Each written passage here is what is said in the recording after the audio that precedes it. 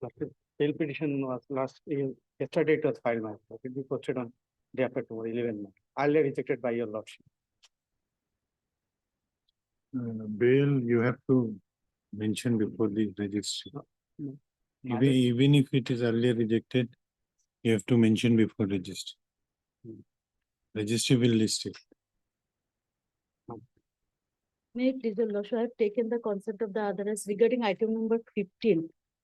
Your lordship may kindly fix the matter on 11th or 13th. Lordship, our objection may be recorded and the matter may be fixed on 11th, Lordship. Item number 15. 11th. 11th or 13th or 13th.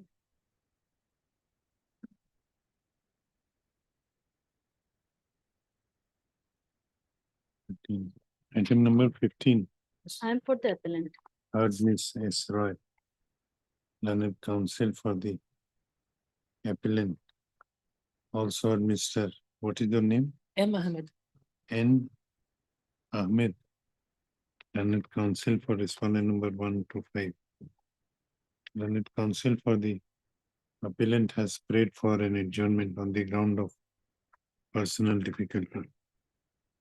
Considering the submissions made by learned, you are opposing, though the learned counsel for the respondent resisted the prayer for adjournment. However, considering these submissions made by learned counsel for the appellant, the prayer is allowed. Let this matter be listed on 13th November.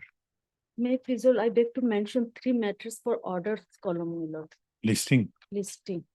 senior court summary. I beg to trouble, my lord, over item number 18, my lord. I am being led by Mr. M.K. Chaudhary, my lord, senior counsel, and I am for the respondent number 1, lordship. there's some difficulty, my lord, in conducting the matter today, my lord. But my lord can kindly grant the date after 2 weeks, my lord, I'll be really grateful. Heard Mr. What is your name? M. Sharma, my lord. M. Sharma, learned counsel for the Petitioner. petitioner. Also heard Ms. S. Todi, sorry, K. Bhattacharya, learned counsel for respondent number 1. Learned counsel for the petitioner prays for an adjournment on the ground of personal difficulty of the conducting senior counsel for the petitioner. You are not opposing. The learned counsel for the respondent does not oppose the prayer, hence the prayer is allowed. Let this matter be listed after 2 weeks.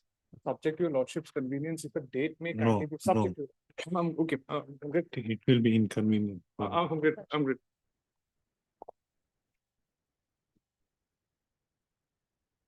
Daily list, bail hearing be item 3.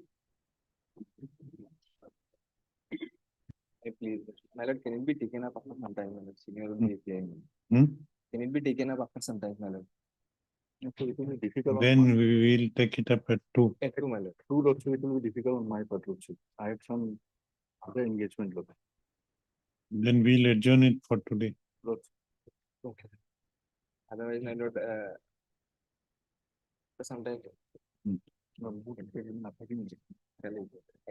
will take it up on day after tomorrow. Heard Mr. What is your name? S.S. Ahmed. S.S. Ahmed, learned counsel for the petitioner. Also heard Mr. B. Sharma, learned counsel for the petitioner.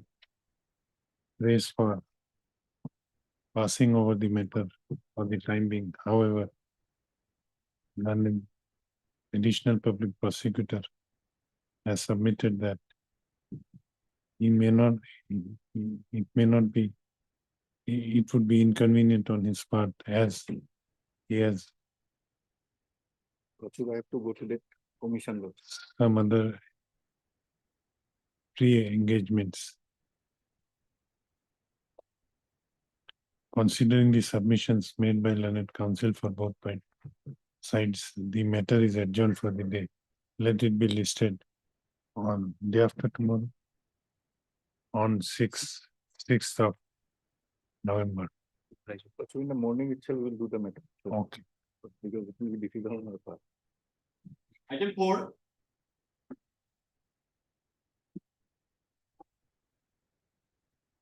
Hi, please, Lordship. Let's allow us some time to file our objection, Lordship. Can it be a short day, my lord? Heard Mr. N. Mahajan, learned counsel for the petitioner. Also heard Ms. N. Kakoti, learned counsel for NCB, who seeks Custom, Lordship. sometime, Custom Department, Lordship. sorry, learned counsel for Customs Department, who seeks some time for filing written objection against the prayer for bail of the petitioner. The prayer is allowed. Let this matter be listed. Can be on 7th, my lord. When? 7th of November, Lordship. 7th of November. Obliged, Lordship. That means on item one.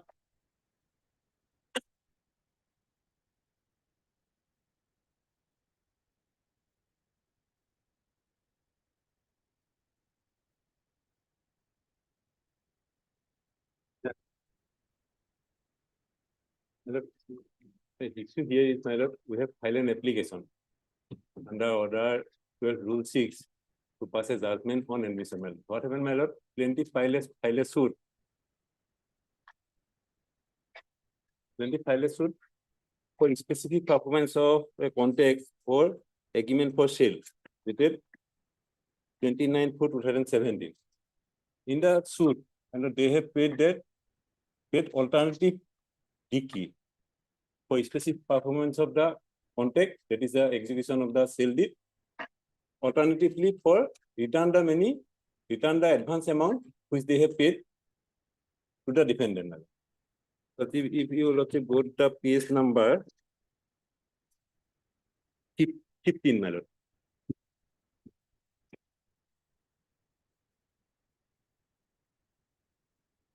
What is the decree paid in the suit, my lord? Decree for specific performance of the contract, that is agreement for sale dated so and so in respect of Schedule B plot of land, directing the defendant to execute and register the sale deed in favor of the plaintiff. And in the event of failure to execute the sale deed in favor of the plaintiff as directed by the Honorable Court, the same may be executed for receipt. That is another part, my lord. Alternatively, what they have paid, my lord, if the plaintiff failed to get the decree for specific performance of the contract, in that event, a money decree is to be passed, directing the defendant to repay the advance amount of 2,50,000 to the plaintiff along with interest at the rate of 18%. In the suit, we have filed our written statement. In the written statement, we have admitted that we have executed the agreement for sale. Thereafter, my lord, since, my lord, we have admitted the execution of the sale agreement for sale, subsequently we thought that, my lord, there is no point in contesting the suit. Since they have there is a pair for alternative decree to return the That is advance. only on the failure. You execute the sale deed. You are ready to. Agreement for sale, my lord. Agreement for sale was executed. Okay. Not sale, my lord. Agreement for sale was executed. Since, my lord, there is an alternative pair. If failure, my lord. Since, my lord, they may have, my lord, I am not saying that they may have some doubt. That is why they have paid alternative pair, my lord. Otherwise, they have paid their only, my lord, execution of the sale deed, my lord. Where is the impugn order? Impugn order is, my lord, as page 49, my lord.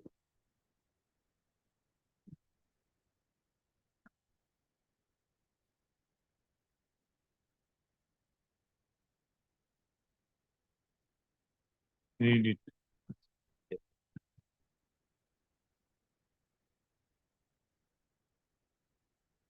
Both the parties are represented. Today is the date fixed for order on petition number so and so filed by the defendant petitioner under order 12 rule 6 of CPC. The big fact of the case is the defendant is that the suit is for decree of specific performance of the contract, that is agreement for sale dated so and also alternative paid for a decree directing the defendant to repay the advance amount of rupees so and so to the plaintiff along with interest at the rate of 18% per annum. The defendant petitioner filed said petition stated that defendant had admitted the execution of the agreement for sale dated so and so, though is written statement in and received an amount of rupees so and so as advance, and as such defendant is ready to honor the alternative pair made in the suit.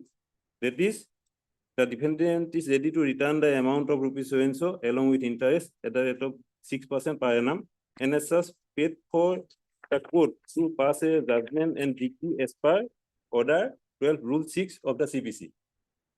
On the other hand, opposite party plaintiff has entered an appearance and had stated that petition filed by the defendant is non-maintainable and is liable to be rejected. Use the case record along with the relevant documents annexed hereto. Other learning process so and so, it is seen that suit is filed by the plaintiff for specific performance of the contract, whereby both plaintiff and defendant had entered into an agreement for sale by instrument number 1 dated so and so in presence of the witness, whereas the defendant in his reply by written statement has categorically stated that defendant had put his signature in the agreement dated so and so on good faith, whereas he denied to the fact that such deed was executed in presence of the witnesses. I have also gone through the provision of order 12 rule 6 CPC. Upon the plain reading of the provision order 12 rule 6 of the CPC, it appears that the said provision empowers the court to pronounce the judgment upon the admission made by the parties without waiting for determination of any other parties. The Honorable Supreme Court in so and so state that power to pronounce judgment under this rule is discretionary and enabling in nature, and party cannot claim it as a right, and court is also not bound to pass judgment upon admission. If the court is of opinion that it is not safe to pass a judgment on admission, or that a case involves questions which cannot be appropriately dealt with and decide on the basis of the admission, it may, in exercise of its discretion, refuse to pass a judgment and may insist upon clear proof of admitted fact. Also in so and so case number, it is held that before pronouncing a judgment on admission, the court must be satisfied the admission is definite and unequivocal. Thus, the perusing the case record along with the relevant provision of law as well as from the various decisions, it appears that instant suit judgment on admission cannot be passed. As from the perusal of the written statement, it appears that such admission made by the defendant are not definite and clear, as the instant suit has been filed by the plaintiff for specific performance of the contract, whereas defendant by way of written statement has stated that he will repay the advance amount of rupees so and so along with the interest at the rate of 8% per annum, which cannot be taken into consideration while deciding the petition under order 12 rule 6 of the CPC. As such, I am of the opinion that to pass judgment on the basis of admission made by the defendant, rather I deem it good to proceed towards the next stage of the next in accordance with law, my lord. That is the finding, my lord. What happened, my lord? Although, my lord, in the written statement, we have not specifically admitted that we will return the advance amount, my lord. That is why, my lord, we have filed a separate application, my lord, under order 12 rule 6. But his main relief is of specific performance of. Yes. contract. Yes, my lord. Are you admitting to that relief? That really we are not eligible because Then- they are Then suit will proceed. that is one aspect, my lord, because alternatively they paid for returning the money, my lord. Only on failure of the Yes, my lord. plaintiff. Whether, my lord, in a suit, my lord, there can be such pair that if we fail in getting the decree, Why there cannot be an alternative? that there is no difficulty in No, where is the error in the judgment? error is, Error my in the lord, order. error is, my lord, what, my lord, for CPC, my lord, 12, order 6 is, my lord, kindly, my lord. May I read, my lord? Order 12 root 6, my lord. Whether issues are framed. Issues are already framed, my lord. Issues have already It is, What are the issues? issues are exactly, my lord, all these issues are with not me, my lord. Whether the plaintiff is entitled to the relief of specific performance of Yes, that contract. has been Is already. that Are you admitting to that? My lord, that is not admitted, my lord, because my lord, what happened, my lord? Then, The plaintiff and defendant are both are neighbors, my lord. Because my lord, defendant, my lord, he needs some money. That is why, my lord, that agreement for sale was executed only as a security, my lord. Because at that time he needs some money. My lord, thought that, my lord, if an agreement for sale was executed, in that case, my lord, he will get the money, and after getting the money, my lord, he will return it to the plaintiff, my lord. Because they are both neighbors, my lord. Boundary is also, my lord, same, my lord. Those aspects, Lordship, may be Madam- considered in the course of trial by the learned trial court below. no, I'm coming to you. Yes, my lord. May I read the, my lord, provision, my lord? Yes. Judgment on admission, my lord. Where admission of fact have been made either in the pleading or otherwise, whether orally or in writing, the court may at any stage of the suit, either on the application of any party or of its own motion, and without waiting for the determination of any other questions between the parties, make such order or give such judgment, it may think fit, having regard to the admission, my lord. Only because, my lord, since, my lord, we have admitted and we are ready to, my lord, honor the alternative pair, my lord. In that case, my lord, going into the, my lord, merit, my lord, deciding all the issues, my lord, this petition can be decided, my lord. Yes, yes, Mr. Sharma. I can submit, my lord. Yes. Because, my lord, judgment which has been, my lord, cited by the trial court, my lord. In all that cases, my lord, judgment on admission was passed on the basis of the pleading, my lord. Pleading is that in all those cases, my lord, defendant has not opposed for passing the judgment on admission, my lord. On the insistence of the plaintiff and on the basis of the pleading, my lord, that all those judgments has been, my lord, passed. That is why, my lord, Honorable Supreme Court has said that, my lord, it is a discretionary power, and if it is a definite and clearly stated in the plain or in the pleading, only in that cases, my lord, that can be passed, my lord. I have placed one judgment, my lord, regarding what is the objection behind this, my lord.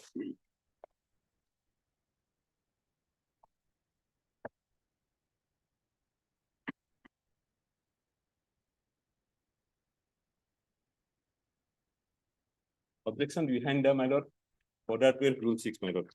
We got 16, my lord.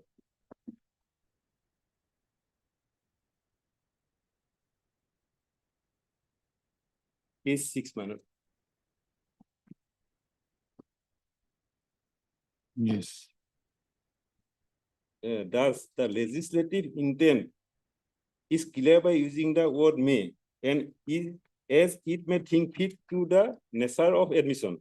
The said power is discretionary, which should only be exercised when specific, clear, and categorical admission of the facts and documents are on record. Otherwise, the court can refuse to invoke the power of Order 12, Rule 6.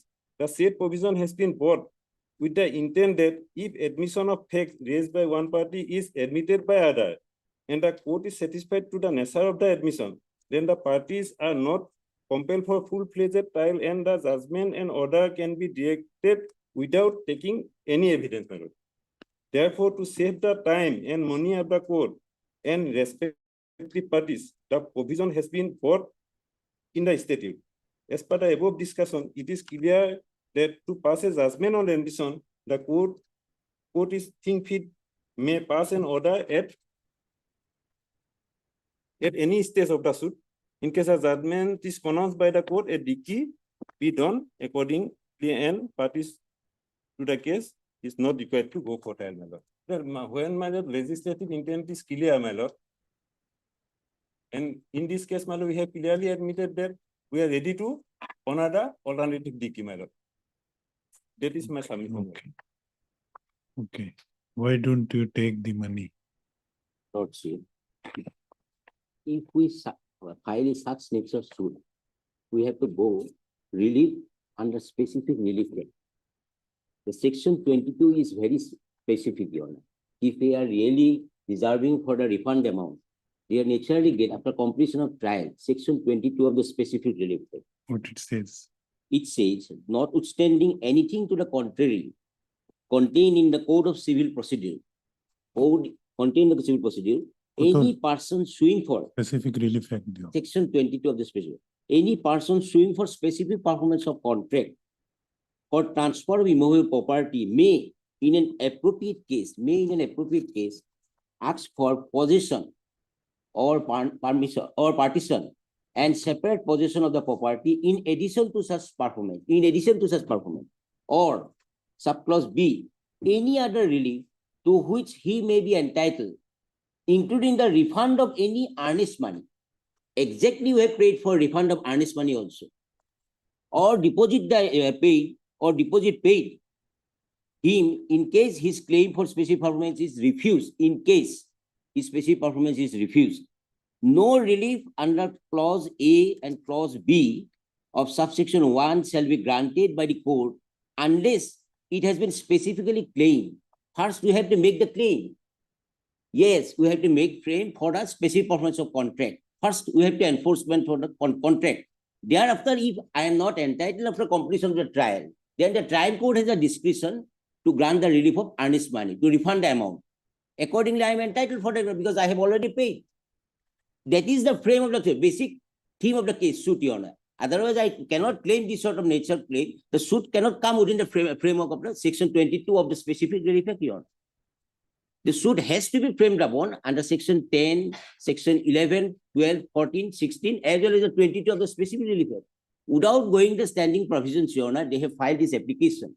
That's why learned trial court has, after hearing both sides, exercising jurisdiction, Your Honor, a vested jurisdiction, Your Honor, causing any sort of illegality, without causing any sort of illegality, granted rightly passed the judgment, Your Honor, rejecting their prayer before the trial court.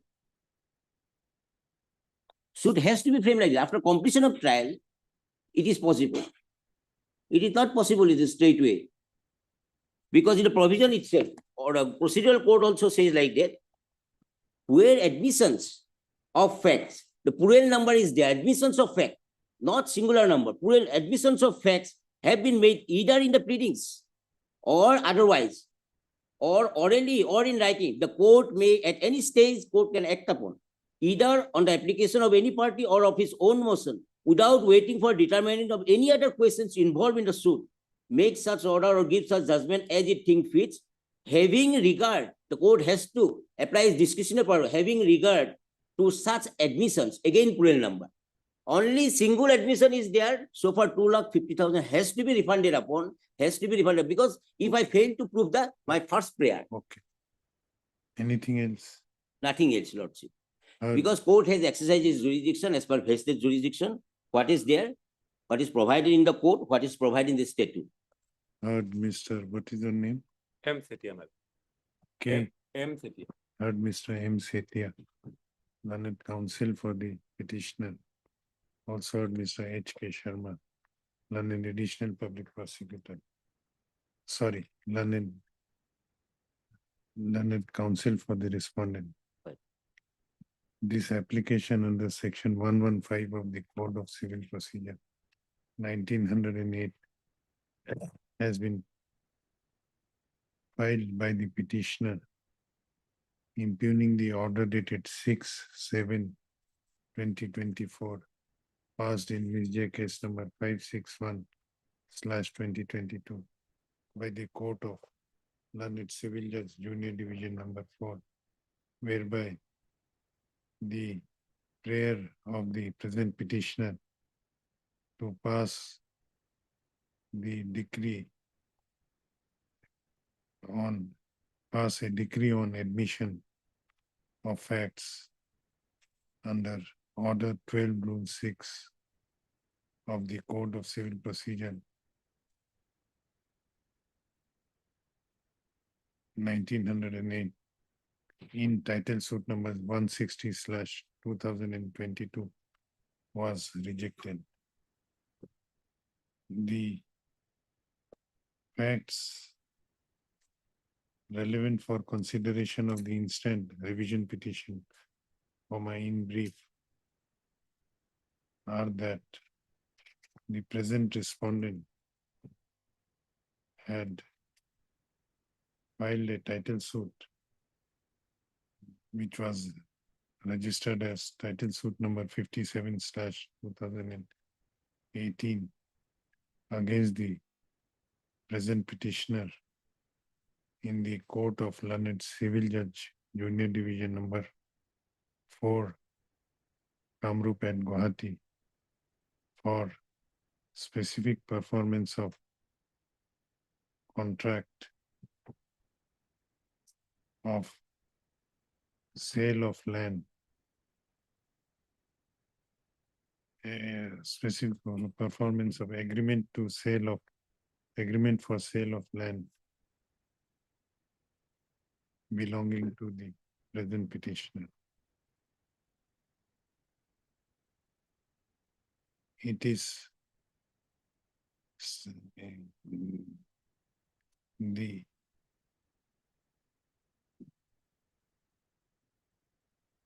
suit in the suit filed by the respondent, the relief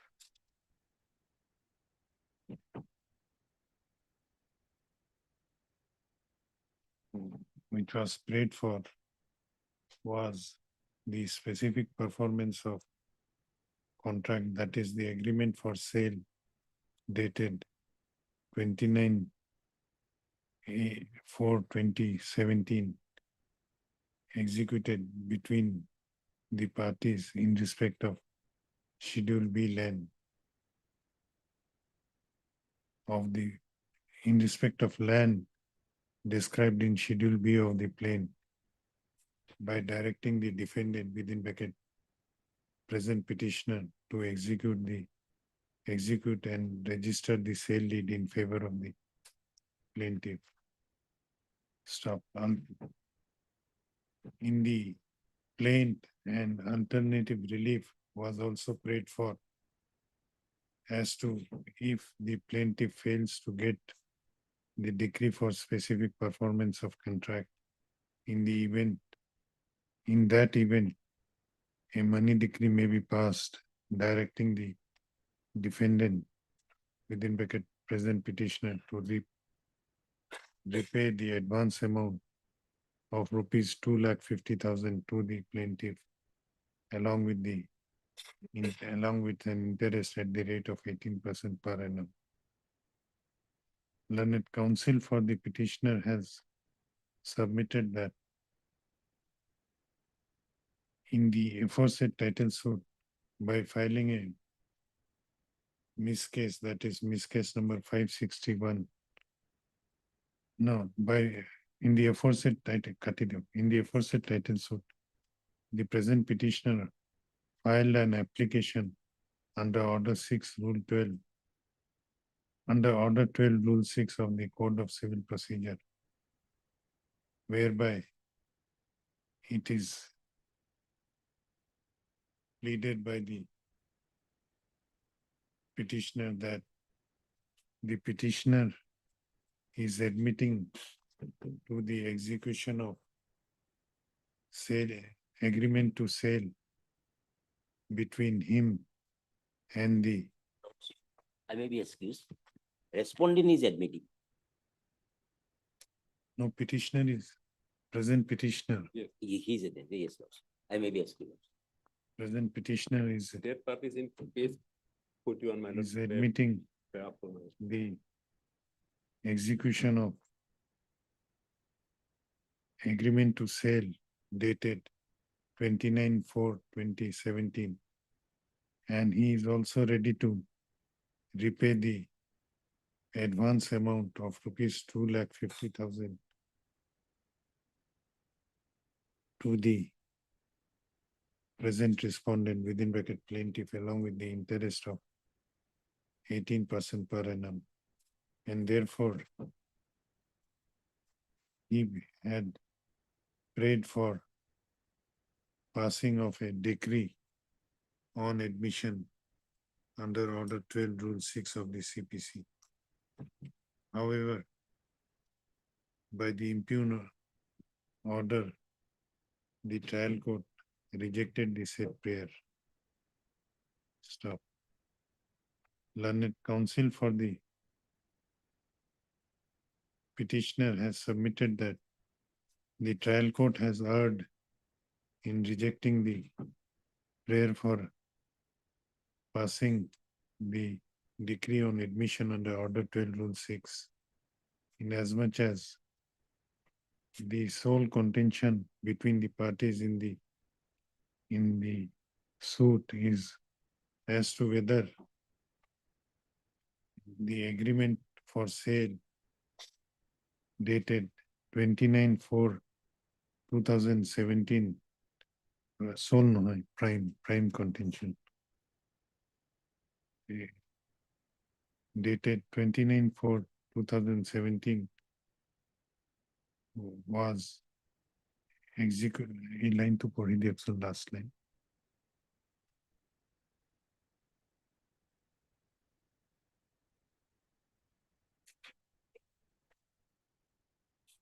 Decree on admission.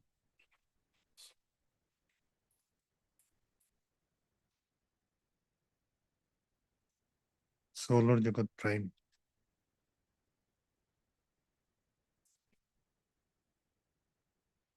Now agreement for sale.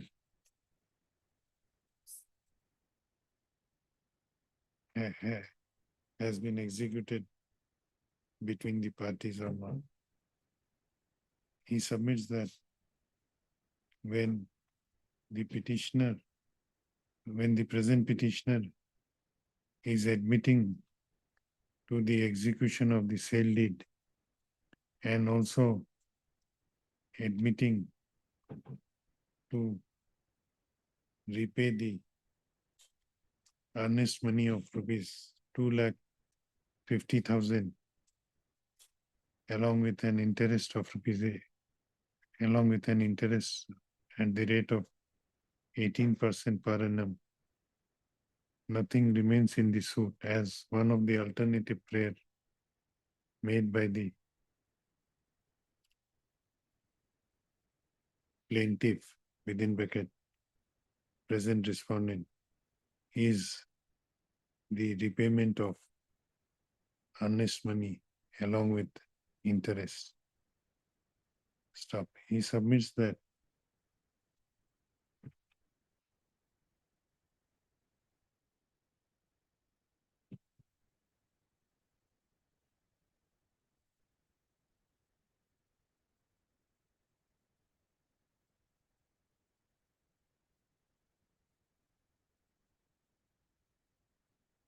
when the main issue between the parties is admitted, when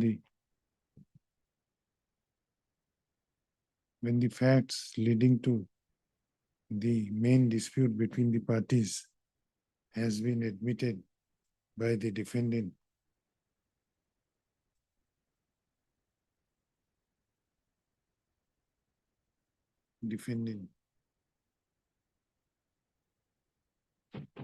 either in the pleadings or otherwise, then the court should not compel the parties to go through a full-fledged trial, and the judgment and order can be directed without taking evidence. In support of his submission, learned counsel for the petitioner has cited a ruling of the apex court in the case of Karan Kapoor versus Madhuri Kumar, reported in 2022 live law within bracket SC 567. On the other hand, learned counsel for the respondent has opposed the prayer oppose the revision petition filed by the present petitioner on the ground that the alternative prayer has been made in the plain by the present petitioner only in pursuant to the provisions of Section 22 of this specific relief act, as unless he makes such a prayer, in the event he is found not entitled to the specific performance of the contract which is claimed, he may not be able to claim the refund of the earnest money in view of the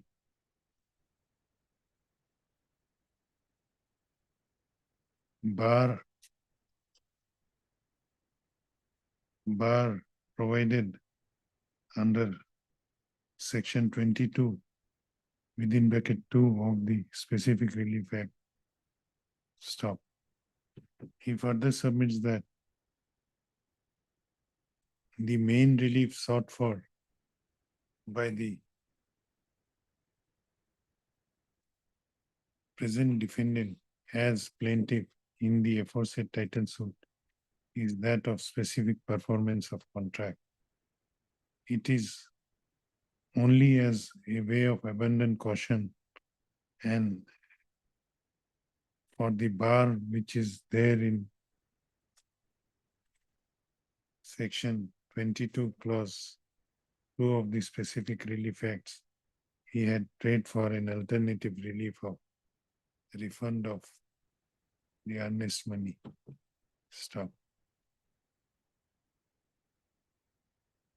I have considered the submissions made by learned counsel for both sides.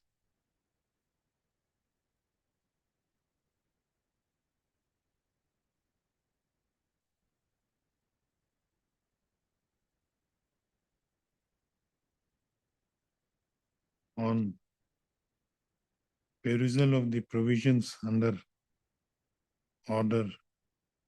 provision of Order 12 Rule 6, it appears that the said provision is an enabling provision which empowers the trial court, in an appropriate case to pass the decree on admission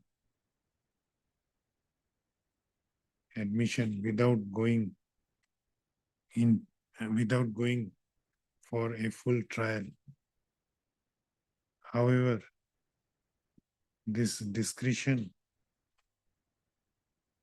should be exercised only when there are specific, clear and categorical admission of facts.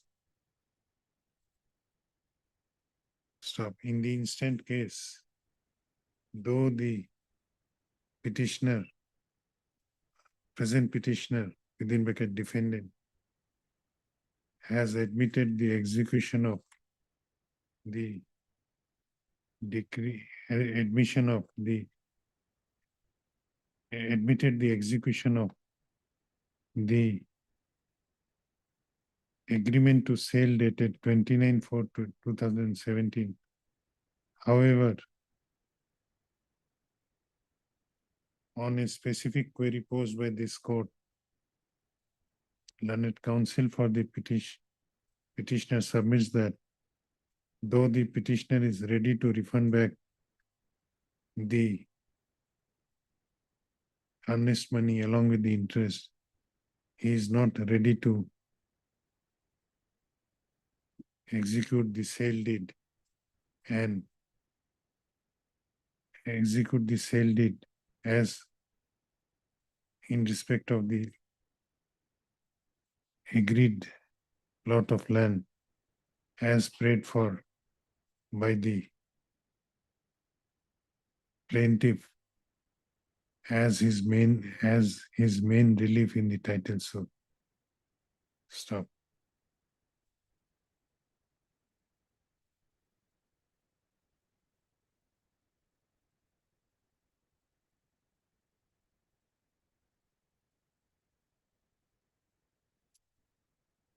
in a suit for specific performance of contract.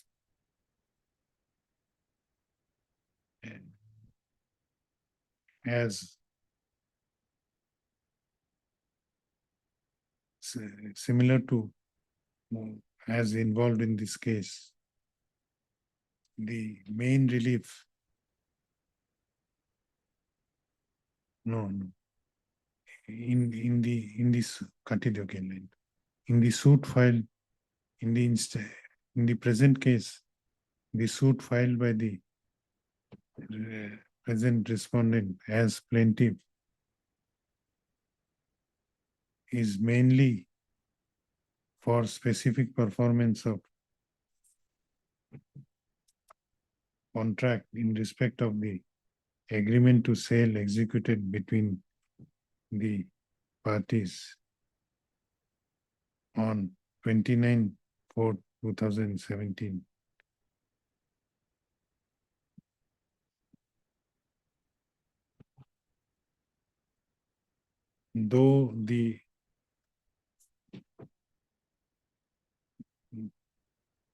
Though on a specific query posed by this court as to what issues were framed. Issues are there with you, No, my lord. the learned counsel for both sides. Lord's issues are already framed. The What- suit what is at are- the evidence stage. What are the issues? Issue including the issue of the specific performance of contract. Whether suit is maintainable, whether suit is, there is cause of action, whether a specific relief is there or not. These are the issues.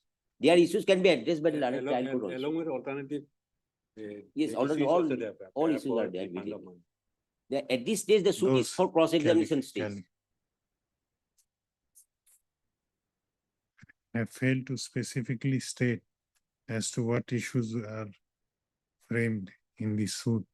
However, it is natural for the court in such pattern suit to frame an issue as to whether the plaintiff is entitled to get the relief of specific performance of contract in respect of the agreement executed between the parties. As the petitioner in this case, petitioner within bracket defendant is not admitting to the relief, to the main relief which has been sought for by the present respondent in the plaint filed by him. This court is of considered opinion that the trial court is not bound to pass a decree in respect of only the alternative prayer as to what decree is to be passed on the basis of admission by the parties is left for the court. It is open for the court either to grant the main relief or to grant the alternative relief in case of an admission. However, as the present petitioner is not admitting to the main reliefs prayed for in the plaint, the trial court, in the considered opinion of this court, has not erred in rejecting the prayer for passing the decree under order 12 rule 6 only in respect of the alternative prayer made by the respondent. My lord, I have a further judgment regarding the legislative intent.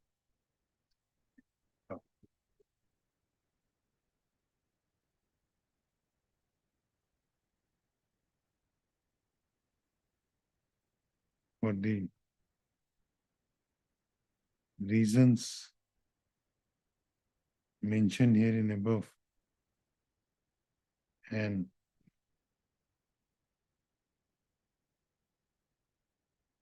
discussions made in the foregoing paragraph, this court is of considered opinion that there is no jurisdictional illegality or irregularity in the impugn order passed by the trial court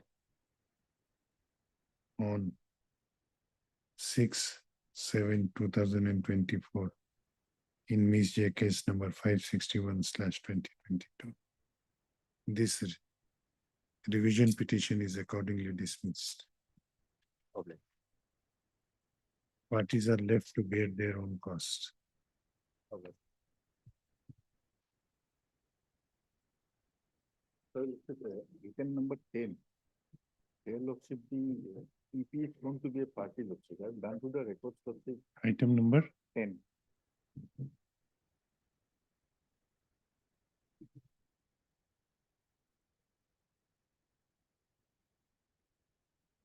Respondent side, last part of the PP is shown. Item number 10 is a Yes, MAC appeal. yes. I've done to the records lordship, there is no mention of any indication of any PP lordship. So, As PP. yes, also the causeless it is shown as PP Assam lordship.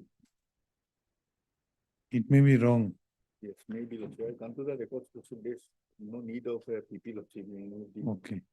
We'll direct Lordship, removal of your name. lordship.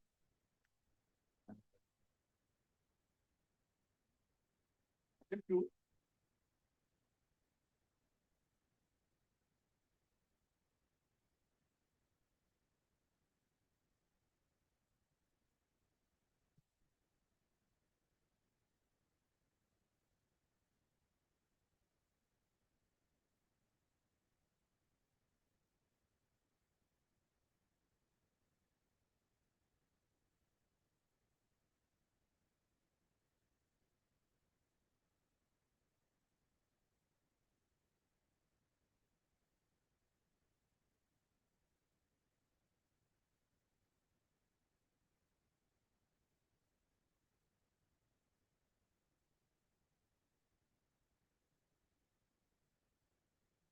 Yes.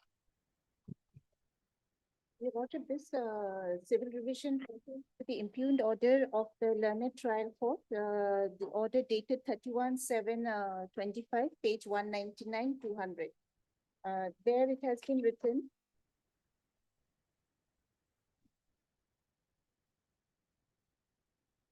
Impugn order is 16/6/2025.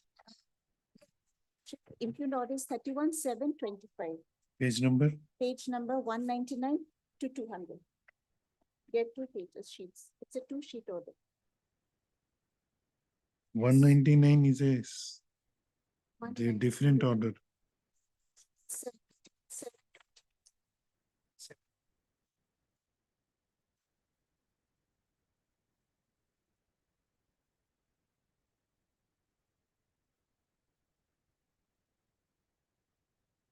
197 is 16th day, and the impugned order is 31/7/25.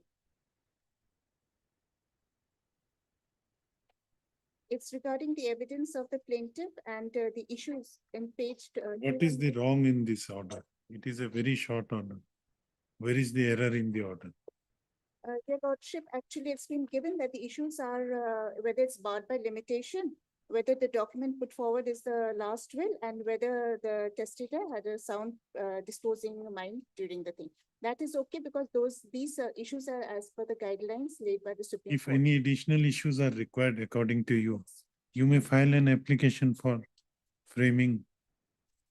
Because, Your Lordship, the contested, they have contested and they've brought in many issues. No. In this order, there is no rejection. Court, out of the draft issues submitted by both the parties. No, listen to my query.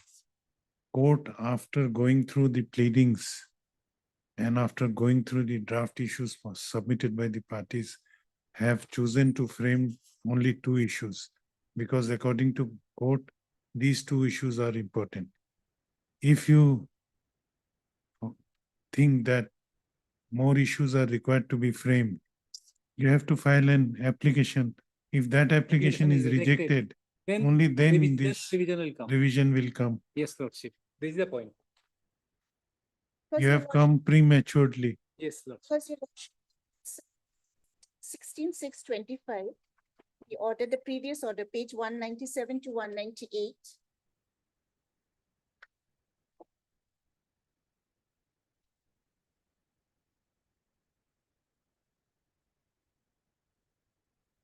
Yes.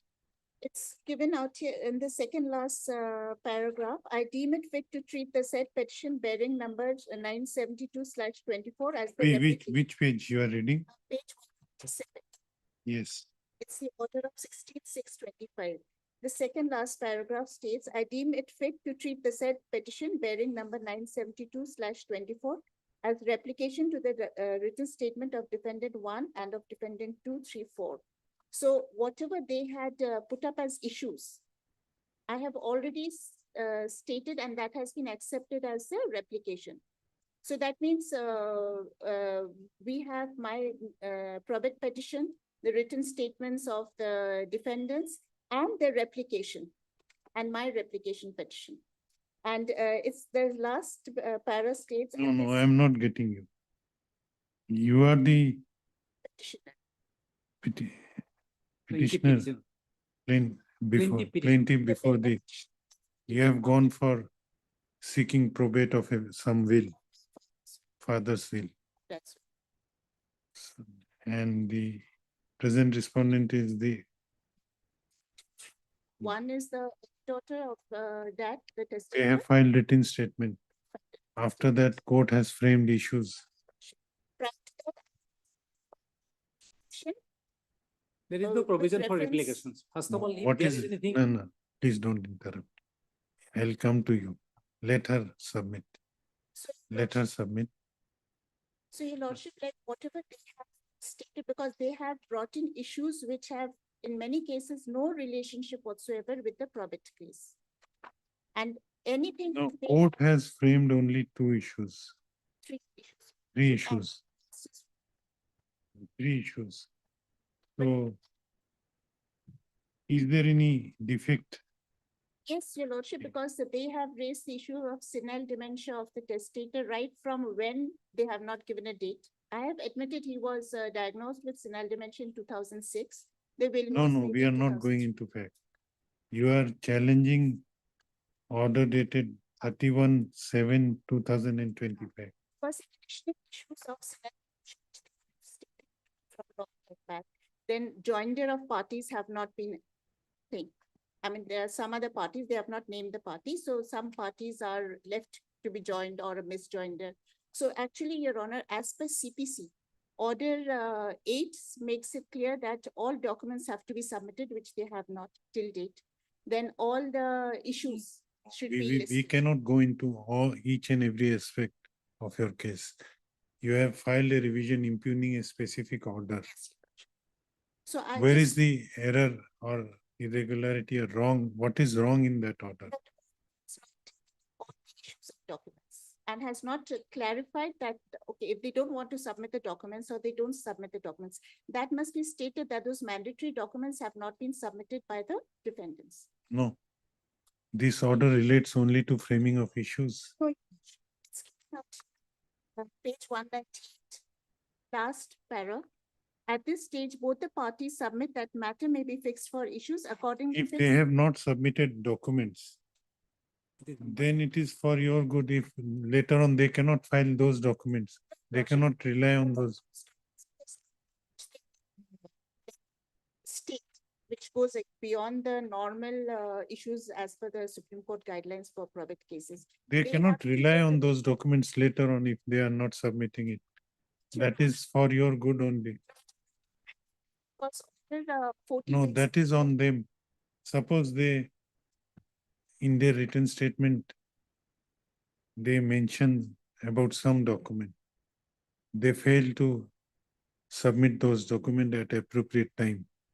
Later on, this may be a good ground for you for opposing them if they intend to submit those documents at a later point in trial.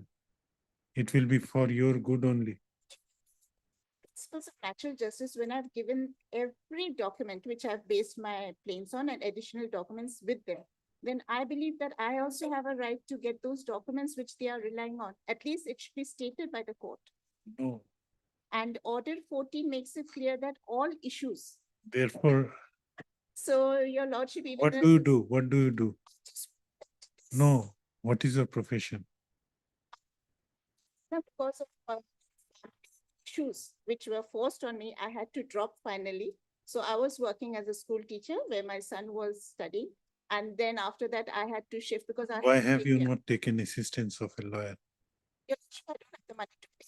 And secondly, You are I entitled to legal aid being a, without any application from me. yes, otherwise this kind of problem will always be there. We have to discuss provisions of CPC. A Your lordship, lawyer would be helpful for you. You can avail a lawyer free of cost under, by the court. you not can, from you, my bank. you can, Then I if you are not if you are not satisfied, you can ask for a different lawyer. But in this case, why I'm saying, in this case, the order which you have impugned, in my view, does not suffer from any infirmity. This is the point. But your lordship, You have made such a bulky petition. no, your lordship, because Supreme Court also has made it very clear in Satyanath case, which I've given out here, that all issues. And secondly, your lordship, because they have stated that first, they have raised the issue of legitimacy. Because they have stated that, okay, we are the two daughters. If you want any further issues are required to be framed, you can approach the trial court. I have verbally put it up, but Not, then the trial not, court has not accepted it. So the legitimacy issue becomes also perjury, because one place they say that, yes, I'm dad's and mom's daughter. Other thing, the law will decide on the legal class 1 heir, and my son is outright denied to be my no, ex-husband's in a son. probate So case, it's perjury. in a probate case, court is satisfied that the issues framed by the court, trial court, would be sufficient to resolve the dispute raised in the But your lordship, case.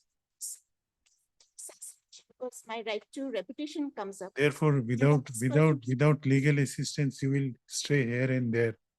Therefore, I am suggesting you to take legal advice. No, your lordship. As regards the order which has been impugned. Where is the? Speech 197, 198. 198 is, This is the, no, your lordship, 199, 200.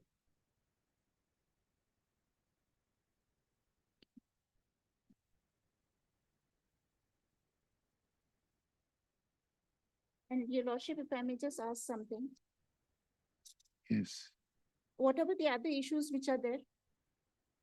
For example, they have stated, they have denied a high court order, which comes in regarding the ability, cognitive ability of the testator, that is dad.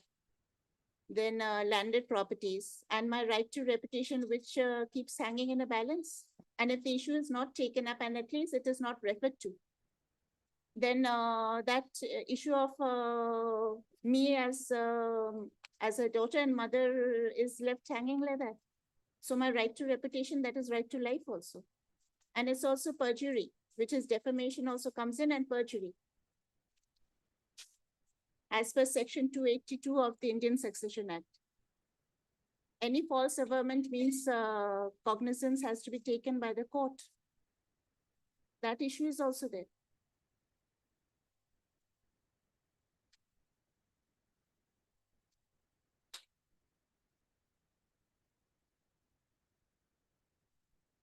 Because when they admit that we are dads and mom's daughters, and after that they say that law will decide, and I'm living in the landed properties of the respondents' parents. And my son is outright, and my son comes into the picture because he has a vested right as with the, as do respondent 2, 3, 4. So they out, I mean, it's not only that, and with, when it comes with a vested right, then even though he's dead, he's, it's 8 years he's gone. Even though he has expired, he still has that right. Okay, make your submissions. So I just want that all the issues be taken up and documents, if they don't wish to give, the court categorically states that documents have not been submitted. Because I have submitted all my documents. My humble submission is only this. And then if a court finds that, okay, this issue does not come into the purview, it can write that, okay, this issue does not come under the jurisdiction of this trial court. Because this issues, the perjury and all will be left hanging. And without being resolved. What according to you are more for other issues which were reported? First of all, stated that the testator, that is dad to respondent 1 and me, he had senile dementia. Okay, he had senile dementia, I admit it, but it was from 2006. And they have stated that it's been since a long thing. So any document which I provide, they'll say that no, he has senile dementia. So let them provide the document or give a date. And they have stated that it's derived from records. So all that they have stated is derived from records. So those records should be at least stated, or at least if it's not, let the court write it down that the documents have not been made. Then the other is joinder, your lordship, because necessary parties, if not joined, then the order becomes ultra vires. And third is these, and there are some others. And in Asma Latif, your lordship, I'll just read out that thing. Asma Latif versus Shabir Ahmed, that is page 221. Michael Spirit in this.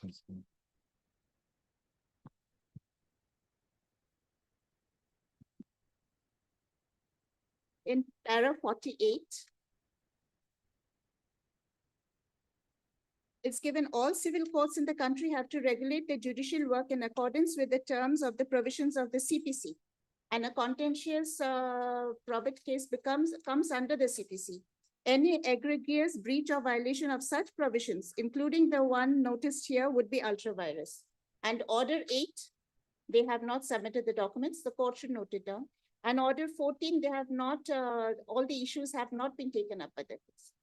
Issues as per the probate cases, as per the guidelines of the Supreme Court, and all the issues raised. There's no discrimination between issues in a probate case and issues in any other civil case.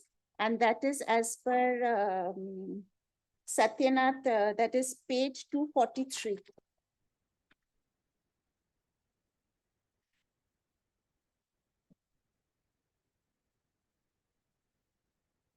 To page 244.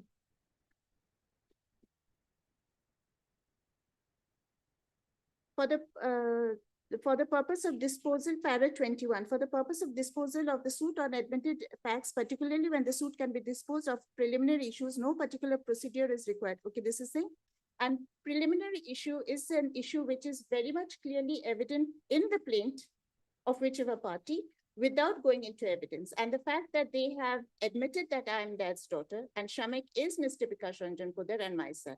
And then after that, when they deny it, so this becomes a preliminary issue. And preliminary issue can be decided first, to be taken up Yes. first. Yes, what do you say? Court has, Honorable Court has already decided that it is not required. So this is not an impugn order, as it is clearly understood. Yes. Draft issues are filed by the parties on the basis of the draft issue and on the basis of the pleadings. Issues are framed. There is, and in a case of probate, no other issues is required except that whether so and so will was duly executed or not. That is the only issue. So here other issues are irrelevant.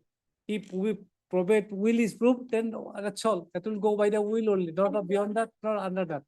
So all other issues are, if she is aggrieved by some, she has been harmed by reputations, etc. There are other provisions. No, my lordship, but then There are the other provisions. Supreme Court has made it clear that when it is Okay, I issues am not of- deciding.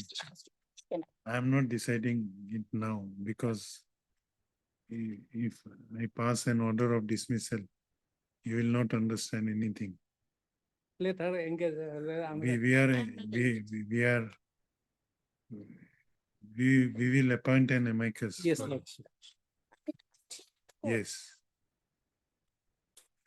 We will assist you to understand and then after, But if it is dismissed, then it goes, the impugned order stays as it is.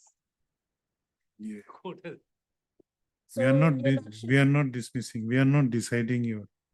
We are appointing an amicus. but Your Lordship, I just want permission to enter the court with the amicus. Yes. And you may submit after getting instructions from your amicus. That whether you are you on right track or wrong? Because this is your suit. The suit is filed by you before the trial court. Heard. Ms. Sanchita Roy Chaudhary, the petitioner appearing in person. Also heard Mr. B.K. Bhagavati, learned counsel appearing for all the respondents.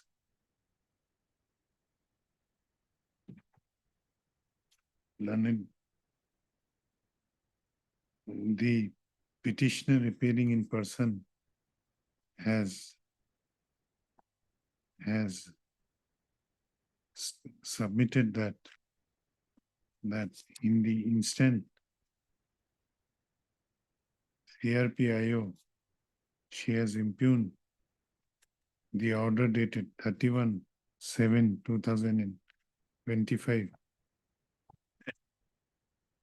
by which the trial court had framed the issues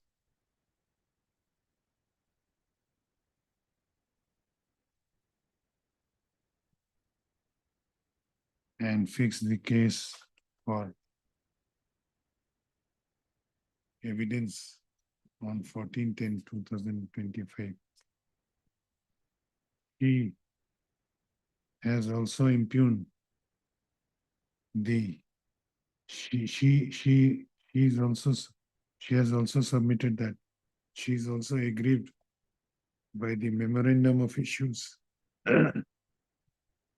prepared by the trial court on 31/7/2025 in the probate title suit number 11/2024.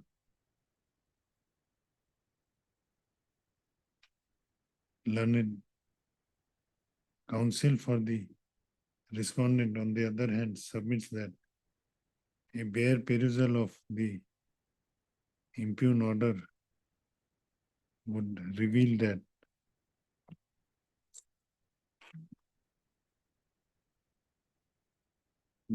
no illegality or irregularity is there in the said order. As in a probate case, the issues which are required to be framed for arriving at a just decision are being framed in the said suit. After considering the submissions made by learned counsel for the respondent as well as the petitioner in person, this court is of considered opinion that since the petitioner is a woman, she is entitled to get free legal aid. Your Lordship, but if I may just say something, And yes, according to the NALSA Act, there should be an application and there should be a Court can thing. give. Court has the Just power. 1 minute. And there should be an income limit statement. So I haven't submitted any of those not things. necessary. Okay. Court has the power at any time.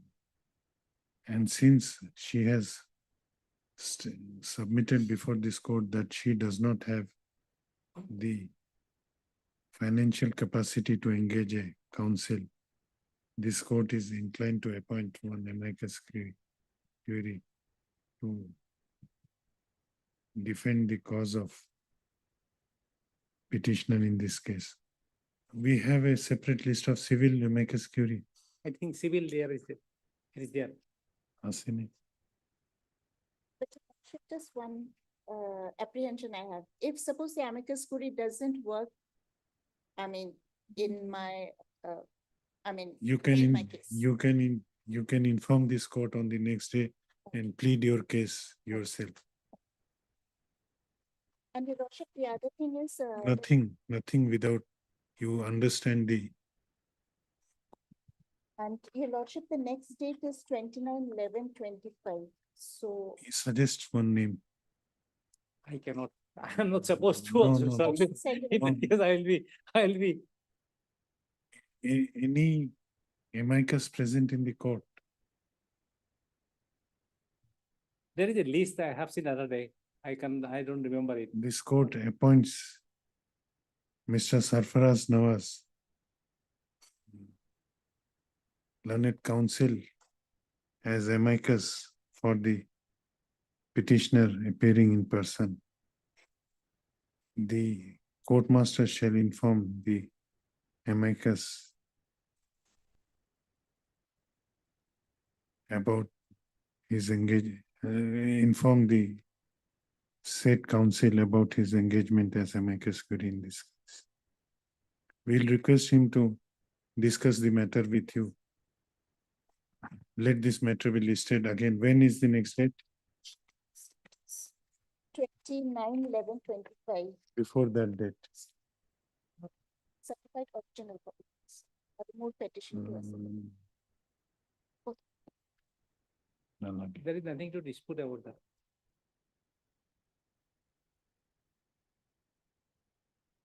Let this case be listed again on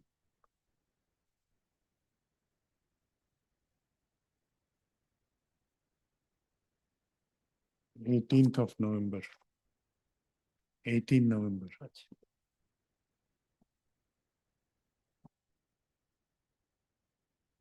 Hearing under order 41/2, item 5. Thank you.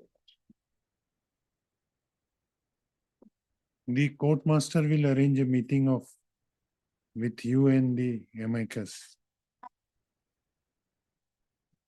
He will give you the.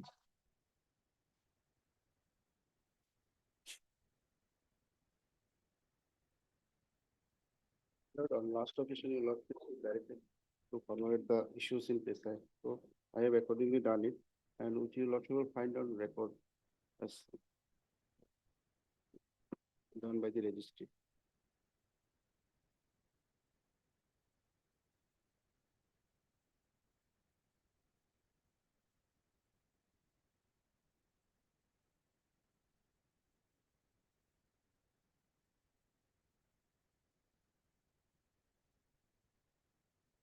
What is the substantial question?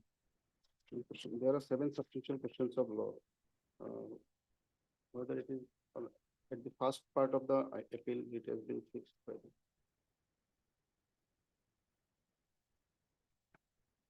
Lordship got it. You have suggested 7 questions. Yes. All 7 are substantial questions. In my view, but that is the honorable court to accept or reject. I leave up to your lordship. Yes.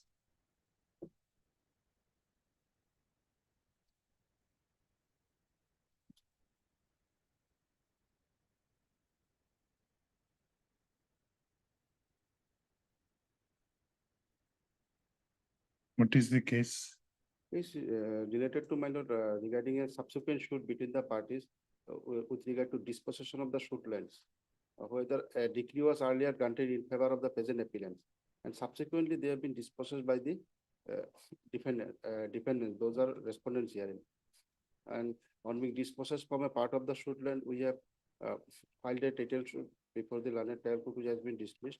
And appellate court also affirmed the said decree of the learned trial court by declaring that we have no right title, interest and possession over the shoot land. So a case of the and the main point of law is that the suit of the plaintiffs, our suit was barred by res judicata and attracting under order rule 2, order 2 and rule 2 of CPC. So much with regard to applicability of rule two, order to rule two of CPC, my lord, there are some specific guidelines of the Honorable Apex Court in which circumstances order to rule two or adjudicata is No, applicable. no, what are the facts? Tell me the facts again. Yes, facts I have stated before, Lordship. We have a decree granted in favor of, in the year Who? 2011, in favor of the present appellant. Title suit number 11 slash Yes. 11 2011. One decree granted in favor, which was a suit for cancellation of the, Who filed this suit? we have filed this suit. You were the plaintiff. Yes. For For cancellation of a sale deed in favor of the father of the respondents, which accordingly done, and right title interest given to us. And subsequently, the sale deed was cancelled. cancel, Suit was decreed their favor. in respect of which land? Present suit land, my lord.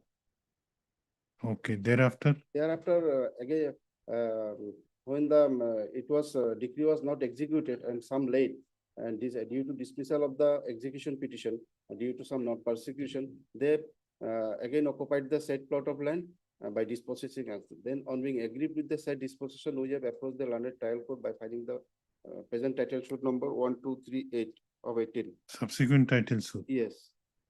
And earlier suit was, cause of action was accrued only for cancellation of sale deed, along with a prayer for right title and interest over the suit premises. But the subsequent suit is regarding Recovery of possession. Yes. Okay, thereafter, Thereafter, my lord, both the courts held that the this suit of the plaintiffs are covered by barred by, order to rule two of CPC. okay. This is the case. So where is the error? Error is there. You should have, Cause of actions of both the suits are completely different. no, but consequential relief which you could have prayed for in the earlier suit. What is order to rule two? Order to rule two speaks that, my lord. I would like to see judgment.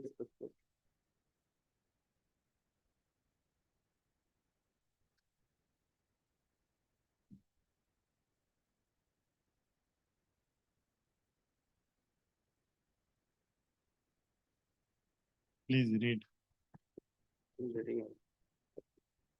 In 2024, 14 association, in paragraph, No, read the bare provision. paragraph 16 and 17, Lord, you will find there are, No, Mr. Paul, before going to SCC, Yes. read bare provision.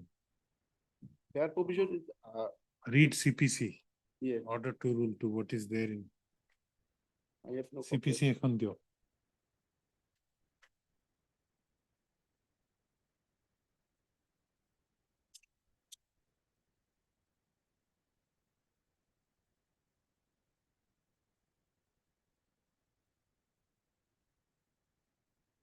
Order to rule to CPC bars the subsequent shoot on the basis of same cause of action, so far as my limited understanding. But this was not the same cause of action. No, therefore I am saying rule, read CPC, I have a copy. read this, আরো এখন নাই, এইখন মুখ দিও, Oh, Lordship, মুখ দিও, এইখন মুখ দিও। Read order to rule two.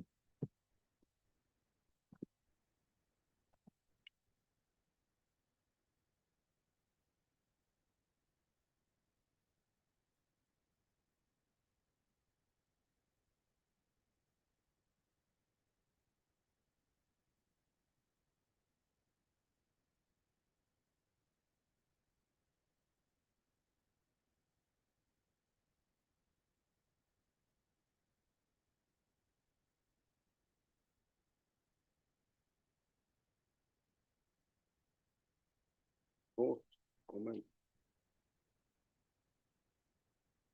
Order to rule to. In your previous suit, whether there was any prayer for relief of recovery of possession, Because that shoot is, that plaint is not available on record at this moment.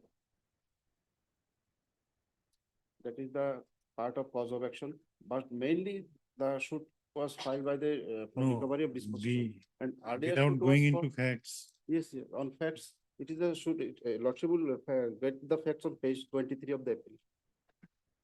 Now you read order two, rule two first. Yes, order to, Thereafter we will proceed. should to include the whole claim. Every suit shall include the whole the claim which the plaintiff is entitled to make in respect of the cause of action, but a plaintiff may relinquish any portion of his claim in order to bring the suit within the jurisdiction of any court. Number two, relinquishment of a part of claim. Where a plaintiff omits to sue in respect of or intentionally relinquish any portion of his claim, he shall not afterwards sue in respect of portions so omitted or uh, relinquished. Omission to sue, order to rule two is that. Where a plaintiff omits to sue in respect of intentionally relinquish any portion of his claim, he shall not afterwards sue in respect of the portion so omitted or relinquished. Yes, now you make your submission. But here in this case, my lord, suit was completely different. We have not paid before the learned trial court to for the same relief what we have got in earlier suit. We have approached the learned trial court regarding illegal dispossession by the defendants from the suit land which was earlier decreed in our favor. And learned trial court further added in that by declaring that the present plaintiffs have no right, title and interest over the suit land. How it can be? Which has been already be decreed, and they have not challenged the said decree earlier to any forum. So in this circumstances, my lord, the Honorable Supreme Court made it very clear in that case.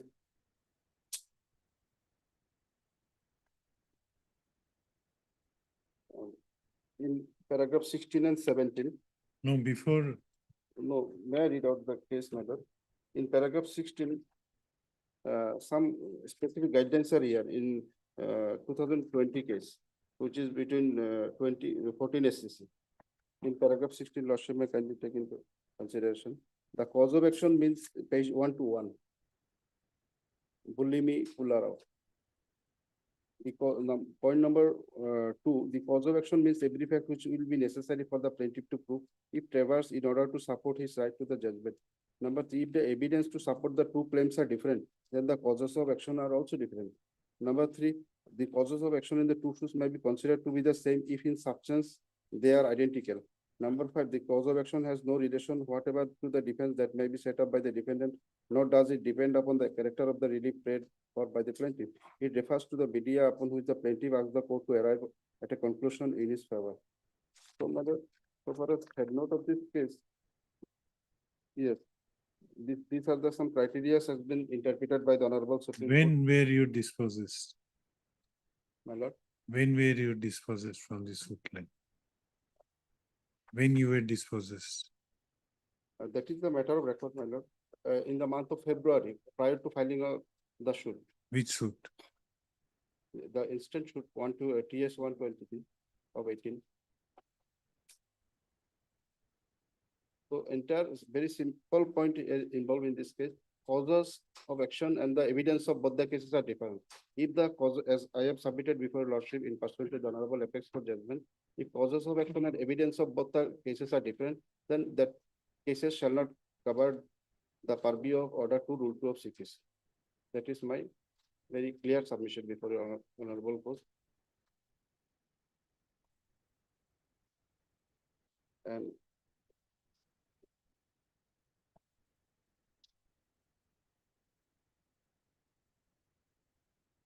another judgment Lordship will find at page 26 and 27, 2015-11. Paragraph 26 and 27. Inda Sagaran. May I read out?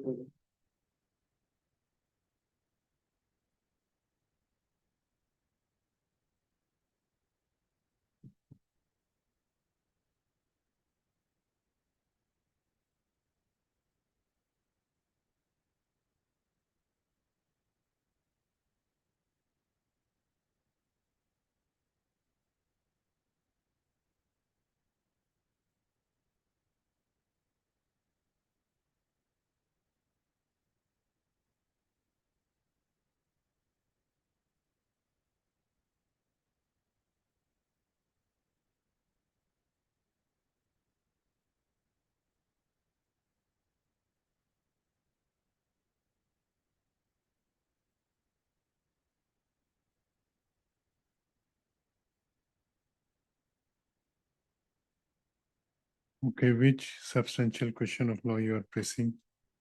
I leave up to your lordship. If anything remains, that may be formulated at the time of your final hearing.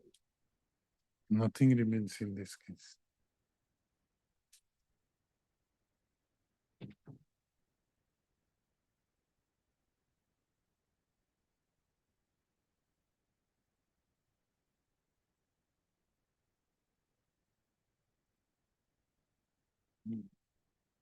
Where is the impugned judgment? Let us see.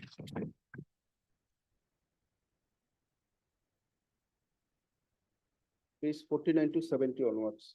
Operative portion of the judgment, lordship will find from page 69 onwards.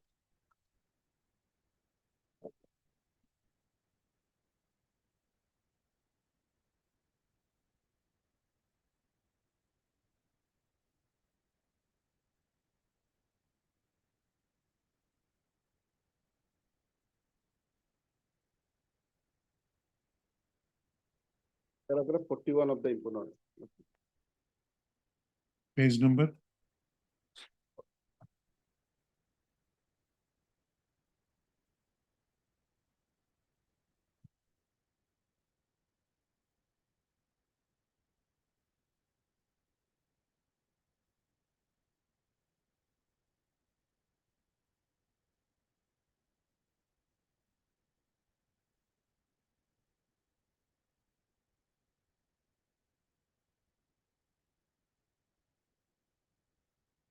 Sixty-three, madam. 63, not 60, 65.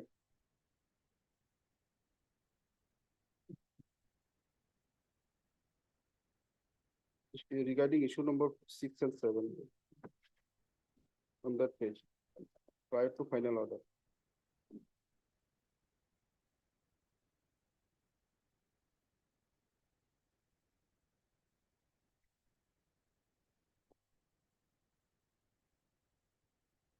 Heard Mr. A. Paul, learned counsel for the appellants.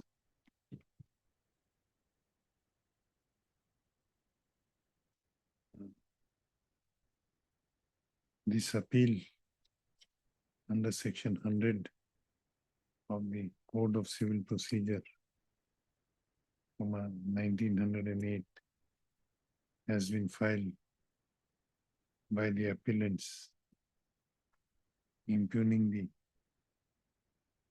judgment and decree passed by Court of Learned Sings, Civil Judge Senior Division, Paksa, Musalpur on 10/4/2025 in title appeal number 3/2024, whereby it dismissed the appeal and affirmed the judgment and order dated 20/12/2023 and decree dated 4/1/2024 passed by the Court of Learned Civil Judge Junior Division, Baksa, entitled suit number 123/2018.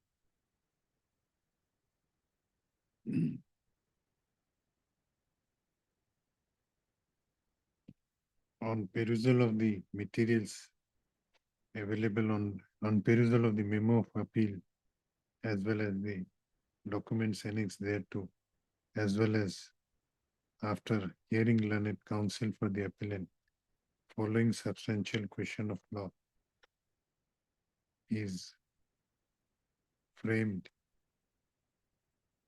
is formulated in this case, in this appeal.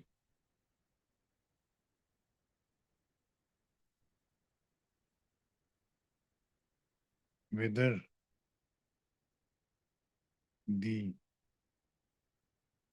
title suit filed by the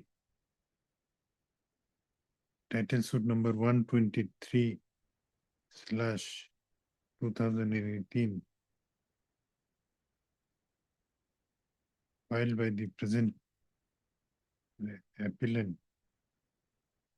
Now, whether the cause of action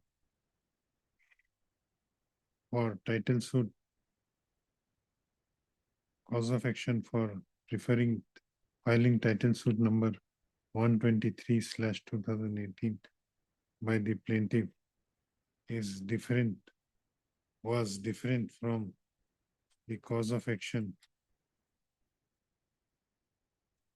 Yes, 11. for filing title suit number 11/2011 by the plaintiff, and therefore the bar of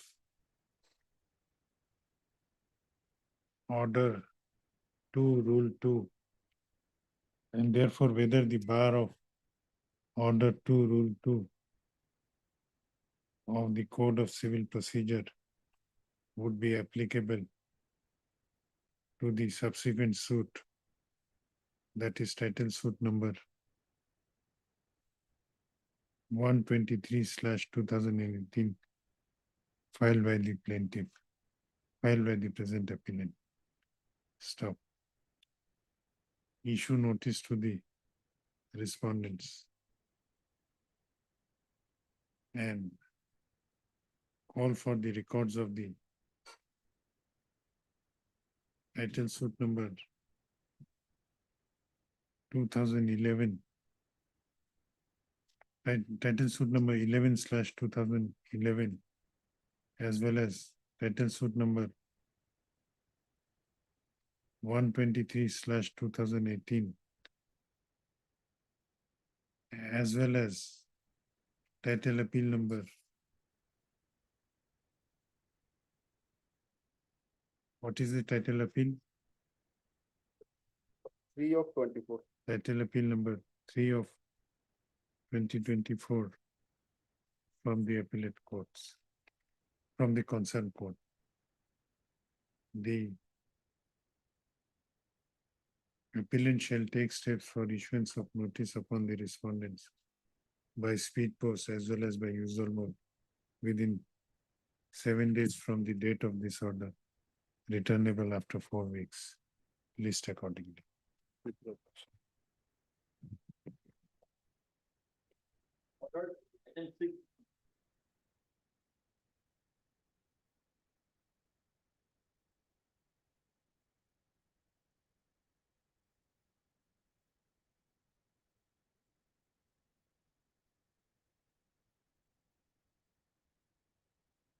None appears for the petitioner on call.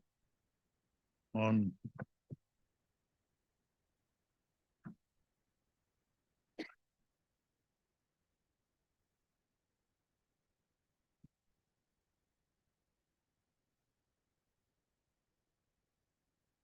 on perusal of the record, it appears that the petition, nobody has appeared for the petitioner on on two consequent dates without any steps. This civil division petition is accordingly dismissed for default. Item 7.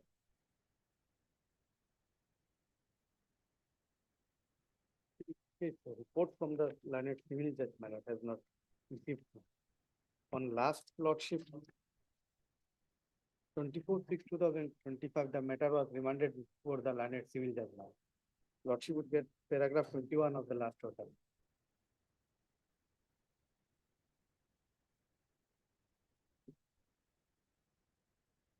Paragraph 21, internal page 9. For the sake of clarity, this court has not interfered with the interim judgment and decree which affirm answer. Dated 17th and except to the limited extended court that courts fail to ascertain the respective shares of the parties to the suit in respect of the suit length for which specific issue has been framed above. The learned first appellate court therefore shall only decide the specific issue framed above and submit its finding before this court within 45 days from the date of appearance of the parties, that is with effect from 4/8/2025.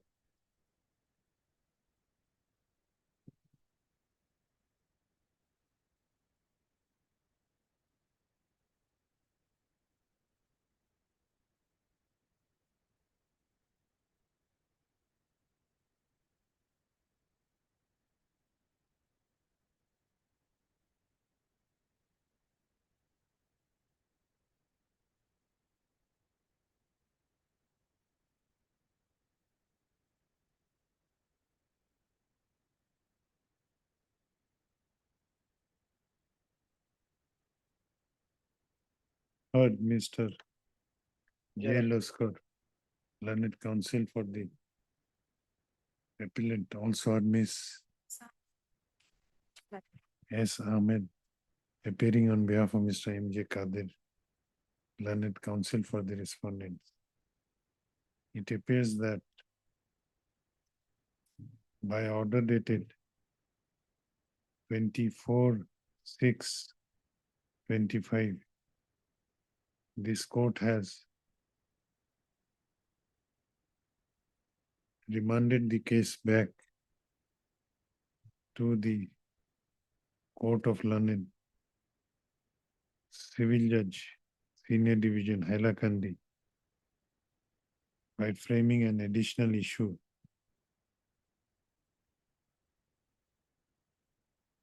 and directed the court to decide the specific issue framed by this court within 45 days of the date of appearance of the parties and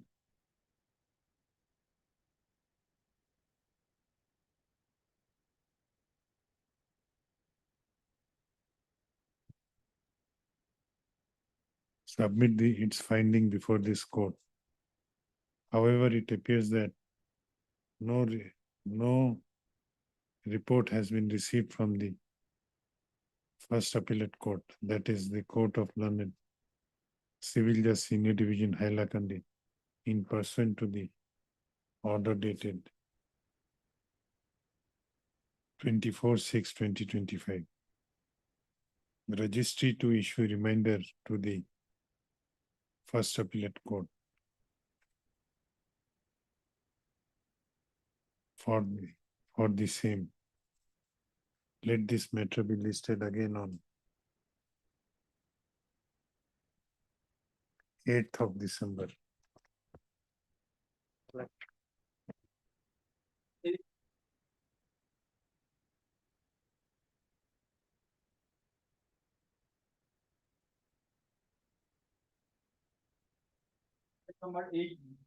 None has appeared for petitioner on call. On perusal of the order sheets, it appears that on last 3 consecutive dates, nobody has appeared for petitioner when the matter was called. Stop. This civil division petition is accordingly dismissed for default.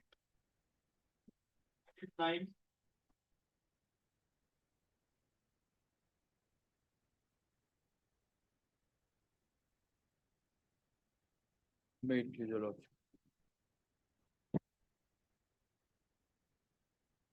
Yes. Lordship, on the last occasion, we were supposed to take necessary steps against the respondent, Lordship. But it has came back returned answer. You have taken steps. Yes, on the last occasion, we have taken steps. But the address was not proper, it says. But if Lordship may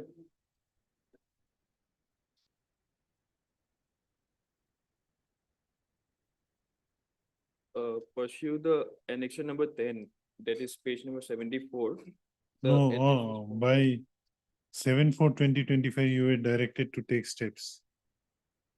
By order dated 7/4/2025, you were directed to take fresh steps. Yes, Lord. Okay. By finding out the current address. What is your submission? Lordship, this is the only address they have provided us. And it is clear in the judgment and decree also that this is the address they are residing right now. So we will take the necessary steps, What necessary steps? fresh steps against the respondent. What fresh steps?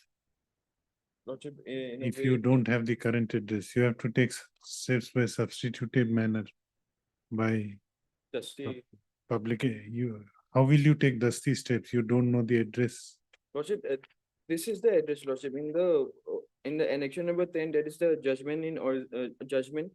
The address of the defendant here is the No, respondent. one chance I am giving. You have defaulted on last occasion. This is sufficient to dismiss this matter. We'll take the next fresh steps, Your Honor. Lordship, and also, the applicant number 1 has expired, Lordship, so we will file a striking of petition for the applicant number 1. We don't know. We'll file a, application in that regard.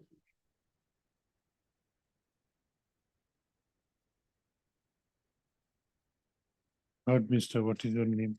Gunjan G. Das, Lord. G. Das, Lord. G. Das, learned counsel for the applicant, who submits that the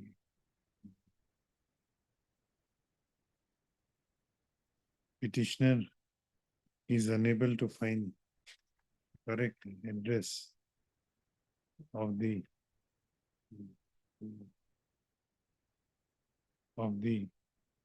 respondent apart from what has been mentioned in the records.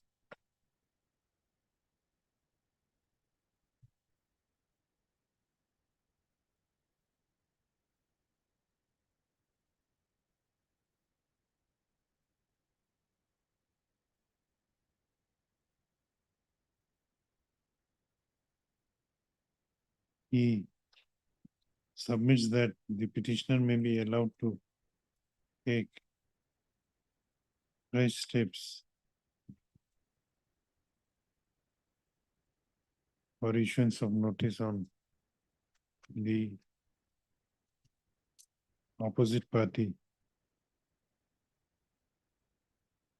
by way of speed post as well as additionally by way of dusty mode. The prayer is allowed. The petitioner shall take fresh steps for issuance of notice upon the opposite party by speed post within 7 days from the date of this order, returnable on 9th of December. The petitioner additionally is also allowed to effect service of notice on the respondent by dusty mode. Stop. If the petitioner is able to serve the notice by dusty mode, he shall file an affidavit in compliance thereof on the next date fixed. Please this matter on 9th of December. Much obliged.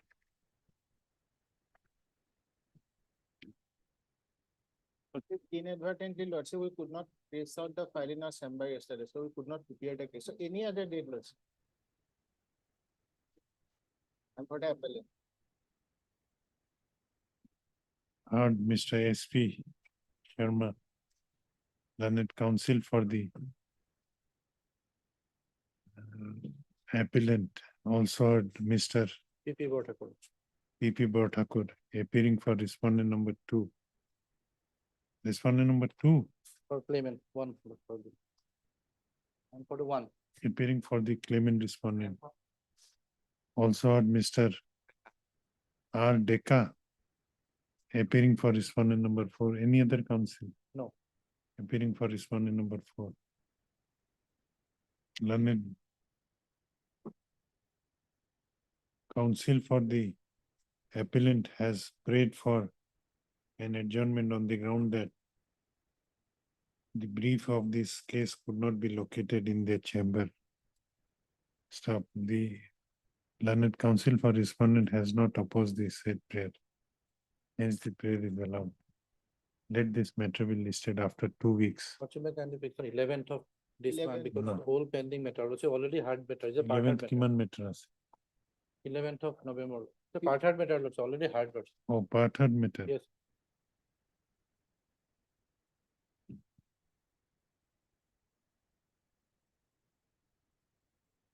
On 11th.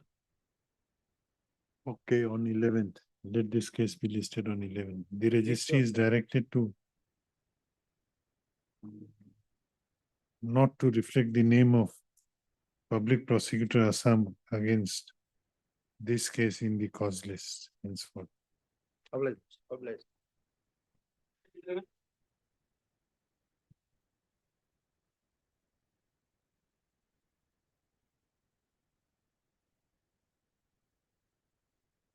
Yeah, no.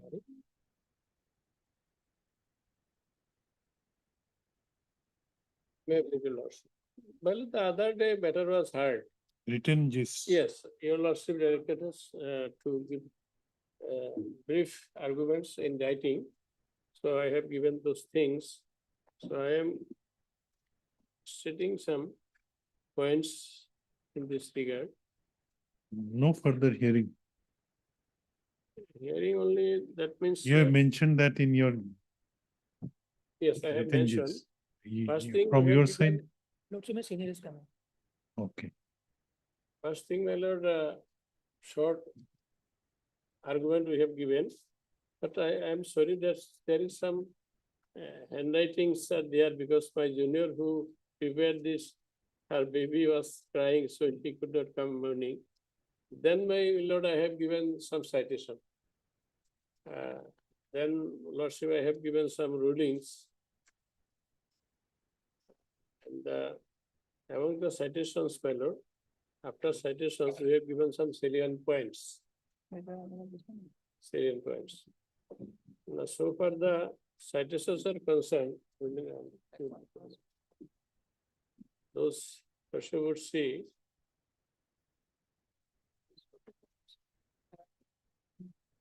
No, you have already made your submissions. Those may kindly be perused. Argument already concluded, your lordship wanted to bring on record the written argument, lordship. What was the issue in this case? Substantial question of law, lordship. Substantial Their case question of- is that the registered sale deed by which they have purchased, they could not produce, exhibited it in the trial court. So Oh, during yes. trial, one application was filed that They was have produced rejected. a photocopy of the sale deed before, Learned No, lordship, they have not yet. before this court. Yes, lordship, before this court photocopy, and during trial, they filed an application 1501 that was rejected on 26/9/2011. No civil revision was preferred against that order, so my argument was that lordship it attained finality. Then again, they have taken the same ground before the first appellate court and before this court also, but no order 41 rule 27 application was filed. Okay. You have submitted your written gist. Yes. Anything? What effect will be this fellow? This is a law point. Law point may be raised even in the Supreme Court at any stage. In this regard, we have given citations. And now, my lord, the lawyer should have filed the petition earlier or would have collected the certified copy. That was not done by the lawyer. Parties are not supposed to know the law points. So due to the mistake of lawyer, whether the party would suffer. Party has purchased 7 acres of land and more than 3 acres of land have been donated. All documents we have given here. Actually, through Firisti, the documents details were given, so it is before the court. But it is submitted before the learned trial court on 5/10/10. If your lordship kindly go to LCR, on 5/10/10 we have submitted Matir Dolil 1966. No, okay, no repetition. You have made these submissions. I have taken notes. 66 Mohiran Nasa purchased and 75 we have purchased from her. Now the case is of 2007. Since 2075, my lord, we are in possession till today. So including the gifted land. So the case has been filed in 2007, otherwise it is barred by limitation. Okay, heard, Adverse possession you have also got. heard Mr. M.U. Mahmood. Learned, 1 second, my lord. yes, The rest of the land, outside this 10 biga, more than 10 biga land, 7 biga purchased land, 3 and some land, other lands, they may be the subject matter of partition. They Yeah. will get, we will also get. Because There- we are, We have stated that we are the legal heirs of so and so. We inherited the entire property along with the defendant's lordship. Schedule A and B. And beyond Schedule A, there is some 5 biga of land that was already gifted by my father to his first son lordship. So this is not included in Schedule A and B. Only Schedule A and B remains, so that may be in partition among all the legal heirs. Their case is that lordship, already original owner give, by way of sale deed, given 5 biga of land to his wife Mohiran Nessa. 7 biga, 7 biga, and Mohiran Nessa again sold out that land to defendant number 1 and 2, yes. my brother's lordship. Right. And, but they could not exhibit both the sale deeds lordship. And there another plea is that lordship, later on Komaruddin, who became the owner of the entire property of his brother Shahabuddin, he gifted 5 biga of land to defendant number 1 and 2. That oral gift, your lordship, the pleading of oral gift was not proved by the other witnesses of the defendant's lordship. So oral gift was also held by both the courts that defendant failed to lordship prove the Prove fact of oral gift. So 5 biga and 7 biga was not considered by both the courts, and their case, the substantial question of law also on that basis that 2 registered sale deed already executed over some portion of land, whether that portion of land can be included in partition lordship. So if they are not able to prove the registered sale deed lordship, the substantial question of law does not exist in this regular second appeal lordship. And they did never try to exhibit the documents even before the learned second appellate court also. heard Miss, Only my learned friend has said many things rightly, but some things she has forgotten perhaps. Actually, land, donated land is 3 biga, 3 gatha, 19 lessa, not 5 biga. 3 biga, 3 gatha, 19 lessa. So this was donated to us by the owner, and we have also taken the possession. So for oral deed, oral gift deed is concerned, that is acceptable in law. I have given the citation from my Lord Justice Mullah's Muhammad al-Law. This is acceptable. Writing is not a must.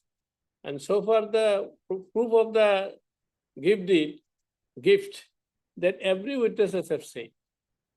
Every witness have said that gift was done and he is in possession. So how it is not proved? First thing, oral gift is legal. That is said by all PWs.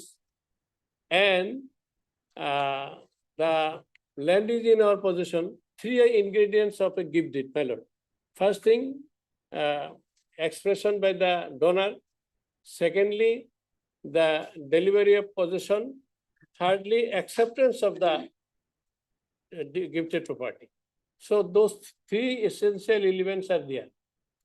Declaration of gift deed, acceptance of the property, and delivery of the possession. So all things are here. All these lands, that is 10 biga, total land 10 biga, 3 kata, 19 lessa, is the gifted as well as purchased land. How can this become the subject matter of partition among the legal heirs? How? It is unheard story. I have purchased 7 bigas of land from one Mohiran Nessa in the year 1975. Case is filed in 2007. So already I have acquired possession, adverse possession. In other words, actually by right title interest I have already won. But even that may be forgotten for a moment, adverse possession is there. So far judicial part is concerned, well, that is also one question. Because 2 places lands have been taken. One plot of land falls within North Salmara court, another portion falls within Bongaigaon court. But case was filed in one court. So there is no explanation that why these two portions of land situated in different circles, in different places, court jurisdictions have been clapped together. Those things are not there. And moreover, most important thing is this, my lord, they have not spread that our sell this and maybe set aside. It should be declared illegal with those registered sell this are there. Now court has not given us chance to prove the deed because we filed petition that was rejected. So whether court has done this lawfully, our submission is that both the learned courts below have decided in a perverse manner. We have been denied to prove our deeds. It is not their case that is fraud. And fraud another case. argument, as I advanced on last occasion, that maintainability of the lordship regular second appeal by the appellant number 2. I have gone through the records and seen that the title appeal was filed by only one defendant. Lordship. You have mentioned it in your written gist. Yes, Lordship, in my written argument I have mentioned and the citations also I have furnished along with the written argument. Lordship. Heard Mr. M.U. Mahmood. That was done by as per High Court's order, page 91. You have mentioned it in your written gist. Heard Mr. M.U. Mahmood, learned counsel for the appellant. Also heard Ms. R. Chaudhary, learned counsel for all respondents. Oh, Respondents. The, Yes, sir. you are appearing for all respondents, Lordship. all respondents. Both the learned counsels have submitted their gist of their written gist of their argument. So, hearing concluded, judgment reserved.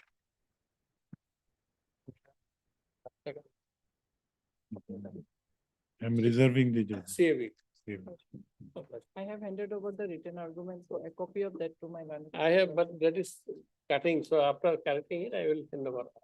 I will give, but at present I can give, but that is not so good to look at, so I do not. You have submitted your written gist to the court. Yes, Lordship. It was a Xerox 3 on CD. Who is that? Yes. Obliged, Obliged. madam.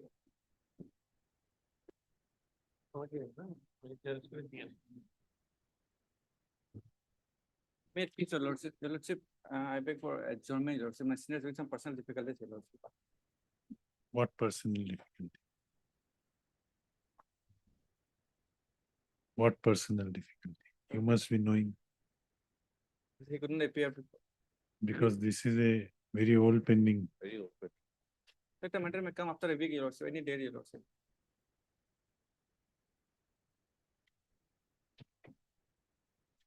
Okay, heard Mr. S. Diffusa, on behalf of D. Chaudhary. S. Diffusa, appearing on behalf of Mr.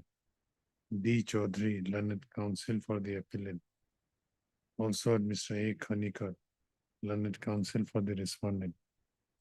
Learned counsel for the appellant has prayed for an adjournment on the ground of personal difficulty of the conducting counsel.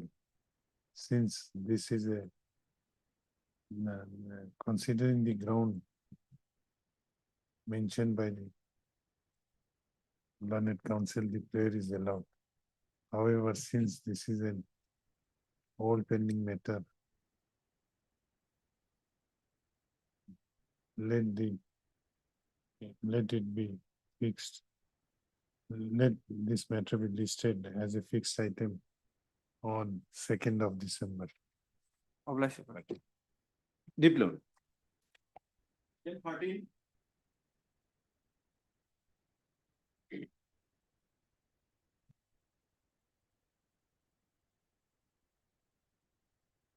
May it please the Lord.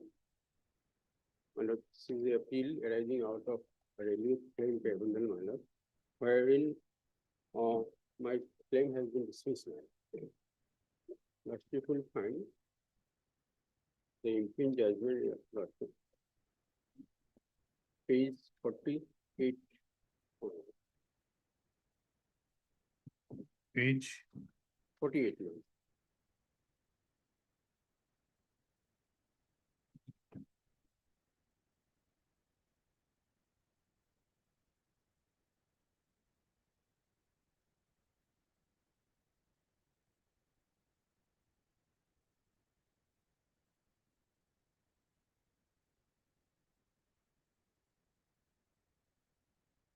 Yes. My lord, so for the ground, my lord, basically tribunal found, my lord, some discrepancy in the age of the claimant and of the disease. My lord. So there is a finding of there is mismatch of age, my lord. And so far, my lord, exhibit A2, the ticket, my lord, which was also exhibited before the tribunal, my lord. That was, my lord, discarded because it is found some, my lord, defect in the ticket and it is not visible also. So basically, these two ground tribunal, my lord, rejected my claim. So for Lordship may kindly see the Annexure 1, page 12 is the, my lord, police report. In the police report itself, my lord, it is mentioned, it was recovered. Who expired? My lord, my father How? in a railway accident, which was, my lord, on, my lord, the accident date is on 39/2011. How that accident occurred? What accident? Well, is a railway, he was found in the railway train. He And between, claims my lord, that the victim had fallen down from a running train. yes, Now, to claim a compensation before the railway trains claim, two things have to be proved. One is that the victim concerned was a bona fide passenger and he had succumbed to the injuries in an untoward incident. To prove the fact that he was a bona fide passenger, they will have to show that the passenger was traveling by a valid journey ticket. And the other thing that he was a victim of untoward incident, that aspect also has to be proved. In this case, on both counts, they failed to prove that the person concerned was a bona fide passenger, as well as that he had died in an untoward incident. Whereas the evidence that was led by the railway side proves to the contrary. this is not correct, my lord. That, As per my lord, this claimant is the father of the claimant is was a bona fide passenger because he has exhibited a ticket. But once, my lord, the burden, my lord, when he produced the ticket on affidavit, as per Supreme Court, my lord, ruling, my lord. Where is the So, finding regarding? Lordship may kindly see finding. may I just interrupt for a moment, my lordship permits? If lordship first peruses the judgment, everything will be clear. The Yes, case my lord. Yes, Lordship. yes, you from 48 onwards, if he reads, my lord, everything will be. read the judgment. My lord. My lord, this is the application file under section so and so. Lordship may kindly, para 2. No, read thoroughly. Lordship. This is an application under section 16 of the Railway Claim Tribunal 1987 by the applicant for compensation on account of death of her father, Sania Lakra, who allegedly died in an untoward incident in a train accident while traveling with a valid journey ticket. Brief history of the case is that this was a PT businessman who used to move from place to place for his business purpose. The instant fatal accident happened on 39/2011 at night in between Nalbari and Ghagrapar railway station while the deceased was undergoing journey. The accident caused due to a heavy jerk and rush of the passenger of the train. As a result of the accident, the deceased sustained severe injuries and died on the spot. In this regard, a UD case by Drangia DRPS case number 16/2011 was registered. In this regard, the in charge of the Nalbari GRPPF issued a certificate dated 29/11/2011 stating details of the accident, and according to him, accident is suspected to be a victim being fallen down from train. The deceased sustained severe injuries on his whole body and ultimately died on the spot. The dead body was taken to Shahid Mukhanda Kakati Civil Hospital, Nalbari on 1/10/2011, and thereafter postmortem was conducted by Dr. Sciences Hospital. The respondent has filed a written statement and denied the fact that it is a case of accidental fall of the victim from the running train, as the SI MN Medhi one memo received that an unknown male person aged about 50 years lying between rail number so in between Nalbari to Ghagrapar railway station and run over by some unknown train. The body of victim was cut in several pieces. Therefore, the victim was neither a bona fide passenger nor died in an untoward incident. Hence, this application which is devoid of merit is liable to be dismissed. The applicant has not furnished any valid and authenticated document to prove her relationship with the deceased. Thus, the respondent has also denied the relationship of the victim with the applicant. It is submitted by the respondent that after inquiry, the details of the report of the case were submitted, which was duly approved by the Senior Divisional Scrutiny Commissioner, RPF, NF Railway, Ramia, clearly shows that the victim had fallen down from the train due to his own negligence, carelessness during his journey. Therefore, the respondent is not liable to pay compensation as claimed by the applicant and prays for dismissal of the claim application. On the basis of the pleading of the parties, the following issues were framed for determination: whether the death of the deceased had occurred as a result of an untoward incident as defined under Section 123C, Roman 3 of the Railways Act, whether the deceased was a bona fide passenger on the date of incident, whether the applicant is sole dependent, whether the applicant is entitled for any compensation, if so, to what sum, relief and cost. To support her claim, the applicant has placed on record her affidavit and documents exhibited as exhibits, photocopy of certificate issued dated 29/10/2011 by in charge Nalbari RPP Assam A1, copy of the journey ticket from Raighar to Dimapur bearing number so issued dated 29/2011 A2, photocopy of the postmortem report issued dated 1/10/2011 by Assistant Surgeon SDM and HO Shahid Mukund Kagati Civil Hospital, Nalbari. On the other hand, the respondent has filed DRM report, Rangia R1 Marquez. After hearing learned counsel for the parties, perusal of the record, issue was finding as follows. Issue number 1 and 2. These issues are taken together for discussion and decision for the sake of convenience. As per averment made in the plaint, the deceased late Sri Sania Lakra was a petty businessman who used to move from place to place, and he met with an accident on 30/9/2011 at night in between Nalbari and Agrapar railway station. UD case number 16/2011 was registered and certificate was issued by in charge of Nalbari GRPF dated 29/10/2011.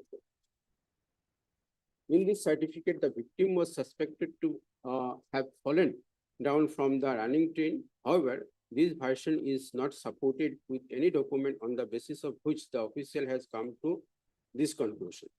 The averment made by the applicant are also not much reliable, as she has mentioned her age 43 years and age of the deceased is mentioned as 50 years, who was alleged to be her father.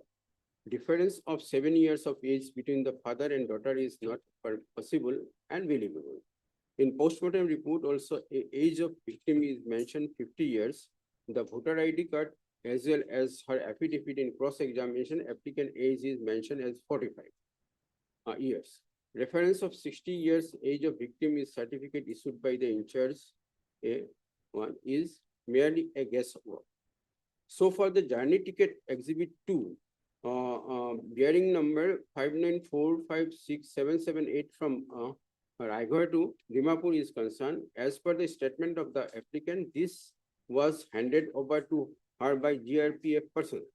However, it is an admitted fact that original ticket was not produced by the applicant and photocopy placed on record is found to be not much legible. Moreover, without preparation of seizure list by the police, how the ticket can be handed over to the applicant on Jimmanama, Supradari, without recording anything in black and white. As per inquest report R11, the victim was identified from his identity card. Even then, why seizure list was not prepared is not understood. On the other hand, the certificate A1 is mentioned that the body was identified by 1-3 Imphal Lakra. Therefore, it is not understood as from where said Imphal Lakra has reached the spot and who had given information of exit. The applicant has not mentioned anywhere either in claim application or in affidavit and cross-examination examination as to from where the victim has boarded the train and what was his destination and what time he started his journey. In the postmortem report, the cause of the death is due to complete separation of head from the trunk, spinal cord and vessel are completely torn. The aforesaid ticket allegedly recovered from the person of a disease, though not fully proved, was for any UP train, whereas location of incident as per inquiry of CMM code LMG later, it was happened by any down. Therefore, it is held that genuineness of the ticket is not proved by the applicant through causal evidence to prove the factum of the victim having been traveled with a valid journey ticket. Therefore, the deceased is held to be not a bona fide passenger of any train. So for the victim, as victim having been died in an untoward incident is concerned, three of the respondents remain unrebutted that the disease had run over by some unknown train. It is nowhere mentioned by the applicant as to how the deceased had fallen down from the train, as she was not an eyewitness. No proof of train being overcrowded and due to rush and commotion, the victim got jerked and fell down from the train is placed on record. The court has not any divine camera to assess or visualize as to how the accident has occurred. Yet, court has to come to some conclusion on the basis of the relevant document placed on record by the parties. Moreover, as per CCM code LMG report by letter number so, the date of incident is shown as 29/9/2011. But after thorough inquiry and as per SM diary of Nalbari station, it is clearly proved that no incident was happened on that date. And as per memo received by the ICRPF NLOP from our duty SMNL Alliance, incident is on 30/9/2011 at about 23:50 hours, 11:50 PM. The final conclusion as per DRM report is that the victim was run over by an unknown train and ticket was managed to claim compensation. In view of these facts of narrated above, it is manifestly clear that the applicant has miserably failed to prove that the death of the victim had occurred as a result of untoward incident as defined under section 123C of the Railway Act 1989. The applicant has also failed to prove that the deceased was a bona fide passenger in view of DRM report, where ticket number mentioned in a photocopy ticket was of any UP train, whereas the victim was found to have been done by unknown train. In view of the fact that the body was laying between 1 and 2 at K, number 34423 between Nalbari Bhograppa railway station. This fact is also not rebutted by the applicant. In view of the aforesaid discussion, 1 and 2 are decided against the applicant. Issue number 3, the respondent has also disputed the relationship of the applicant with the victim, and to prove this fact, the applicant has filed one certificate, A4, issued by the Gavura in Assam. However, neither date is given in this certificate nor English translation thereof was filed. To be known the content of this document, though the case was pending for the last 4 years. Therefore, this certificate is not accepted as a proof of infer that applicant is a daughter of the victim, late Saniela, particularly in view of the observation made in to decide issue number 1 and 2. Therefore, issue number 3 is decided against the applicant. Issue number 4 and 5, since 1, 2, 3 are decided against the applicant, issue number 4 and 5 also decided. Now, against how the it is applicant. erroneous? Yes, my lord. My lord, so far the ticket, my lord, regarding this ticket, lost to may kindly see. My lord, regarding is, my lord, it is admitted I have submitted a Gauber certificate, my lord. And the finding of the court is that which is not proved, my lord, as required, because content has not been proved, my lord. But this certificate, lost to may kindly see, at first the certificate, Gauber certificate, page 22, my lord.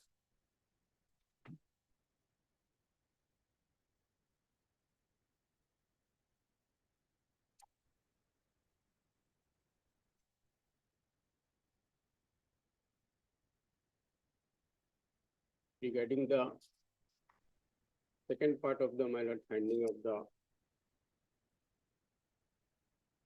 citizen assemblies, my lord. Yes. Yes. What do you want to show? Well, this is my lord clear, there is no date, but signature and seal of the governor is there.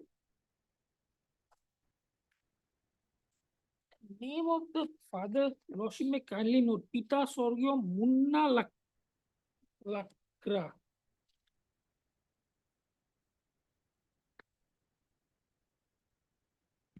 And here in the victim's name is Sania Lakra. ইয়ার দ্বারা প্রমাণপত্র দেওয়া হয় যে Sania Lakra Sania Lakra, son of Munna Lakra. হ্যাঁ Sania Lakra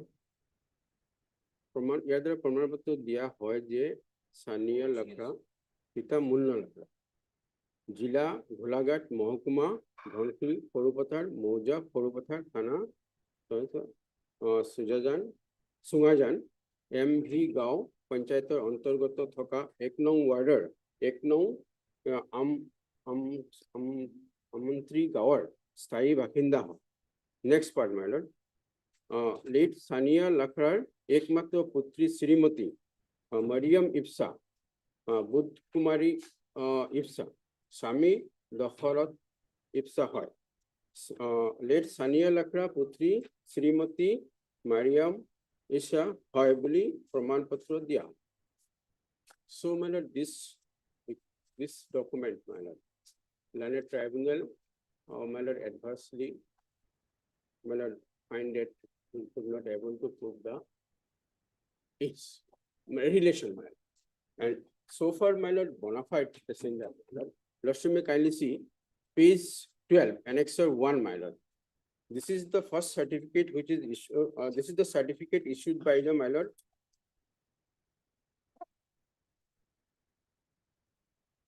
officer in charge, my lord, GRPO. May I read, my lord? Yes. On 1/10/2011, 1 ASM Sri Mukul Chandra Kumar, son of late so-and-so, Nalbari Railway Station, Nalbari, Assam, was lost and adhered at this PP to the effect on 39/2011 at night, one unknown male dead body laying at railway kilometer number 34413, railway track number 2, in between Nalbari and the Ghagrapar railway station. In this regard, a UD case was registered by Rangia GRPF UD case number 16/2011 and investigated.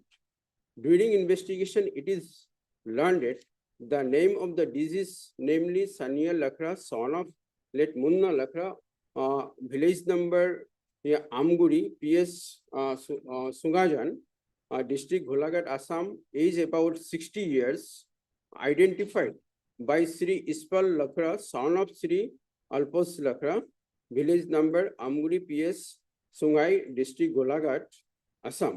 One railway journey ticket, Lordship may mark here, my lord.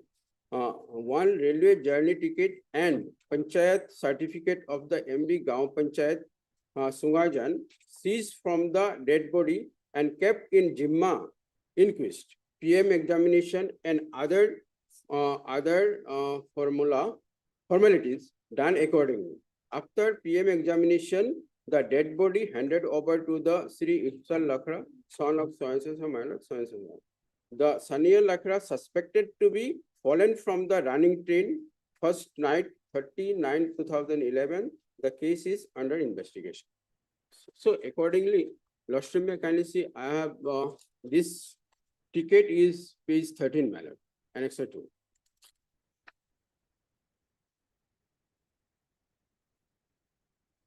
My lord, ticket was seized. When I approached the police, they have taken the ticket, my lord, and thereafter, according to this, my lord, certificate is seized.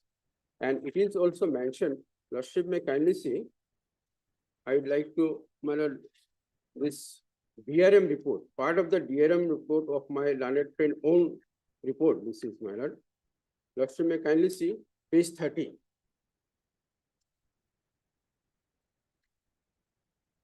Page, Page 30, my lord. It's a part of DRM report, my lord.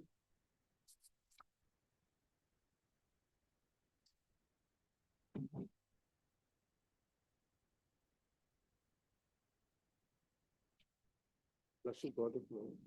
My yes. report is here. Well, this is subject investigation report in connection with the untoward incident of Sania Lakha in between Nalbari and Ghagrapar station on 29/9/2011 by DN train. Reference number. In reference to the above, this is to submit that IPF RNY has conducted inquiry into the case and submitted detailed report. During the course of inquiry, EO of the case collected all relevant documents pertaining to the case, that is memo number so and so, xerox copy of train passenger passing register of SSNL FTA and control chart copy dated 39/2011. Money receipt of GRPS inquest report, PM report, and statement of the witnesses and the other related documents. My second part is important one. On 39/2011, at about 23:50 hours, ASM and LMB served a memo addressed to all concerned stating that one unknown male person aged about 50 years lying between rail number 12, kilometer number so and so station so and so, ran over by unknown train cut into several pieces. The victim person was identified as Sania Lakha, M50, son of late Mulna Lakha of village so and so. As per CCM letter cited above, the incident has been shown to be happened on 29/9/2011 by any down train, but as per the record available, no such incident happened on 29/9/2011. However, the case cited above was reported on 30/9/2011, 2:30:50 hours by ASM Nalbari. So this is a report, my lord, which itself, my lord, contradictory, my lord. In one hand, it is saying that, my lord, there is no accident. On the other hand, they are saying that there is accident. No, it is not saying so. My lord, next Yeah. part, my lord. Next part, my lord. Lordship, I'll say. The inquest was conducted at 9:40 hours on 1/10/2011 by Sri Bhaskar Das SES, in which the cause of death has been shown as run over by a train. As per record collected for running particulars of UPDN train dated 30/9/2011 from SS NLMB, three trains, train number 15959 UP, 15904 UP and 15903 DN passed through NLB station in the night hours before the incident occurred.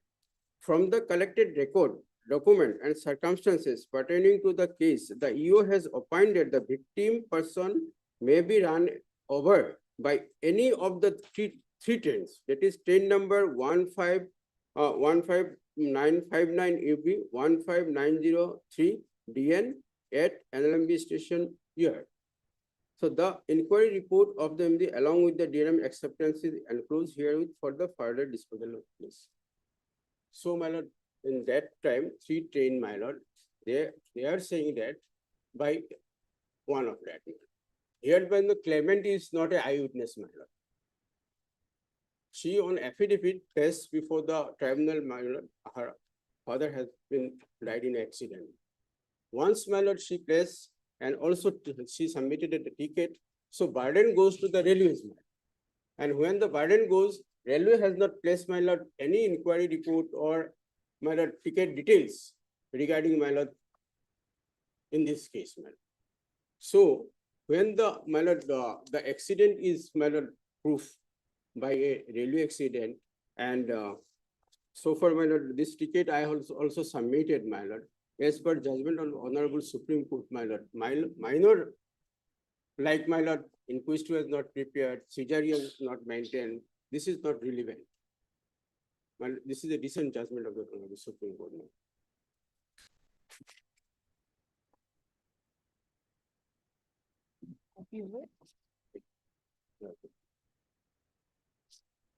But similar fact is that in the case of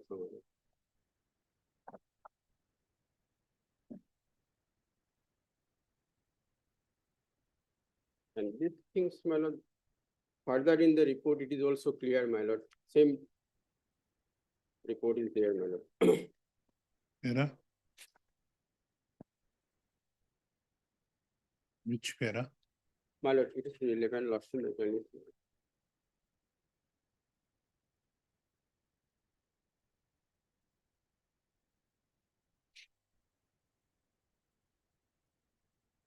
My lord, para 4, the appellant being the widow and minor son of the deceased file a claim application number so and so before the railway tribunal seeking compensation 12 lakh. The tribunal by judgment dated 16/1/2000 dismissed the claim petition on the ground that claimant had failed to prove this was a bona fide passenger.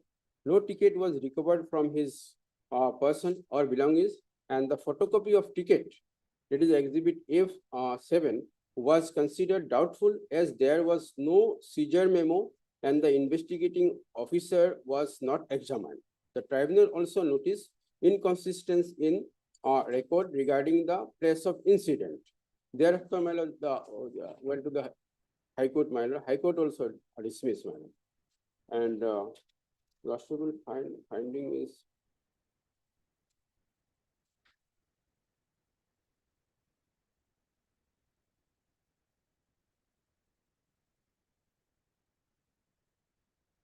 my lord, item 17, my lord, para 17 from. Further report of the IO indicate that details mentioned in the postmortem report, it stated that the cause of death was due to injuries sustained on the head and all the injuries were antemortem and caused by blunt force impact. It is also stated that 48 to 72 hours had passed since the time of the death. Though Miss Rukmani Mondhe learned para 17, last part I am, other is the fact, my lord, but Supreme Court ultimately, my lord, considered. No, which paragraphs you are relying? Why have you referred this judgment? Facts are similar. Ultimately, what Supreme Court allow, my lord. what was held by the Supreme Court? Supreme Court held that, my lord, this. Which para you are relying? My lord, para 17. 17 is Not only, there, my lord. Sorry, my lord. you go No. through the judgment, we'll continue at 2. Last. But whole judgment is basis on this aspect, my lord. May kindly take up the matter on another day, Lordship. The difficulty today happened, Lordship, I missed the matter today, so I forgot. I left the file at home. Item number 19. 19, man. I am 19. Heard Mr. C.K.S. Barua, learned counsel for the respondent, who prays for an adjournment on the ground of his personal difficulties. Mr. G. Uddin, learned counsel for the appellant, does not raise any objection to the prayer. Hence, the prayer is allowed. The date may be fixed, my lord, as per. Fix there may be given, Lordship, after 2-3 weeks, Lordship. No fixed date, fixed week, Lordship. in the first week of December. Lordship. Let this matter be listed in the first week of December. Lordship. May I please, Lordship, item number 21. My lord, due to paucity of time, last week and so well, and fixing. My lord, today also, I think. See, I have to inform that opposite party, Mr. Kaluja. So maybe day after tomorrow or 13th of. No fixed date. My lord, Kali, if Lordship fixed, we can mention in the morning at 2 PM or otherwise, my lord, it's simple matter. Item number? Item number 21, my lord. Matter is very simple, hardly half an hour. And so far I understood, Lordship. Either day after tomorrow or 13. No. 13. Heard, no. Heard Mr. R.C. Heard Mr. R.C. Paul, learned counsel for the appellant, who prays for an adjournment on the ground of prays for an adjournment. He submits that he has informed the learned counsel for the other side regarding his prayer, who has no objection to his prayers. Hence, the prayer is allowed. Let this matter be listed in the first week of December on a date, One date maybe. on a date to be fixed by registry. If it is a date, my lord. No, if it does not come within first week, you may mention. My lord, I also mentioned lordship that I advised lot of cases till to the last 10 days back before the registry, till to the notice date. That is why, my lord. It is 24th of my lord November or like this, 8th of December, my lord. 8th of December. 8th of December. My lord, 8th of December, much obliged. No, my lord, on the front list, my lord. Hmm? My lord, earlier case, top of the list. No, you want everything, My lord, we'll do it, my lord. but you are seeking an adjournment today. I hope, and we'll mention on that day in the morning. Because we want to finish, because the case is either remand back. Okay, wait for it. Yes, my lord, another one. Yes. Much obliged. Yes, Mr. Uddin. My lord, this judgment is also reported, my lord, in the 2025 SCC. In the earlier judgment, which para you are relying? My lord, entire judgment is relevant, my lord. I think. I'm allowed to read, my lord. Yes, my lord. In fact, this goes in my favor. Let him read out. Yes. Which para you are reading? My lord, Ajay. first para reported to Divya. Reported. This is, Reported, my lord. My lord. which, Earlier, yes, my lord. which para you are relying? My lord, first para, 2, my lord, this appeal by special leave is directed against the judgment and order dated 15/5/2024 passed by the. No, that is okay. Yes, my lord. Then, Lordship may- Then, my lord, from para, my lord, 13 onwards, my lord. So from 9 onwards, it would be relevant. From 9 onwards, 9 onwards. That's why, my lord, this whole judgment is relating. okay, read it. My lord, my lord. 9 on- 9 onwards. from 9 onwards, it would be relevant, my lord. In this case, compensation was granted. Yes, my lord. The legal position is not in dispute. Section 124A of the Railways Act. Yes, yes. Paragraph I can read, my lord, from 9, my lord. The legal position is not disputed. Section 124A of the Railways Act 1989 embodies a no fault regime for untoward incident, but the compensation remains predicted on the victim being a passenger. For the present purpose, explanation Roman 2 to the section 124A would be relevant in the background of the same having been denied by railway authorities. It read as follows. Explanation. A passenger includes. Is there any fixed compensation? Yes, ma'am. How much? Initially, it was 4 lakhs. Subsequently, it has been revised to 8 lakhs. So anybody who Dies. dies due to untoward incident, Yes, ma'am. Be getting 8 lakh. And if there is injury. even if he is not a passenger, No. If he is has not- to be a passenger. He has to be a bona fide passenger. Bona fide passenger. Person, bona fide passenger means a person who is traveling with a valid railway ticket. Or he has to be a valid railway employee who was traveling on a pass. I'll place all those provisions. Yes. Passenger includes a person who has purchased a valid ticket for traveling by train carrying passengers on any date or a valid platform ticket and becomes a victim of an untoward incident. Next, ma'am. A platform ticket holder also. Yes. So he is not a passenger. He is considered to be a passenger as per this definition because he has got the right to enter Okay, the. definition includes Within it. the premise, but it will include. Okay. In Union of India versus Rina Devi Supra, this court affirmed that the compensation under section 124A is payable whether or not there has been a wrongful act, neglect or fault, and clarified two facts, facets. Namely, the regime is one of the strict no-fault liability with the exception confined to the proviso to section 124A to mere non-recovery of a ticket from the victim person is not ipso facto fatal where the claimant lays a credible prima facie foundation upon which the onus may shift to the railways.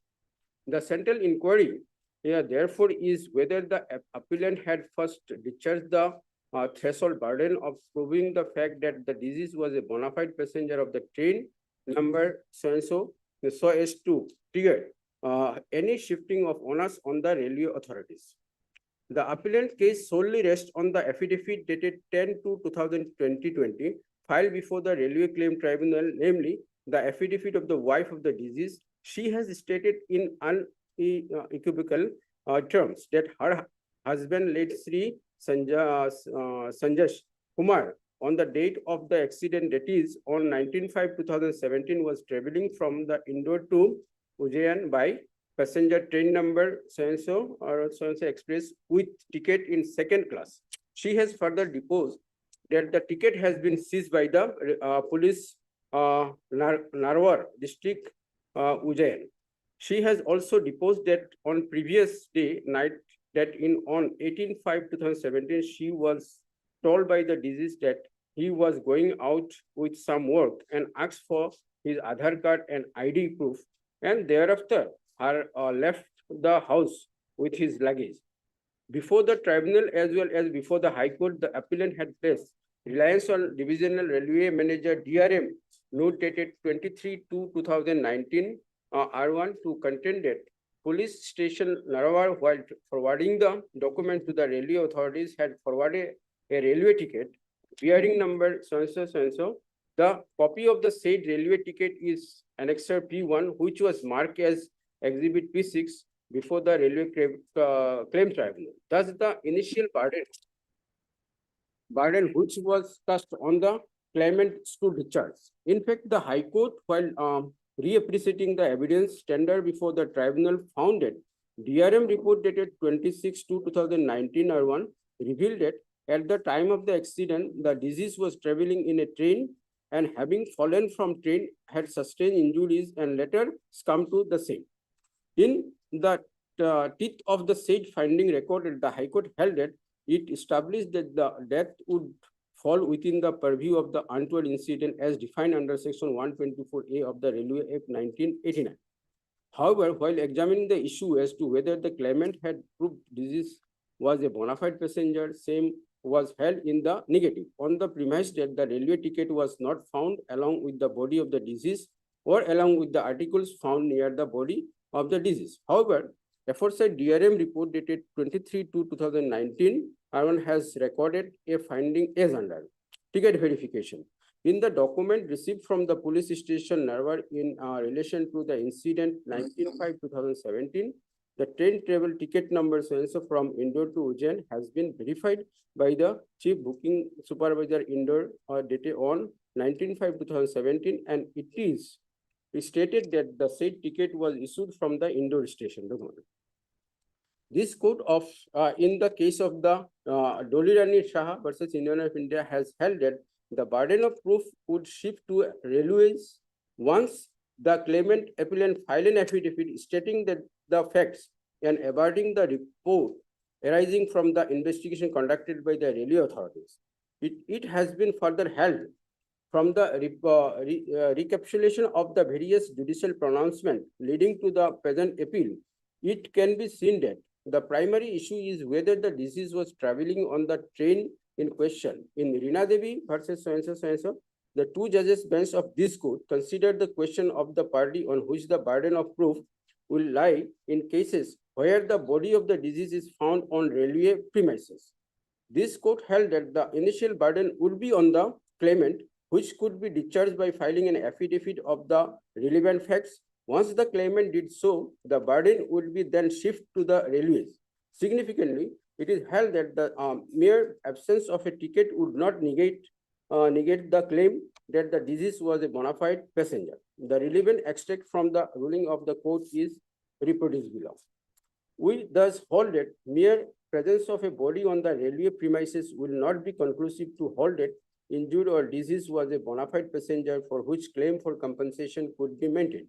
However, mere absence of ticket with such injured or the disease will not negate the claim of that he was a bona fide passenger. Initial burden will be on the claimant, which can be discharged by filing an affidavit of the relevant facts, and burden will be then shifted to the railways, and the issue can be decided on the facts shown or attending circumstances. This will have to dealt with from case to case on the basis of the fact found.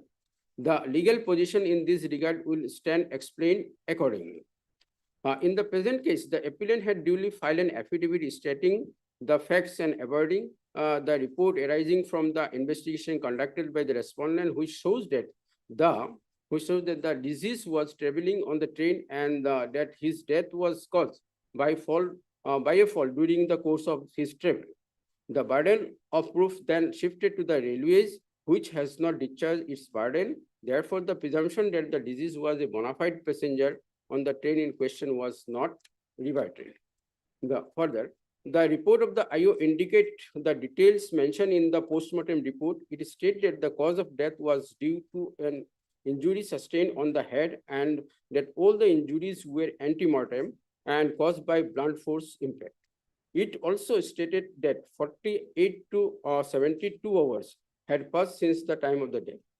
Though Ms. Rukmini Bonde, learned standing counsel appearing for the railways, has made a fervent plea to contend that the finding recorded by railway tribunal with regard to the suspicious circumstances of the railway tickets relied upon is sufficient to discard the claim. We are not impressed by the said submission for reason more than one. Firstly, the initial burden which is cast on the claimant to prove that the disease had traveled in the train has been discharged by the sworn statement made by the first claimant, wife of the disease. Secondly, the High Court, by relying upon the report of the DRM report, has arrived at a conclusion that death of the first claimant husband would fall within the purview of the expression untoward incident as defined under section 124A of the Act.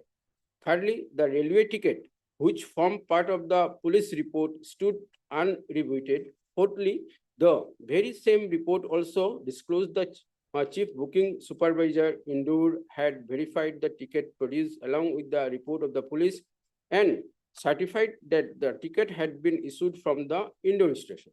This will clearly satisfy the requirement of the expression passenger as contemplated under clause Roman 2 to explanation to the section 124A of the Act, and disease being declared as a passenger traveling in the train. This view also gets fortified by the judgment of the coordinate bench in the case of the Kamkui versus Union of India, wherein it is held that by the explanation of the said section clarifying about passenger, it will include a person who has purchased a valid ticket for traveling by a train carrying passengers on any date or a valid platform ticket or becomes a victim of the untoward incident. This court in Rinadevi versus Union of India, Rinadevi 2019-3, has explained the burden of proof when body of passenger is found on railway premises. While analyzing the said issue, this court has considered the judgment of the Madhya Pradesh. Some judgment is there, my lord. Next, my lord, we thus hold that mere presence of a body on the railway premises will not be conclusive to hold that the injured or disease was a bona fide passenger for which claim for compensation could be maintained. However, mere absence of a ticket with such injured or the disease would not negative the claim of that he was a bona fide passenger. Initial burden will be on the claimant, which can be discharged by filing an affidavit of the relevant facts, and burden will be then shifted to the railway, and issue can be decided on the facts shown or attending circumstances. This will have to be dealt with from case to case on the basis of the facts found. The legal position in this regard will stand explained accordingly. In the light of the above, we are of the considered view that the High Court had faulted in affirming the finding of the Railways Tribunal, whereunder the claimant's petition had been rejected for non-production of a seizure memo of the ticket and for non-examination of the investigation officer, which is and was the main thrust of argument canvassed by the learned counsel appearing for the railway. This reasoning ignores the consistent judicial line that the absence of formal seizure or witness examination does not by itself negate the bona fide travel when the other material evidence substantiates the claim. Mere technical irregularities or lapses in the procedure should not defeat a legitimate claim under any welfare statute like the Railway Act 1989. particularly chapter 13, which deals with the liability of the railway administration for death or injury to passenger due to accident. A hyper-technical approach which will frustrate the objective of providing relief to the victim of railway accident should be excused. The insistence on a formal seizure memo would amount to importing standard of a proof which normally is sought for in a criminal trial. Hence, we reaffirm that the proceeding under section 124A of the Railways Act are not criminal trial demanding proof beyond reasonable doubt, but welfare statutes are governed by the principle of the preponderance of probabilities. Once the foundational fact of possession or the issuance of a valid ticket and occurrence of an accidental fall from a train are established through credible material, the statutory presumption of bona fide travel must operate in favor of the claimant. The railways, as an instrumentality of the state, cannot defeat such claim by pointing to procedural imperfection in investigation or non-examination of formal witnesses. To hold otherwise would erode the beneficial character of the legislation and convert a socio-justice remedy into a forensic obstacle race. It is therefore declared that where an official railway inquiry or evidentiary record verifies the issuance of a ticket corresponding to the date and route of an untoward incident, such verification shall constitute prima facie proof of a bona fide travel, shifting to the evidentiary burden on the railway administration. The absence of a seizure memo or inability of a police to preserve physical evidence cannot by itself defeat a legitimate claim when the totality of the circumstances supports the claimant version. The principle shall guide all future tribunals and high courts in constituting section 124A so that the statutory right to compensation remain real, accessible, and the consonant with the humanitarian purpose of the enactment. In the light of the foregoing discussion, we are of the considered view that the finding of the Railways Tribunal and the High Court would not be sustainable and would warrant our interference. Hence, judgment dated 16/1/2000 passed by the Railway Plate of Tribunals, Bhopal bench, and the order dated 15/5/24 passed by the High Court of Madhya Pradesh at miscellaneous case number hereby set aside, and the claim petition is allowed in part, and the respondent are directed to pay compensation of rupees 8 lakh to the appellate applicant within 8 weeks from the date of this order, failing which the amount awarded by this court shall carry interest rate of 6% from the date of the order of this court till payment. Pending application, if any, stand disposed. So, my lord, by filing affidavit, in this case also, the appellant, my lord, by filing the application with affidavit and thereafter evidence on affidavit. Lordship will kindly see page 15. Yes. Annex 2. By filing an affidavit, she submitted all those documents, my lord, including a ticket. So, as per my lord, what I understood, my lord, subject to lordship correction, my lord, the appellant here discharged her pardon, but railway has not said their pardon, my lord, regarding particular ticket, my lord. We Ticket have has submitted, been produced by you. yes, Copy of ticket has been produced by you. yes. My lord, in the lordship may kindly see in the report, I have already read out, my lord, in the report it is mentioned, it was seized by the police. And- Ticket. Yes, ticket is there, Yes. mentioned there. Page 2, annexure That 1. is not, it's a certificate. Doesn't have any relevance. Also, No, this is the authority. railway authority. DRM report is relevant. If you can show that it's a No. DRM report, then I'll concede my. This is, the ticket is also mentioned in the DRM report also. Lordship may kindly see. The only plea was that ticket is of some down train, Yes, my lord. up train or down train. Uptrain and downtrain, and it is not. And fully the accident legible. was, This ticket is not fully legible. Lordship may kindly see another DRM report. Lordship may kindly turn page, my lord. Page 33, my lord. This is the report submitted by my DRM, my lord. I already read out, my lord. It is also mentioned here in last part, my lord. Page Page 33. 3.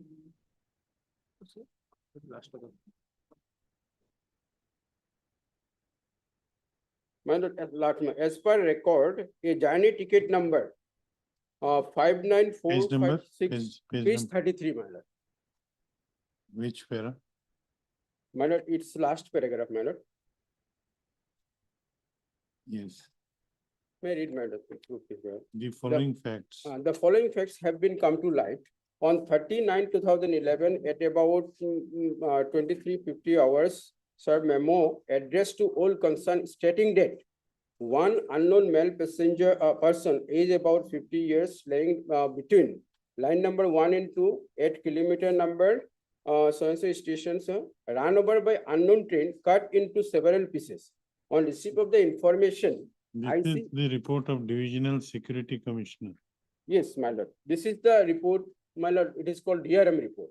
It is submitted by my learned friend, my lord, department. This is the investigation report, my lord. Oh, Based yes. on this, a DRM report is prepared. The investigation is conducted by the Divisional Security Commissioner. I'll show the relevant provisions. Yes, my lord. Let him complete. Cut into several pieces. On receipt of the information, immediately attended the spot. GRPF NLBA also attended the spot, and after observing all formalities, the dead body was taken into the civil hospital Nalbari for the post. The victim person was identified as Sanya Lakra, M50, son of Munna Lakra, Will Amguri, PS number so-and-so. In this connection, OC GRPF RNY registered a UD case number 60/2011 dated 1/10/2011, but the train number by which the incident occurred could not be ascertained. As per record of a journey ticket number 594567778, Rajgarh to Dimapur dated 29/9/2011 was found with the deceased person, but for this no seizure list was found available. Moreover, the journey ticket which was been shown to be recovered from the possession of the victim person, ex Rajgarh to Dimapur, is for any UP train. Thus, it is established that ticket found with the deceased person was a managed one. So, as per CCM letter cited above, the incident has been shown to be happened on 29/9/2011 by any down train, but as per record available, no such incident happened on 29/9/2011. Moreover, the case, however, the case cited above was reported on 30/9/2011 at 23:50 No, hours. by no, the- read the second line of the. Second page. line, Page the 30. inquest was conducted No, at no. about No, 9:40. not this. Second line of page 34. Moreover, the journey ticket which has been shown to have been recovered from possession of the. Yes, my lord, shown to be recovered from possession of the victim person. It is EX Rajgarh to Dimapur is for any uptrain, What it means. UP uptrain. Thus, Train means follow the trains that comes from outside Assam towards Assam. And down trains are those that moves from Assam to outside. And the lines are demarcated for up trains and down trains. These are separate lines, except within the Guwahati railway station to Kamakya railway station. There the difference doesn't exist. Otherwise, up lines are different and down lines are different. my lord, accident, when there is an accident, my lord, no one has been seen, and there is no evidence, my lord, from the part of my lord department. There is no eyewitness, my lord. And the report itself, it is clear, my lord, below part, my lord. The inquest was conducted on 9:40 hours on 1/10/2011 by Sri Haskar Das ACS, in which the cause of death has been shown as run over by train. As per record collected for running particulars, up-down trains dated 30/9/2011 from SS NLMB, 3 trains, train number up, one down is also there, my passed through NLB station in the night hour before the incident occurred. So there may be a train, my lord, down train is also there mentioned. So from the collected record, document and circumstances pertaining to the case, the EO has opined that the victim person may be run over by any of the 3 trains. Last time I marked this, my lord, any of the 3 trains. There is train number 15959 up, the 15903 down at railway station yard. The inquiry report, IPF, RNY, along with the relevant document is enclosed here with for kind perusal and acceptance and for its onward submission to the science. And my lord, I also, my lord, there are some statement of the witness, my lord. It will be in the record, my lord. They said that, my lord, when they went to the police, in their presence, my lord, ticket was seized, my lord, by police. Which So far my submission is that, my lord, the claimant herein by producing, my lord, affidavit as per judgment of this Honorable Supreme Court, my lord, she has discharged her burden, my lord, and able to prove her, my lord, case is in respect of her, my lord, bona fides. And my lord, so far, my lord, Railway Act is concerned, my lord, also may kindly see. Already, my lord, discussed the provision of section 123 and 124A. My lord, may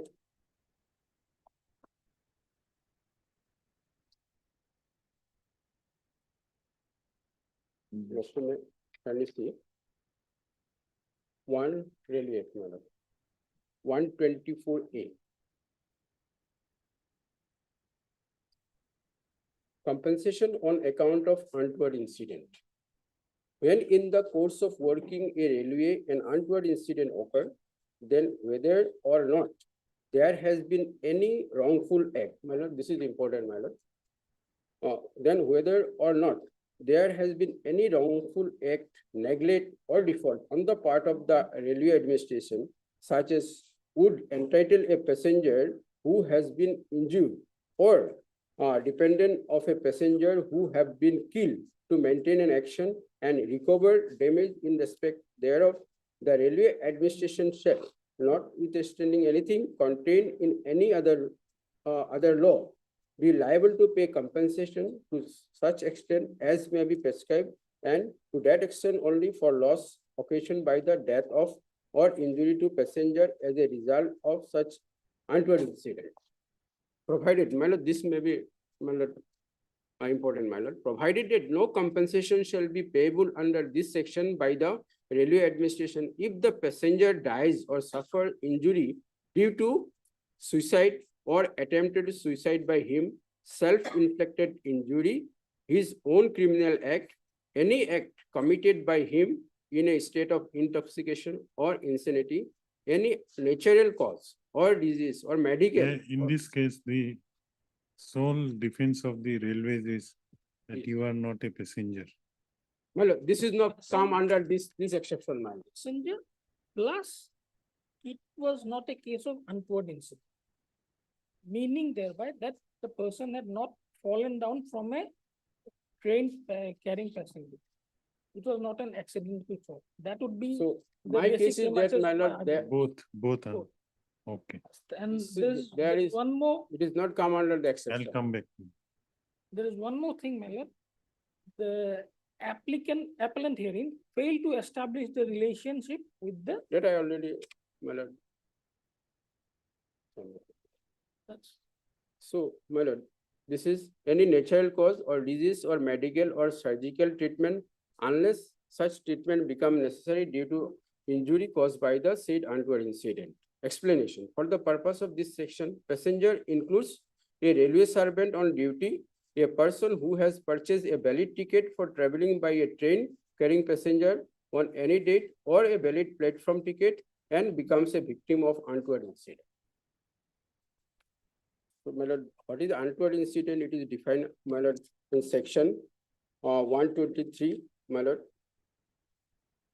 Definition part, my lord. Definition part, this is untoward incident C, my lord. Untoward incident means the commission of a, you can skip all this. yes, two, yes, the accidental falling of any passenger from a train carrying passengers. Rest part is extra. Where? This is 123. 123. 123 subsection two. Last. Last line.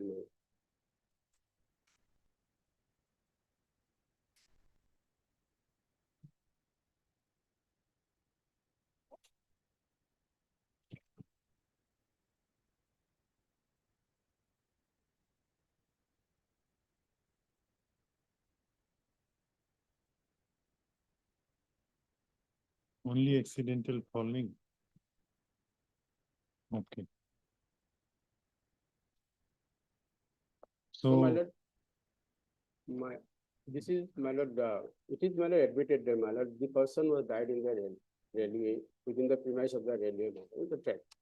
Line numbers, and they also admitted. okay, The question now, my lord, whether he is a bona fide passenger or not. okay. Let the railway on. Yes. Before I start controverting the submissions made by my learned colleague, my lord, I would like to place certain provisions of the Railways Act, my lord. If you're So okay. item number 2. First of all, Item, my lord, I'll be placing section 123, which my learned colleague has just placed, my lord, the definition portion. yes, let us see.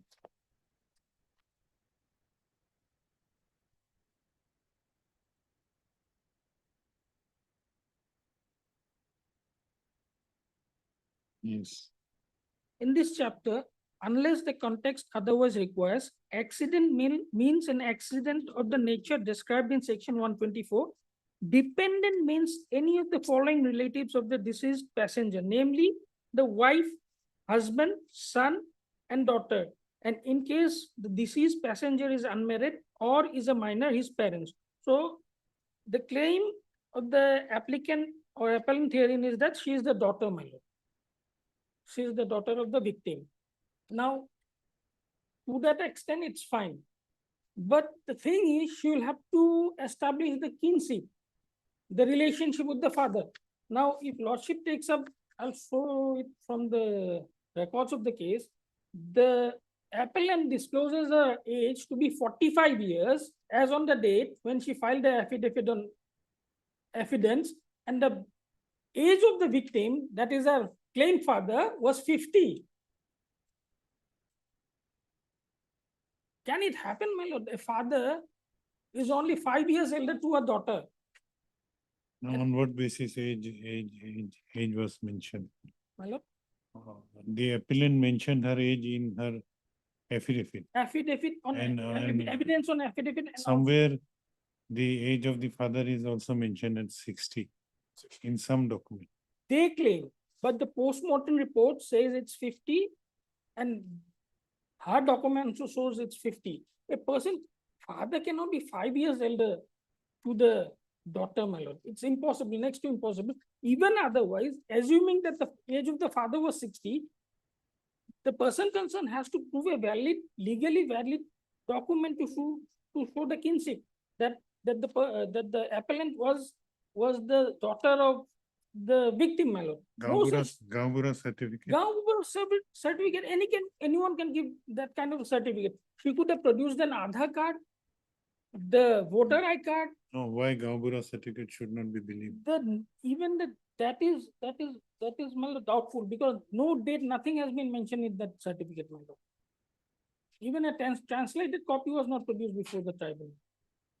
Can that be a ground for that? Cannot be a ground, but the authenticity of the document is itself doubted, my lord, because no date, nothing has been proved, is mentioned on the document, nothing.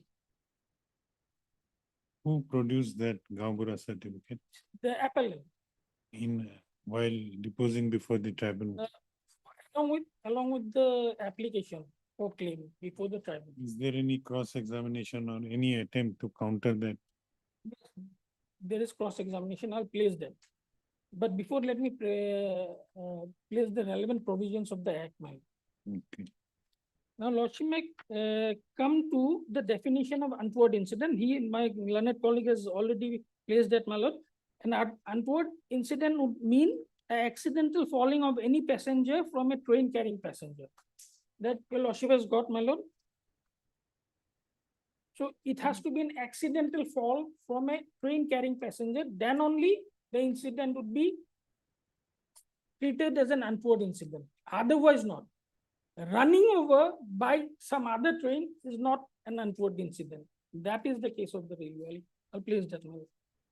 Now, lordship may come to section 124A. of the Railway Act. Yes. It says compensation on account of untoward incident. When in the course of working a railway, an untoward incident occurs, then whether or not there has been any wrongful act, neglect, or default on the part of the railway administration, such as would entitle the passenger who has been injured or the dependent of a passenger who has been killed to maintain an action and recover damages in respect thereof, the railway administration shall, notwithstanding anything contained in any other law, be liable to pay compensation to such extent as may be prescribed, and to that extent only for loss occasioned by the death of or injury to a passenger as a result of such untoward incident. This is relevant, my lord. The proviso.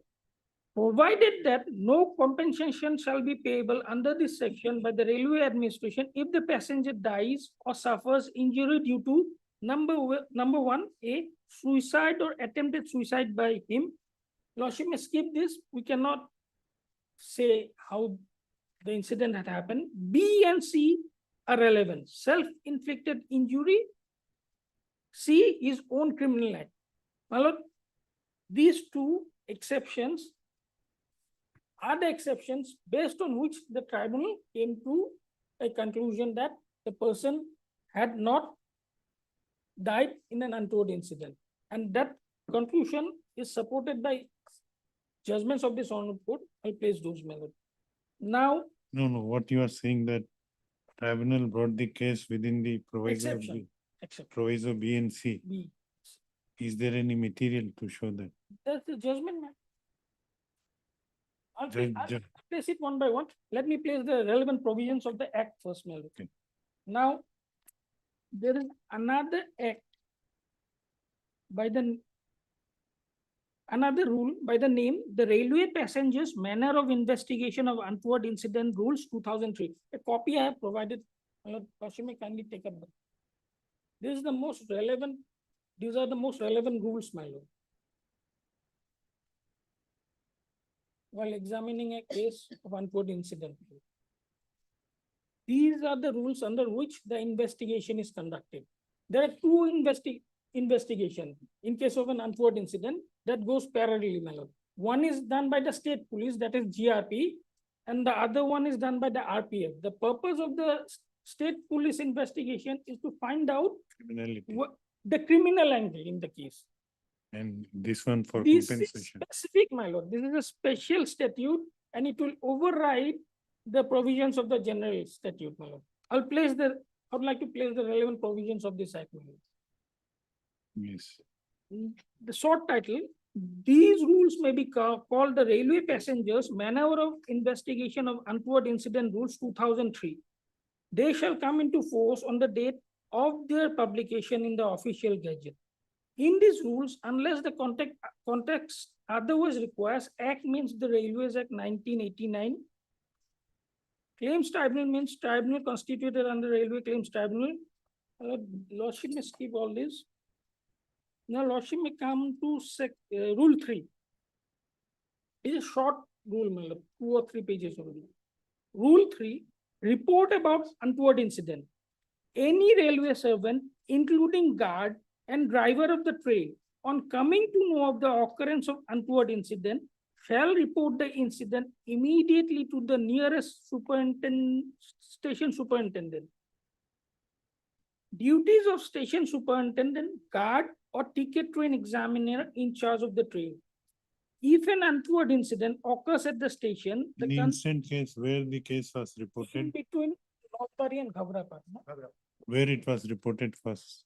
It was reported by those persons who keeps a visual on the track, my lord. It was detected by them. To whom it was The reported? two station, then the station master. No, it was reported to general police or the RPF.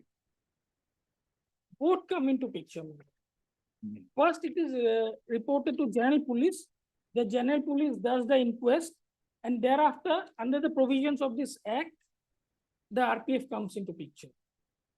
I'll place, my lord, one by So one. ticket was recovered first by the normal police. The certificate issued by the police authorities, GRP, it says, but there was never a seizure. Even the inquest report, which was done by an SES officer, doesn't mention anything. That inquest report would be very relevant. I would be relying on that now. Now, may I please this acknowledge short rules, these are duties of station superintendent, guard, conductor, and train ticket examiner in charge of the train. If an untoward incident occurs at a station, the concerned station superintendent shall immediately arrange for medical assistance to the injured passenger and report such incident within 24 hours of the occurrence to the Divisional Security Commissioner in Form 1. If an untoward incident occurs in the midsection, the guard of the concerned train shall inform the station superintendent of the nearest station who shall perform the duties referred to in sub-rule 1. In case the guard is injured in an untoward incident, the conductor of the concerned train shall inform the station superintendent of the nearest station who shall perform the duties referred to in subsection 1. In case both the guard and the conductor are injured in an untoward incident, the train ticket examiner in charge shall inform the station superintendent of the nearest station who shall perform the duties referred to in sub-rule 1. If an untoward incident occurs in midsection, like in this case, my lord, in the absence of officers mentioned in sub-rule 2, 3, and 4, the station superintendent, if it comes to his notice, shall perform the duties referred to subsection 1. In this case, it was mentioned by it was informed to the station superintendent by the guards who keep vigil on the track, my lord. Duties of supervisor. On receipt of a report in Form 1, the supervisor shall forward the same to the divisional railway manager. Duties of station superintendent. The station superintendent, on receipt of an information about the occurrence of an untoward incident under Rule 9, shall make necessary entries to this effect in the station diary, arrange for medical assistance to the injured person, make out a brief report in respect of the spot of the untoward incident, and forward copies thereof to the divisional office, zonal railway, police, and divisional security commissioner of the force. 7. Conducting of investigation and submission of report by the force. This is most relevant. That DRM report comes in by virtue of this sub-rules, this Rule 7, my lord. On receipt of the information under Rule 6, an officer of the force means Railway Protection Force, my lord, not below the rank of inspector, shall carry out the investigation and shall obtain copies of the inquest report, post-mortem report, and Jama Talasi from the police investigating the incident. This is relevant. Lordship will take note of it. That's how, my lord, the documents mentioned in the DRM report comes in, my lord. The officer of the force, he had collected all these documents from the general police. That is, copies of the inquest report, post-mortem report, and Jama Talasi report from the police investigating the incident. Obtain a copy of the reports specified under Clause 3 of Rule 6. Obtain information about the untoward incident in Form 2. Record statement of additional witnesses if so required. Collect all other evidence required by the circumstances of the case. All these have been done. The officer of the force shall complete the investigation within 60 days, submit a report to the authority specified under sub-rule 2 of the Rule 10. Conducting of, now Rule 8, my lord, conducting of investigation and submission of report by police. This is by general police, my lord. The police, on the receipt of the report under Clause 3 of Rule 6, shall immediately initiate investigation and prepare inquest report or injury report in accordance with the procedure laid down in Criminal Procedure Code 1973. After preparation of the report, as mentioned in Sub-Rule 1, the police shall immediately give clearance certificate for movement of trains from the site of the incident so that minimum delay is caused in restoration of train movement. So there are two parallel investigations conducted, one by the police, other one by the RPF. The purpose of the investigation conducted by the police is to find out the criminal angle on it. What is sub-rule 2? Sub-rule 2 of Sub-rule Rule 2 of Rule 10. Divisional Security Commissioner. Of the report, I'll come to that, Malam. May I read out 9 before that? The injured and the next of kin of the deceased passenger may submit evidence and assist police and force. The injured and the next of kin of the deceased passenger may submit all the relevant evidence before the police and assist the police and the force to complete the investigation. Now, Rule 10, my lord, forwarding of investigation report by police and the force. How these two reports are to be treated, my lord? That is given in this rule. The police on completion of the investigation shall forward the report thereof to the magistrate as required under the Criminal Procedure Code 1973. You will submit a report before the magistrate concerned stating whether there was any foul play, and if not, he will give a final report. Sub-rule 2 says the officer of the force, that is the RPF, shall forward the report prepared under sub-rule 2 of Rule 7 to Divisional Railway Manager and Vigilance Security Commissioner. Divisional Security Commissioner of the force. The Divisional Security Commissioner shall submit the report to the Divisional Railway Manager within 15 days of receipt of report of investigation from officer of the force. Action on the report by the Divisional Railway Manager. The Divisional Railway Manager on receipt of the report mentioned in sub-rule 3 of Rule 10 shall examine the same within 15 days. When on examination, Divisional Railway Manager is satisfied that the investigation is complete, he shall pass an order accepting the said report. If the Divisional Railway Manager has reasons to believe that some more inquiry is required in the matter, it shall refer the same back for investigation to the officer of the force along with his observation for further investigation. On receipt of a reference under sub-rule 3, the officer of the force shall investigate the matter further and submit the report immediately to the Divisional Railway Manager. Communication of order. Final order passed on the report by the Divisional Railway Manager shall be communicated. What order is to be passed? What order may be passed? Accepted or further investigation. What would be the consequence of acceptance of report? If it is accepted, what is to be done? It's recorded in sub-rule 2. And if it is not accepted, then further investigation. What's sub-rule 2?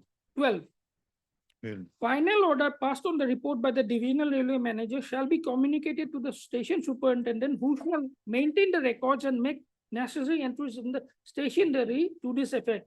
Sending, this is the last rule, my lord. This is most relevant. Sending report to claim office. The investigation report along with acceptance of Divisional Railway Manager thereon shall be sent within 15 days to the administrative in charge of the claim office of the zonal railway where the incident had occurred. The administrative in charge of claim office of the zonal railway who has received the notice of claim for that particular incident shall arrange to collect the report from the claim office of the railway where the so incident. in this case, is there a report of divisional? Yes, that which was relied on by my colleague. That was officially sent to the claims tribunal under Rule 13. This is statutory report, my lord. Okay. Unless and until, my lord, the contentions therein are rebutted, my lord, it holds the field. Now, these are the relevant provisions, my lord. Now, I would like to place before your lordships the pleadings in the appeal, my lord. If lordship comes to page 56 of the LCR, my lord, 53, there is the inquest report.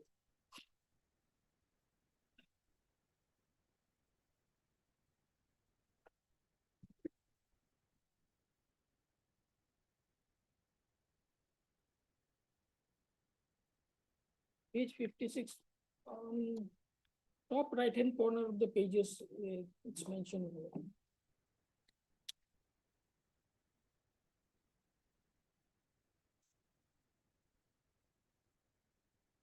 Yes, She was got that, my lord? page 56. 56. This is the inquest report, my lord. Inquest report state Assam District Nalbari.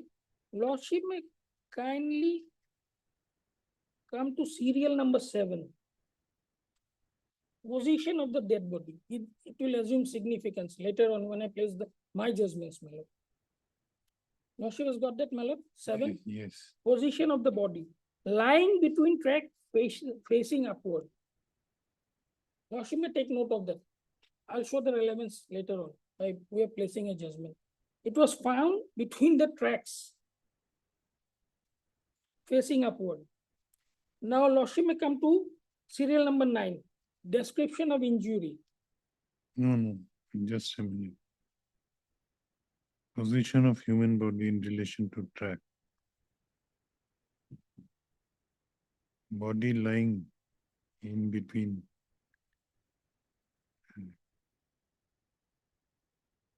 What is this? Read again. My lord, 7, 7. position of dead body lying between track facing upward. Where is this facing? My lord, I have also annexed, my lordship will find page 41. Page 41. This report. I have annexed it. Page 41 is the inquest report. Yes, report of untoward incident. No, he is referring to, This is a report by the probably the station superintendent in terms of, yes. In terms of that rule, my lord. Inquest report, lordship is, look, this is the document, my lord. I can show it. If lordship passes on that ICR, I can mark it.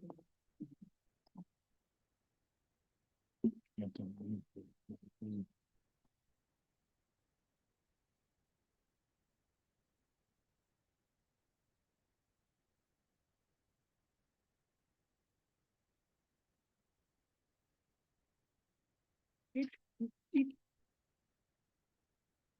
53, my lord, not 53.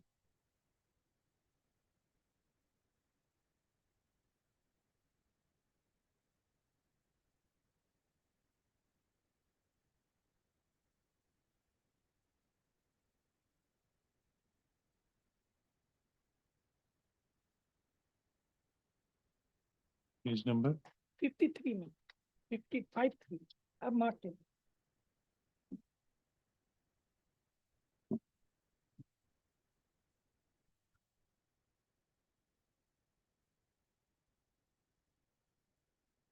Who's got the Position of dead body, yes. But this report and the report at page 43, page 43? page 43 of the memo of appeal.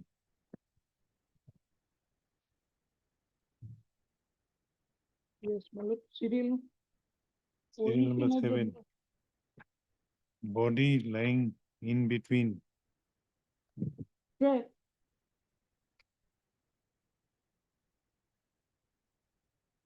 This is by, my lord, one of the highest authority of the state, my lord, by an ACS officer on the spot report. On the spot report. Okay, what you want to emphasize? Says, my lord, it will assume significance once I place my judgments, my lord. Position of the body. Lying between track facing upward.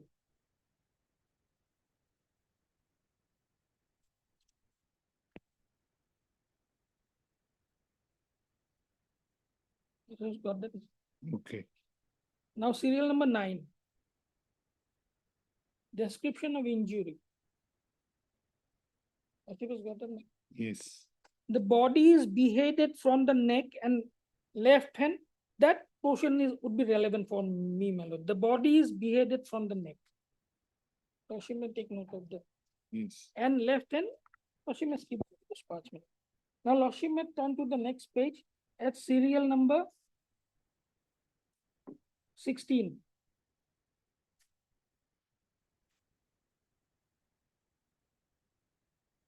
Yes. This is an on the spot, my lord, report conducted, prepared by an ACS officer. Name is also given, Bhaskar Das ACS. Opinion of witness and police about the cause of death and instrument used thereof. Run over by train. Run over by train. meaning thereby it's not an accidental fall. It was run over by some other train. Yes. I'll show that now. I'll prove all those, my lord. Okay. I'm just praying before your lordship to take note of these things, my lord. Lordship is taking note of that. my lord.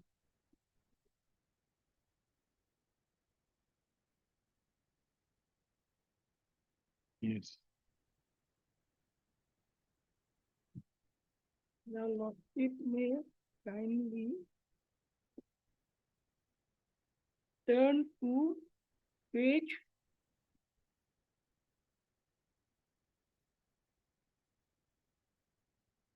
the evidence of the petitioner, page 15, na?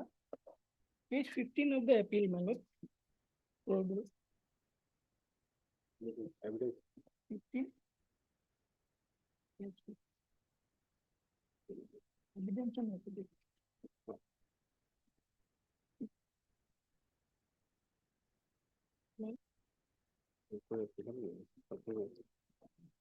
Yes, page number. Probably 15 in the appeal memo, my lord. Page 15. Yes. Lordship will kindly take note of that also. I'm reading it out, my lord.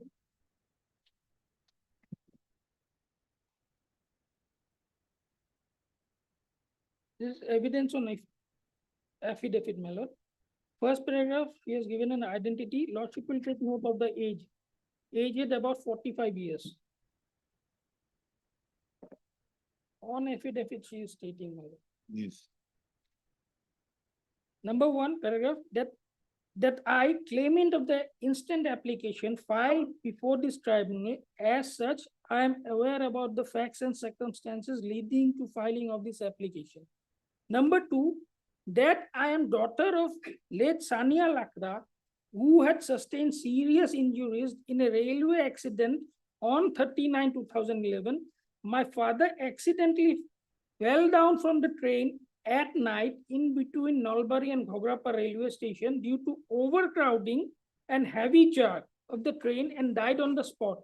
My father was a petty businessman who used to move place to place for his business purpose. At the time of incident, he was 50 years of age. I am the only daughter of my late father. These are nothing but bold statements that stating that her father had accidentally fallen down from the train. Now she must skip to the next page, my lord. That on the fateful day, so and so, my father started his journey by train purchasing a valid ticket and accidentally fell down from the train in between Nalbari and Ghagrapa railway station and became a victim of untoward incident. My father was brought to Sohit so and so civil hospital Nalbari and postmortem examination was conducted by Dr. So and subsequently registered as so and so case number, and police on the basis of the FIR started investigation and ascertained that it was a railway accident. My father was a bona fide passenger and started his journey by buying ticket number so and so, dated so and so. On the on that very day, the concerned police recovered the ticket bearing number so and so from the possession of my father. The last paragraph is not that relevant, my lord. Now, what she has stated in cross-examination, that is not in the appeal memo. That cross-examination is not annexed, my lord. In page 36, of the LCR, that lordship will find that one in page 36.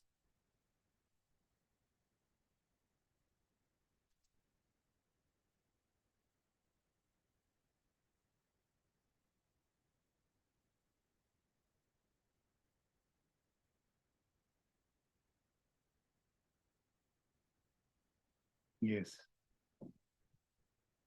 It says, I have produced Gaambura certificate to prove my identity. My father, Sania Lakra, while traveling in the train, died in a train accident. I did not see the accident and purchasing the ticket by my deceased father. This is relevant. She did not see how the accident occurred or her father purchasing the ticket. I did not mention in my petition at paragraph 6B that my late father was coming from where and where he was going. She had no idea about anything, whether her father was traveling by the train from where he was coming from. No, she may not have any idea. In this case, the dead body of her father was recovered from the railway lines. And a ticket was found from his possession. That is only she knows. Let me read up. I'll place the judgment will make clear. My lord. Okay. The ticket mentioned in the petition was handed over to me by GRP. My lord. Yes. If the GRP had recovered the ticket, why it was not provided to the railway authorities, the RPF authorities? Nothing was given to the RPF authorities when they went there, except the inquest report, the postmortem report. No ticket. But that fact you have extracted in cross-examination, that it was handed over to her by GRP. That too, a photocopy was placed before the court, not the original. I have not submitted any seizure list to the GRP person. I have submitted the inquest report by the police along with the petition. I know nothing about the incident. She says, my lord. I know nothing about the incident, but all are hearsay.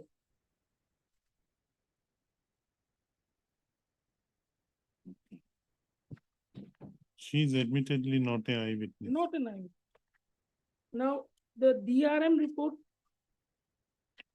my learned brother has already placed those. I'll not trouble your lordship with that. Now, I'll directly come to the relevant judgments, my lord, in this case.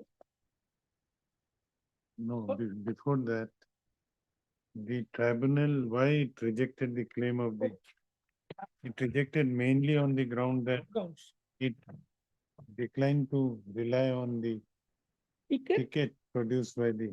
Yes.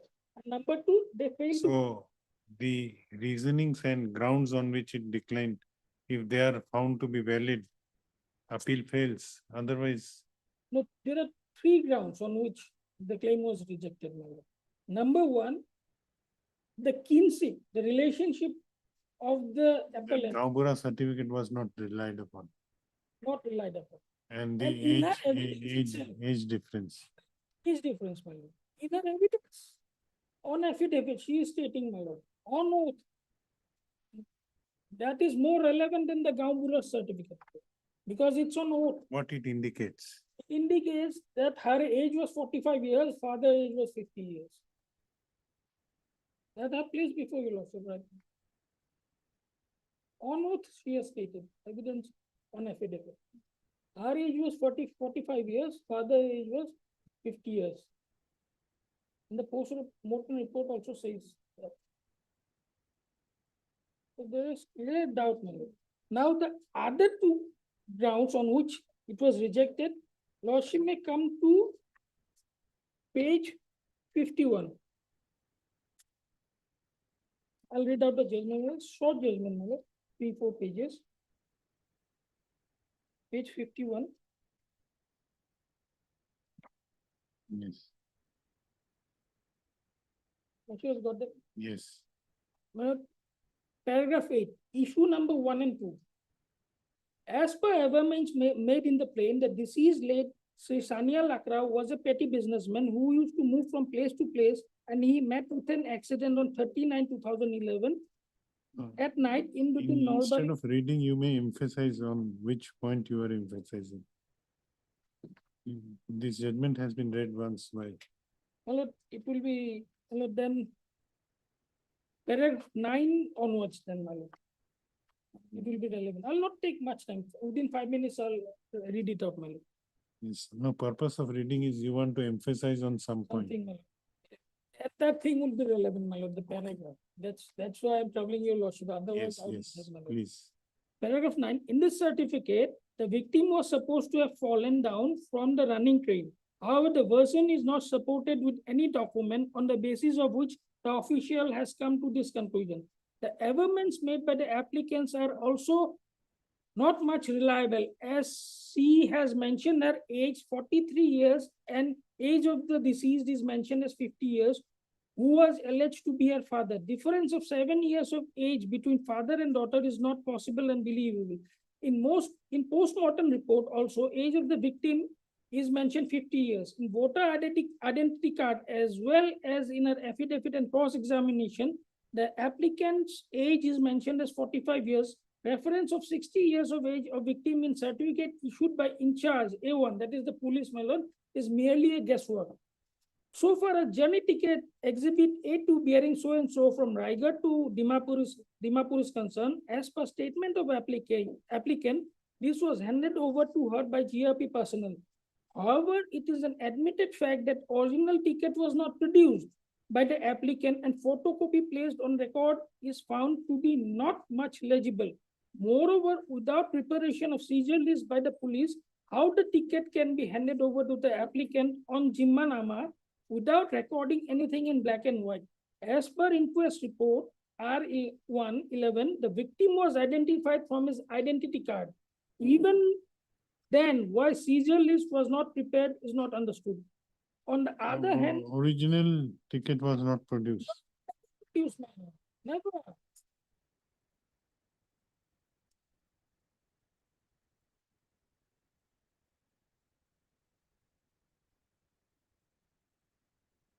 On the other hand, Yes.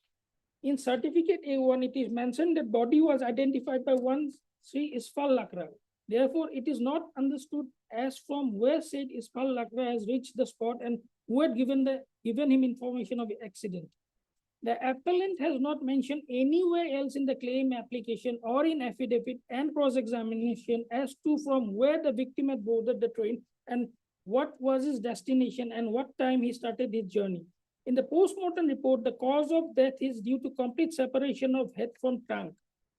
The aforesaid ticket allegedly recovered from the person of deceased through, though not fully proved, was for an up train, whereas location of the incident as per inquiry of CCM Port MLG letter, it was happened by a down train. No, but there are two up trains, one down train. But the tracks are different, my lord. If he is holding a ticket, up train ticket, and his body is found in the down train track, how is it possible, my lord? There is No, sufficient. where it is mentioned that it is. Up train, whereas paragraph 13 once again, the aforesaid ticket allegedly recovered from the person of deceased, though not fully proved, was for an up train, whereas location of the incident as per inquiry of CCM Port MLG letter, it was happened by a down train. If it has happened by a down train, it has to be the other track because the tracks are separate. For up train, the track is separate. For down train, the track is separate. No, nowhere it has been shown. But that- it's a standard operating procedure, man. The tracks are separate. No, the report of, let us go to the report of, May I read the judgment first, man? Only 2 paragraphs. otherwise this point will remain vague. I'll place the report also. Yes, Let me complete the judgment. yes, Lordship permits me. yes. Therefore, it is held that genuineness of the ticket is not proved by the applicant, though cogent evidence to prove the factum of victim having been traveled with valid journey ticket. Therefore, the deceased is held to be not a bona fide passenger of any train. This is one aspect. So far as victim having been died in an untoward incident, this is the second ground on which it was rejected. So far as victim having been died in an untoward incident is concerned, plea of the respondent remains unrebutted that the deceased had run over by some unknown train. It is nowhere mentioned by the applicant as to how the deceased had fallen from the train, as she was not an eyewitness. No proof of train being overcrowded and due to rush and commotion, the victim got jerked and fell down from the train is placed on record. The court has not any divine camera to assess, visualize as to how the accident has occurred.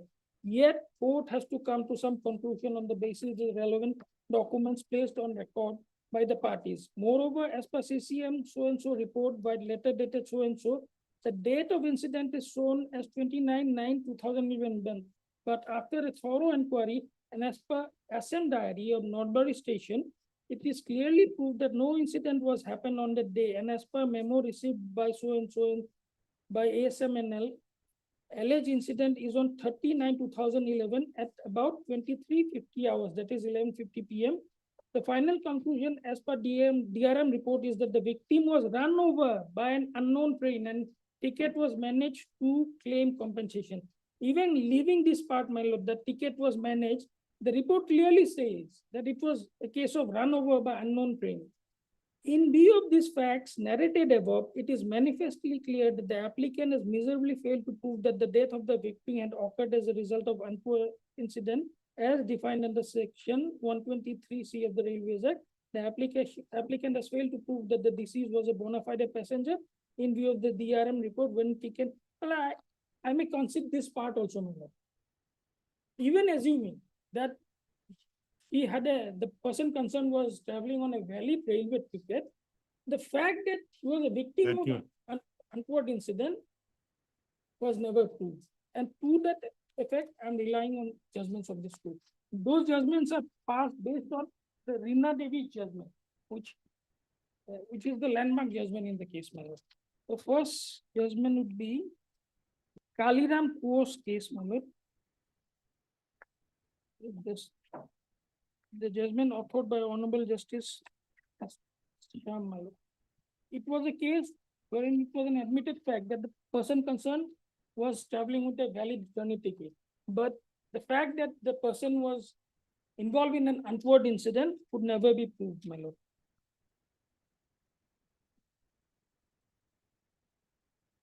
Which para? Lord, few paragraphs would be relevant. Yes. May I read out from paragraph 3 onwards, page 2. Facts have been given in this case, in this paragraph. The appellant, who is the husband of the deceased, has filed a claim petition seeking compensation for the death of his wife, late Lily Kaur, alleging that her death took place in an untoward incident on 28/12/2014 when the victim had fallen down from the train in which she was traveling from Tinsukia to Simalaguri. The basic case of the claimant is that due to rush of passenger, the victim could not get down from the train when it had reached Simalaguri. The victim, however, fell down from the train at kilometer number so and so at a distance of 1.2 kilometers from the Simalaguri railway station and sustained grievous injuries leading to her death. The respondent railways had contested the claim petition filing this. I'll skip this paragraph, my lord. Lordship may come to page 3, paragraph 7. Yes. Mr. Rahman submits that the respondents had not disputed the fact that the claimant had traveled from New Tinsukia to Simalaguri with a valid journey ticket, which was recovered from her possession. But the only dispute in this case is with regard to the circumstances under which she had suffered death. The learned counsel submits that since the deceased was a bona fide passenger and her body was recovered from the railway track, hence the only conclusion that can be drawn in this case is to the effect that the victim has suffered death after having fallen down from the running train. Placing reliance of an unreported decision of this court rendered on so-and-so in the case of so-and-so, Mr. Rahman submits that the learned tribunal has erred in law in dismissing the claim petition filed by the appellant merely on the ground that there was no witness to the incident by ignoring the circumstances under which the dead body of the victim was recovered from the railway track. Paragraph 9 are my submissions. These are most relevant, my lord. These were upheld. Lordship may kindly take note of 9, 10. Responding to the above arguments, Mr. So-and-so, learned standing counsel, NF Railways, submitted that he is neither confirming nor disputing the fact that the victim had traveled from New Tinsukia to Simalaguri on 28/12/2014 on a valid journey ticket. But it is the contention of the learned counsel for the respondent that even assuming that the victim was a bona fide passenger, there is no evidence to show that she had suffered death in an untoward incident within the meaning of section 123C of the Act of 1989. By referring to the inquest report dated 29/12/2014, Mr. Sharma submits that the body was recovered from the railway track at 7:30 AM in the morning on 29/12/2014. And at that stage, the body was found having temperature. Since the arrival time of the train at Simoluguri was 9:15 p.m. in the previous night, that is on 28/12/2014, hence submits Mr. Sharma, even assuming there was some delay in arrival of the train on that day, even then considering the distance between New Tinsukia and Simoluguri station, such delay could not have been more than 1 or 2 hours. Therefore, the dead body was recovered in the next morning, could not have remained warm for such a long period in a cold wintry night. Mr. Sharma has further argued that there are enough materials to show that the body was found inside the track. This is also relevant. Lordship may take note of this matter. Inside the track, which is not possible if the victim had fallen down from the running train. By referring to the decision of the Honorable Court in the Court of so-and-so, in Union of India versus Rina Devi, reported in so-and-so, Mr. Sharma submits that the claimant in this case has failed to discharge the initial burden of proof cast upon him under the law, and therefore the learned tribunal has rightly rejected the claim petition, holding the same to be devoid of merit. I have considered the submissions advanced by the learned counsel for both the parties and have gone through the materials available on record. As noted above, the learned tribunal has framed as many as 4 issues for trial. In this case, the dead body was lying in between the tracks, parallelly or cross. It is not mentioned. It's not mentioned, but inside the track, Suppose somebody falls from the train, running train. running train. There is a possibility. He will not come inside his own train, my lord. That is what has been said in the chain. It's not possible because my lord, the wheels of the train are positioned in such a way on the track that the body bulges away from the track by around 2 to 3 feet. If somebody falls down and he has to come under the wheels of the, it's not possible, impossible. If he falls down from a running train, he can never come under the wheels of the same track, same train. It will go outside. That is what is, it has been held by this No, one. the person who did the inquest in this case, inquest report in the present case, In not the judgment's case, case or- not judgment case. Whether he did the inquest at the spot, Spot, inquest is always carried out on the spot. man. not always. Sometimes suppose This case only, it's on the spot. man. Mention on the spot. That is why I was referring to the report, my lord. It's relevant. But he was not examined. No, That person not was- required to be examined. The judgment which my learned friend has placed, that itself says that not required. Lord, may I read yes. further, my lord? Paragraph 14.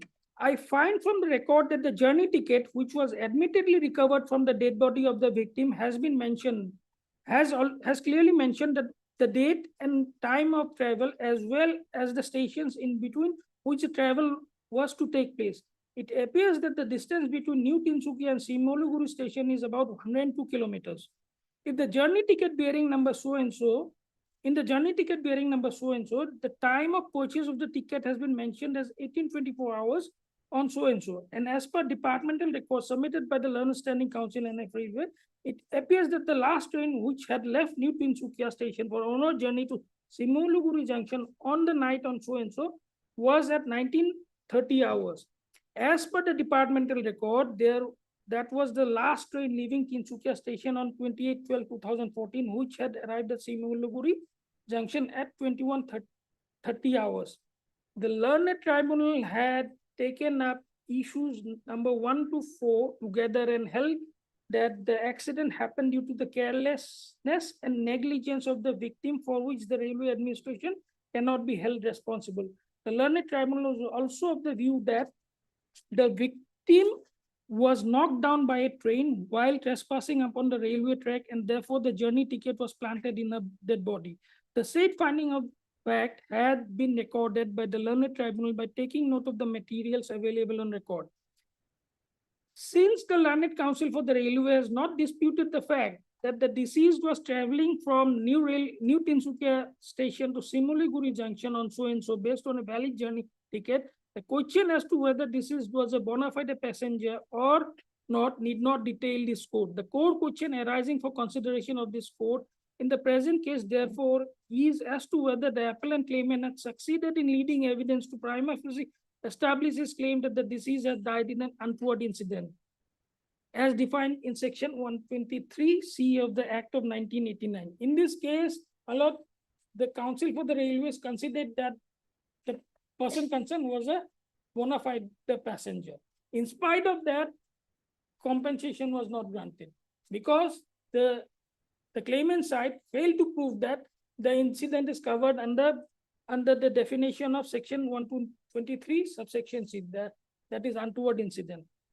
Now, I'll not take your lordship to paragraph 17 because definition portion I've already placed it before your lordship. Untoward incident means accidental falling of any passenger from a train carrying passenger. Now, paragraph 18, I'll be reading out, Melon. As per section 123, 1 is not relevant. Not relevant. It's regarding terrorist activity and all.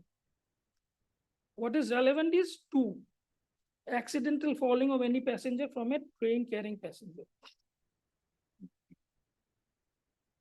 Yes. Paragraph 18, as per section 124A of the Act of 1989, the railway would be under an obligation to make payment of compensation on account of death or injury suffered by a passenger in an untoward incident, provided no such compensation shall be payable by the railway administration if the passenger dies or suffers injury due to those exceptions, my lord. An attempt of suicide by him, self-inflicted injury, his own criminal act, any act committed by him in a state of intoxication or insanity. Going by the scheme of the Act of 1989, it is clear that the railway administration would be under an obligation to pay compensation only if the death or injury has occurred due to a bona fide passenger in an untoward incident within the meaning of section 123C of the Act of 1989. Coming to the facts of the present case, the appellant has claimed that his deceased wife could not get down from the train at Simulaguri Junction due to heavy rush of passengers and later on accidentally fell down from the running train while trying to get down and was run over by the train. If the version of the claimant is Facts are found... different. Hello? The facts of the case which you are relying. Yes, different. But purpose of relying, I'll show now. Yes. That's why I'm reading it out.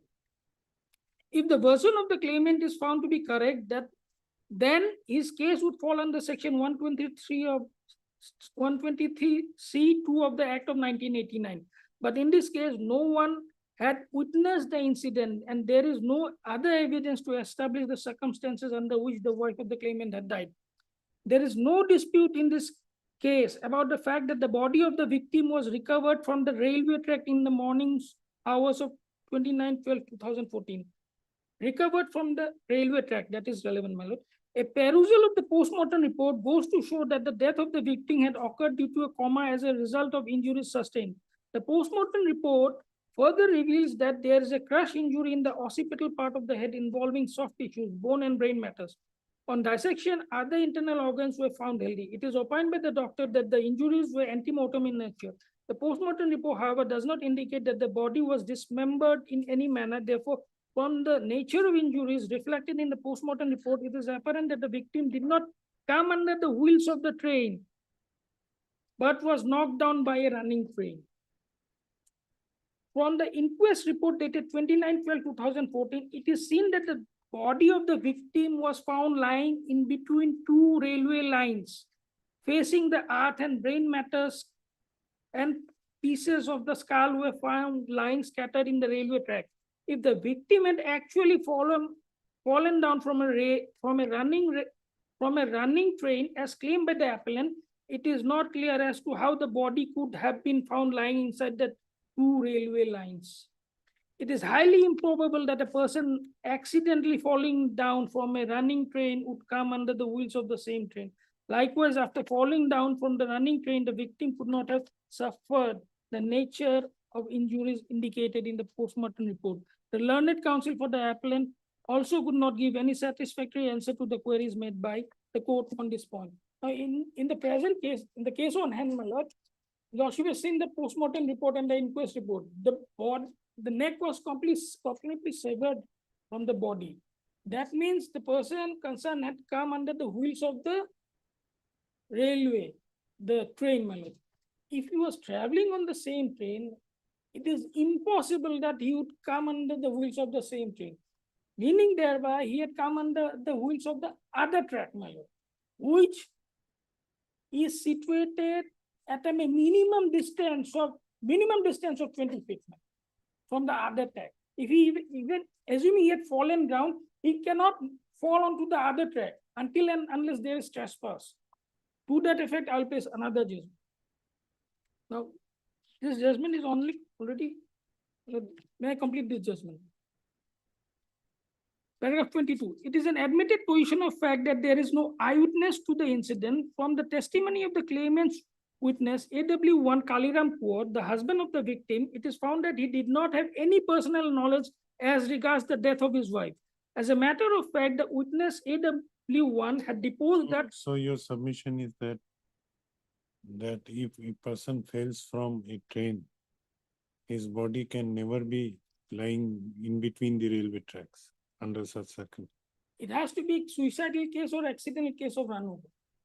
He was trespassing and some train had knocked him down.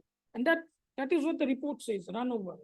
Remaining part is. Relevant, my lord. Remaining part is also relevant, my lord. Read. 3-4 paragraphs, my lord, regarding the aspect of appreciation of evidence. That is what has been said in the subsequent paragraphs, my lord. Yes. Paragraph 22. It is the admitted position of fact that there is no eyewitness to the incident. From the testimony of the claimant's witness, AW1 Kaliram Kaur, that is the husband of the victim, it found that he also did not have any personal knowledge as regards the death of his wife. As a matter of fact, the witness AW1 had deposed that he had come to know about the death of his wife from the daily newspaper Janam Bhumi, wherein it was reported that an unclaimed female body was lying at the police station at Simuliguri. It is surprising that the appellant did not make any inquiry about the whereabouts of his wife, even when she did not reach home several hours after the scheduled time of arrival of the train at the Simuliguri. From a careful analysis of the materials available on record, it is evident that the story projected by the claimant regarding the accidental death of the victim is entirely speculative, nothing but guesswork, which is not supported by an iota of evidence. The material on record raises more questions than giving answers to the queries as to the circumstances under which the victim had died. In the absence of any witness account, it is not known as to how the claimant could know that there was rush in the train and the victim fell down while trying to get down from the train. The said aspect of the matter assumes great significance since the claimant herself has claims to have learned about the death of the wife from the morning newspaper. Same is the situation out here, my lord. The only witness, that is the daughter, she says that she is not an eyewitness. She has not seen the person concerned buying the ticket or boarding the train or falling down. She says everything is hearsay. Exactly same facts and circumstances. Paragraph 24. In the case of Rina Devi, this is the authority on the subject matter by the Supreme Court. In the case of Rina Devi Supra, the Honorable Supreme Court has held that the initial burden to establish the pre or bona fide status of the passenger or the injury of the deceased in a claim for compensation would be upon the claimant. By taking note of the decisions of different courts on the aforesaid subject matter, the Honorable Supreme Court has interpreted the proviso to section 124A and held as follows. We thus hold that mere presence of a body on the railway premises will not be conclusive to hold that injured or deceased was a bona fide passenger for which claim for compensation could be maintained. However, mere absence of ticket with such injured or deceased will not negate the claim that he was a bona fide passenger. Initial burden will be on the claimant, which can be discharged by filing an affidavit of the relevant facts, and burden will shift on the railway, and the issue can be decided on the facts shown and the attending circumstances. This will have to be dealt with from case to case on the basis of the facts found. The legal position in this regard will stand explained accordingly. That was also a case where the wife of the victim had filed a claim petition claiming that her husband had died in an untoward incident when he fell down from the train due to rush of passenger and died on the spot. The railways had opposed the claim on the ground that the deceased was not a bona fide passenger, but was wandering in the railway tracks since he was suffering from mental disorder. In the present case, say this paragraph is very relevant, my lord. In the present case, save and except recovery of the body from the railway track, there is no other material for holding that the death of the victim had happened in an untoward incident. There is also no evidence to show that there was rush of passenger in the train in which the victim was traveling on the date of the incident. Therefore, the circumstances under which the wife of the appellant had died is completely unknown. The case projected by the claimant is not only found to be unreliable, but even the necessary materials to make out a prima facie case is missing. As such, in the absence of any cogent material to indicate the circumstances under which the accident had occurred, mere presence of a body in the railway track would not justify any interference that the victim had died in an untoward incident. In order to succeed in a claim for compensation in an untoward incident, the initial burden would always be upon the claimant to show that the death of the victim had resulted from an untoward incident, my lord, within the meaning of section so and so, which burden the appellant claimant has failed to discharge in this case. That is exactly my case in this case. And that is why the claim was rejected. There was no evidence that the burden was never discharged by the appellant, my lord. Even by way of filing an affidavit. In cross-examination, she totally failed to, my lord, hold on to those statements. My lord. It is no doubt correct that there was no cogent materials available on the record, putting the learned paragraph 26, my lord. In order to succeed in a claim for compensation in an untoward incident, the initial burden would always be upon the claimant to show that the death of the victim has resulted from an untoward incident within the meaning of section so and so, which burden the appellant claimant had failed to discharge in the case. It is no doubt correct that there was no cogent material available on record permitting the learned tribunal to record a finding of fact that the victim had died due to her own carelessness and negligence, and to such extent the conclusion drawn by the tribunal cannot receive the approval of this court. But such erroneous conclusion of the tribunal alone cannot be sufficient for this court to allow the claim petition by the appellant on merit. This is the judgment. These are the observations and the reflection. In order to sustain in a claim petition, my lord, two things have to be proved. Number one, that the victim was a bona fide passenger. Number two, the victim had died in an untoward incident. In this case, even assuming, my lord, the person concerned was a bona fide passenger because the train ticket was produced, although not the original one. And where from she got it, my lord, nothing has been disclosed. It's not the original ticket. Even assuming he was a bona fide passenger, the evidence on record is, my lord, testament to the fact that it was not a case of falling down from a train carrying passenger, because the dead body was found inside the track. A person Under 124, assuming I'm giving a hypothetical case, a person purchased a valid railway ticket, and while crossing the platform, he fell down from that overhead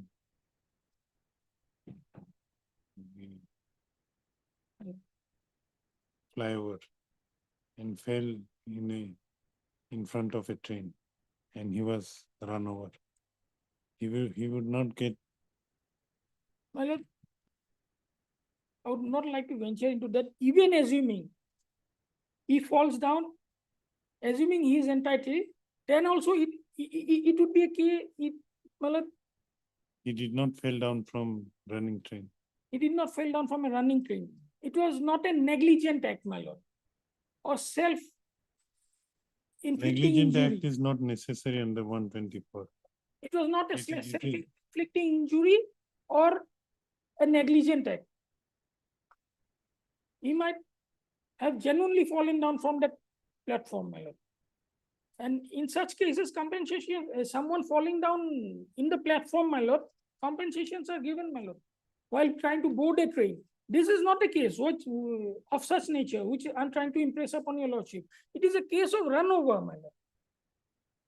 It's a case of run over. The report clearly says Now, the second judgment which I would be relying on is another judgment by this honorable court, my lord. It's on the same aspect, my lord, run over. The Relevant. Honorable Justice K. Suranand. Herein, What are the relevant paragraphs? Yes. What you are emphasizing? my lord, just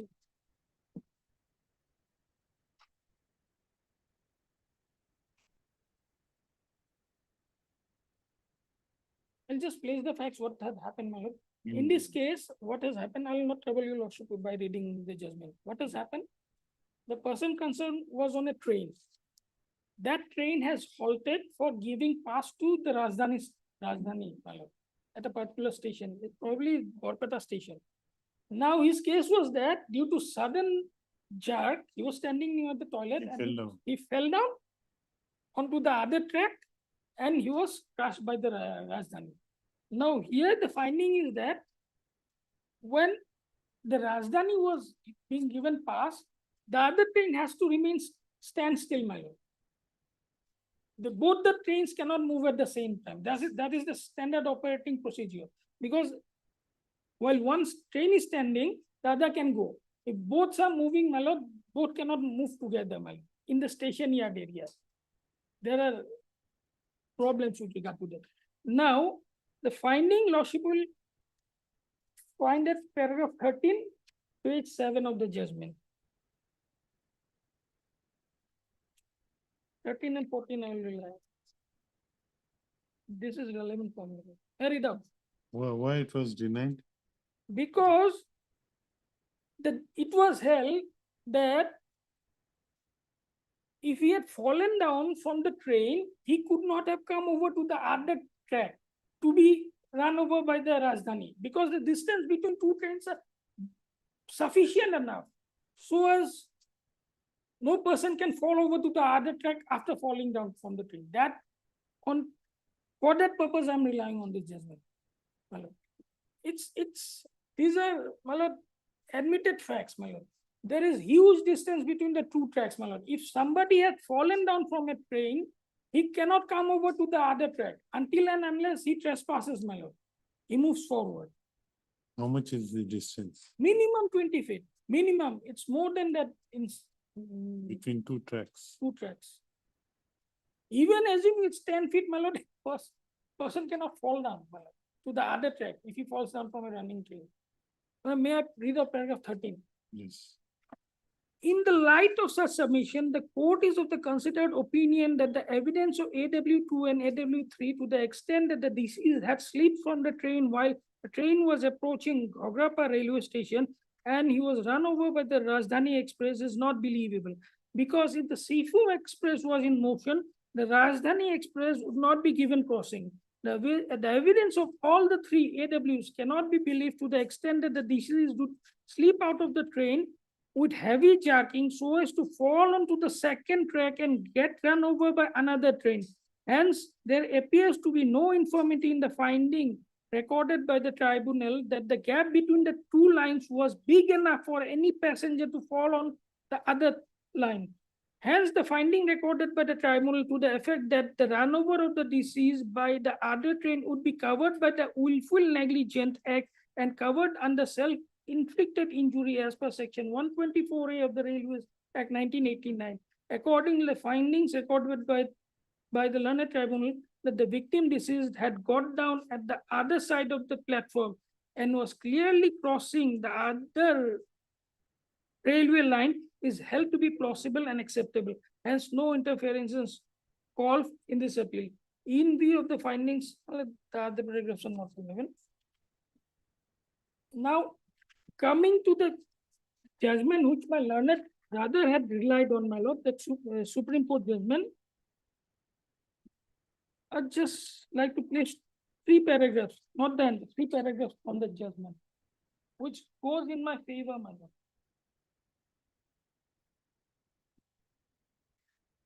Even the Supreme Court says that the initial burden would be on the claimant. And that can be discharged by filing an affidavit. And that and then the burden will shift upon the railway.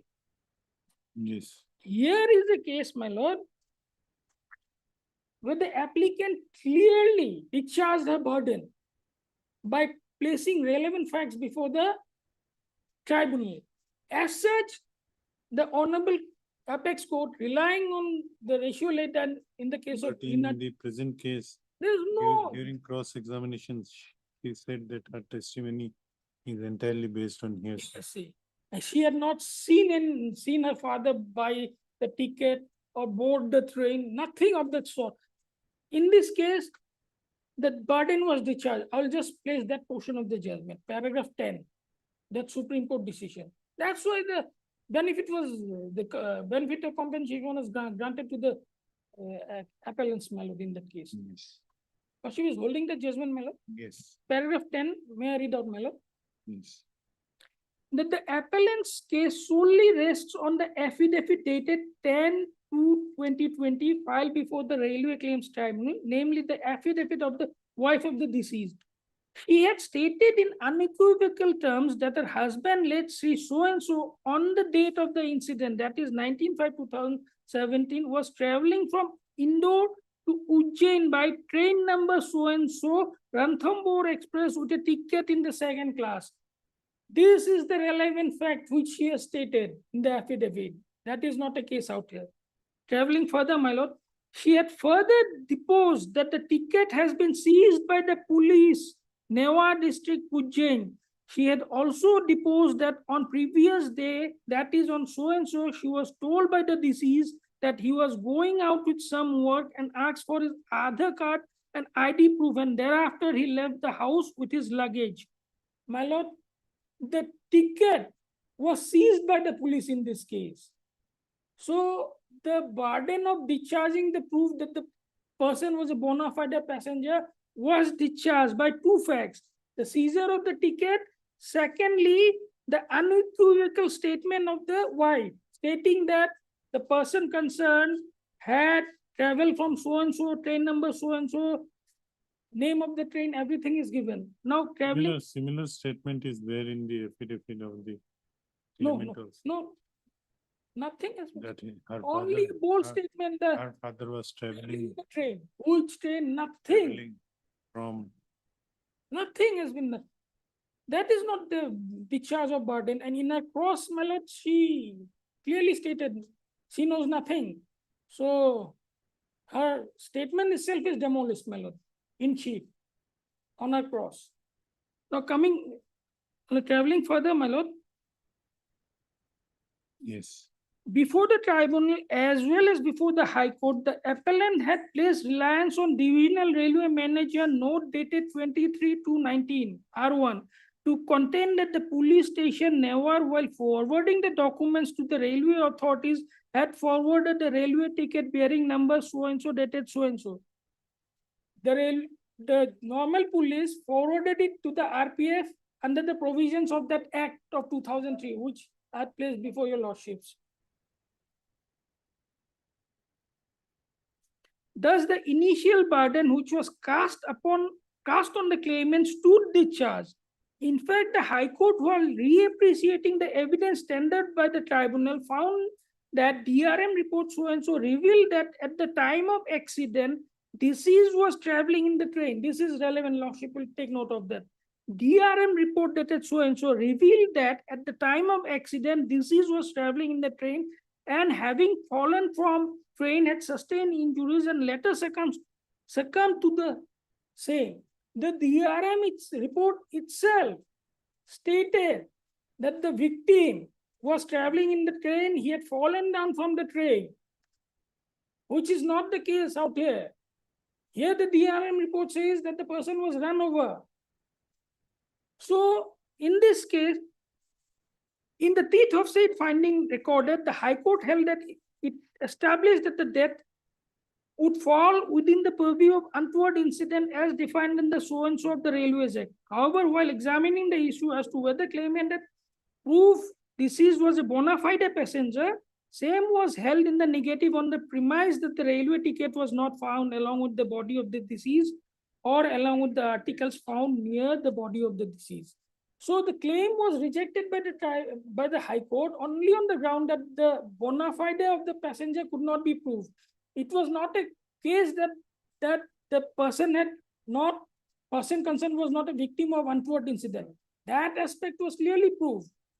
The High Court came to a conclusion that the appellant concerned could not discharge the burden that the victim was a bona fide passenger, in spite of the fact that the DRM report clearly stated the ticket number and that it was forwarded by the police.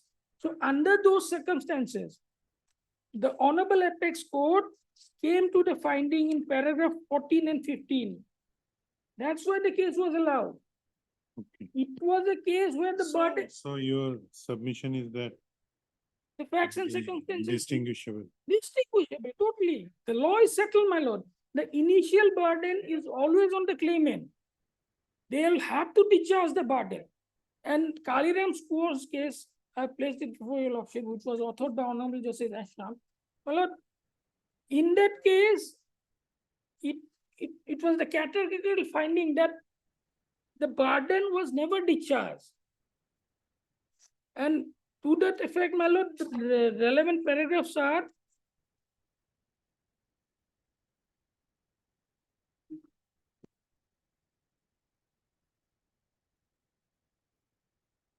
paragraph, my lord, 25 and 26, most relevant. The Honorable Court, my lord, did not even record a finding that the case falls under exception. It dismissed the claim application only on the ground that the appellant concerned failed to discharge its burden, my lord. In the other case, my lord, which I have relied on, my lord, the judgment authored by Honorable Justice K. Surana, my lord. In that case, the exception principle was, my lord, taken into consideration. In this case, even the exception principle was not taken into consideration. On the ground that the burden was not discharged, the claim was rejected, my lord.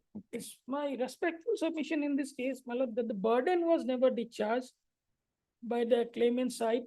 Number two, my lord, it's not a case of even assuming that the person concerned was a bona fide passenger. He was not a victim of untoward incident, my lord, because the dead body was found on another track. And if he had fallen down from the same train, his body could not have been found on the other track, my lord. And the postmortem report clearly says, my lord, his neck was severed from the body. So definitely he had to come under the wheels of the train. That is the train on the other track, my lord. That is why the finding that down train, up train, my lord. That is why it becomes relevant. That's my submission. So for this case affects something different. And I'm not relying on the facts. I'd like to another judgment, manner, which is really Rina, it's quoted out here, man. The Supreme Court, this is the authority. Authority, manner, All- still holding in the field. manner. Regarding burden of proof. Burden Shifting of proof onus. and, Shifting of onus. onus, manner, inflicting injury. These are given, manner, paragraph from 20.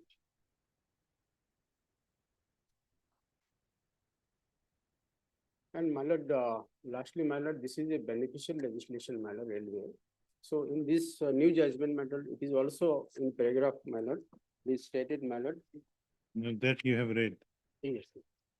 So, and from the DRM report itself, my lord, there are 3 trains on that particular day, my lord.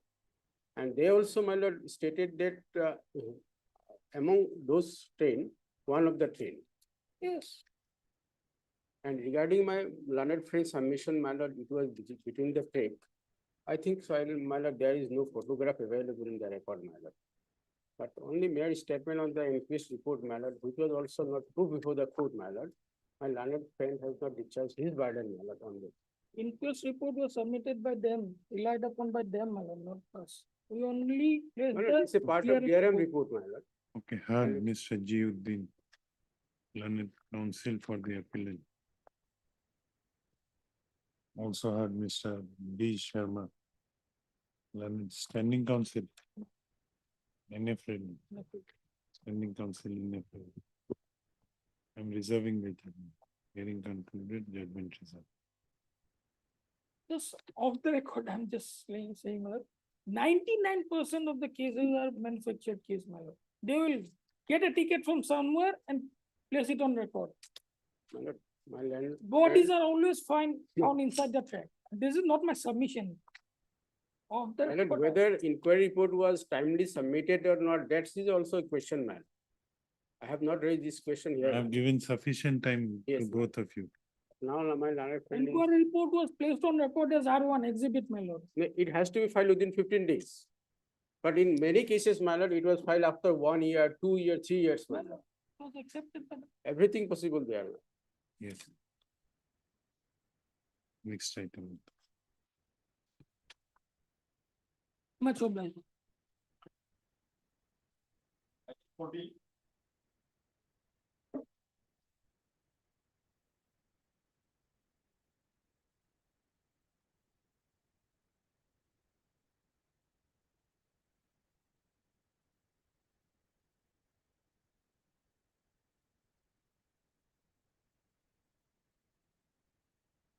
Yes, what is this? Hello? What is the matter? Yes. You are looking at what? Matter lordship, Landlord- ejectment landlord- suit. From the, Concurrent finding of both the courts upon bona fide requirement and defaulter.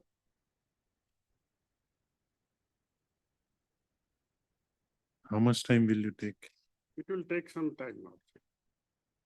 I know this matter is coming all the time in the list, my lord, but it doesn't reach. So we have to wait. It may be Let kept part heard lordship and second date may be given. Already it is going to be for No, if you take longer time, then we'll hear it on some other date. We'll give a fixed date for this case, But my lord, I don't without think that keeping it part heard. anything is to be argued because there is a concurrent finding upon the fact of both the courts, my lord. And admittedly, he's a defaulter. In WS also, your lordship will find that he has admitted it. He's still in possession. Yes, he is still in position as he is not paying me the rent. it is a commercial room situated at Fancy Bazaar. Therefore, Mr. Roy will take longer time. That is right.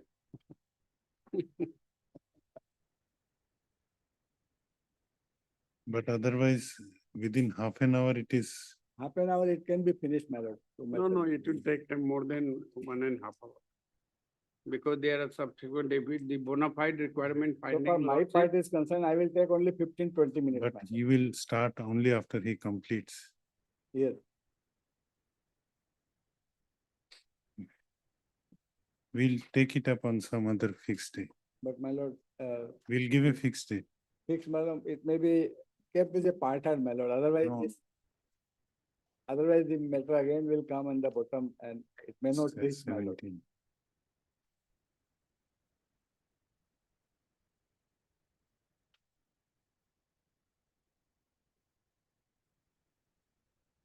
You choose a date. Any date, my lord, as early as possible, my lord.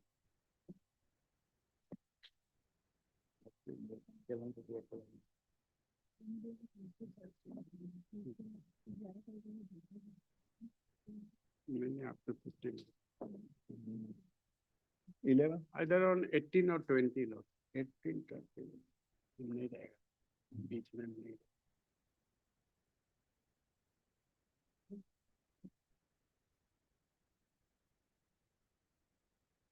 Eighteen. My lord, before that, if it is possible, my lord. No, 18 No, is I will be not available, Lord. 18 is the 18, hearing day. 18. Heard, Mr. It S. may P. be- Roy.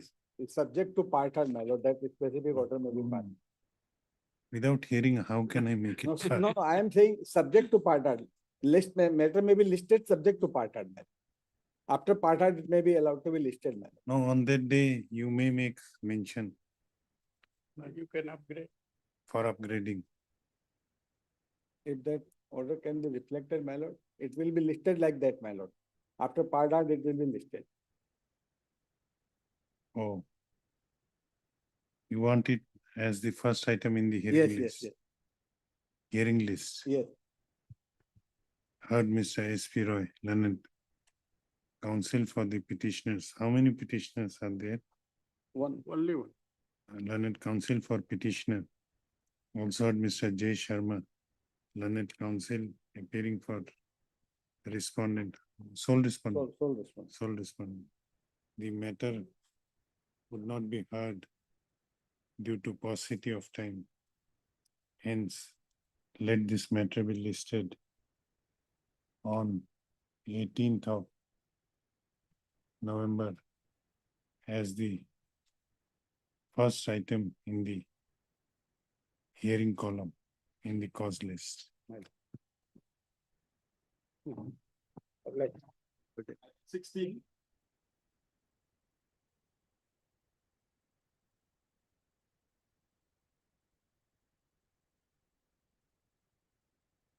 Matlab, this matter also matlab here challenge is for enhancement of the compensation. yes. Compensation to the maximum amount of. Railway claim. Yes, ma'am. To the maximum level, amount has been matlab, imposed and paid. Now he Whole- sought for enhancement. 4 lakh has been Request paid. hearing matlab. 4 lakh has been paid. My lord, as per my lord rule, he is entitled for my lord more. More means my lord 8 lakh now. This third question, lordship. May I fix another day, my lord, my learned friend. Heard Mr. Jiuddin, learned counsel for the appellant. Also heard Mr. B K Das. B K Das, learned. You are standing counsel. Additional matlab. Additional. Learned standing counsel, learned additional standing counsel NF Railways. Due to paucity of time, the matter could not be taken up for hearing today. Let this, no fixed date. Second week of December. Second week. Let Or this, first, let it first week. matlab. let this There's- matter be it's listed been in goes the on. first week of December. On a date to be fixed by registrar. Okay.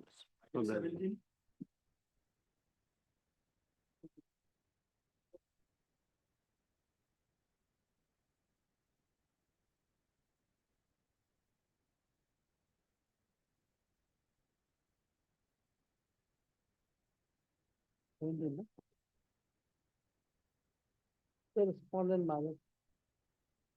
Where is the appellant? Last time also they took time actually, probably earlier. None has appeared for the appellants on call. Mr. A Chaudhary, learned counsel for the respondent is present.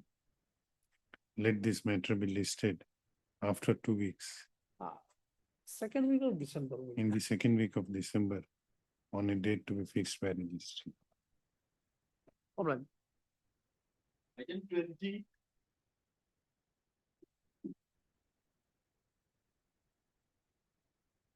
Lordship, my lord, in this case, I am appealing on behalf of the respondents, my lord.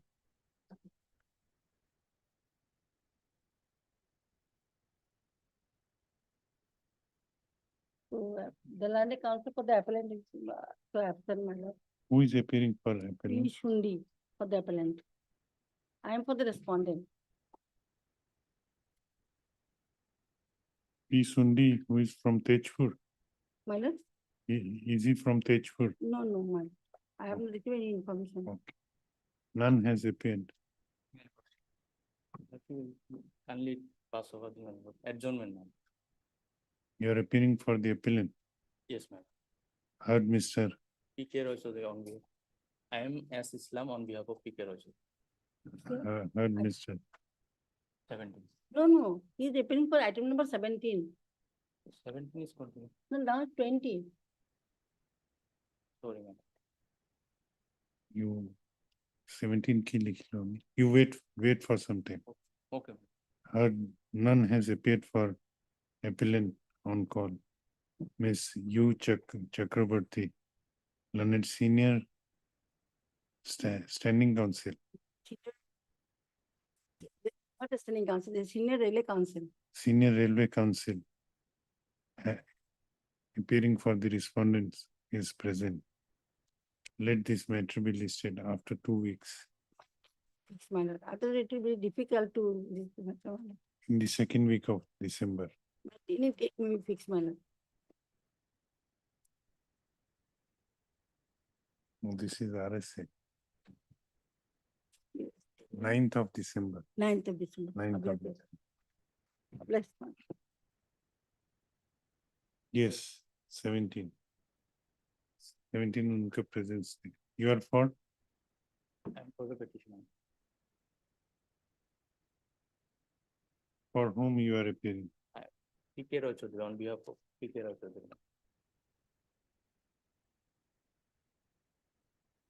My lord, give some personal Okay. evening, he just. Show the presence later on. Mr. What is your name? S. Ahmed. S. Ahmed appears and shows the cause of his absence and prays for an adjournment on the ground of personal difficulty of the conducting council, Mr. P. K. Roy Choudhury. Stop.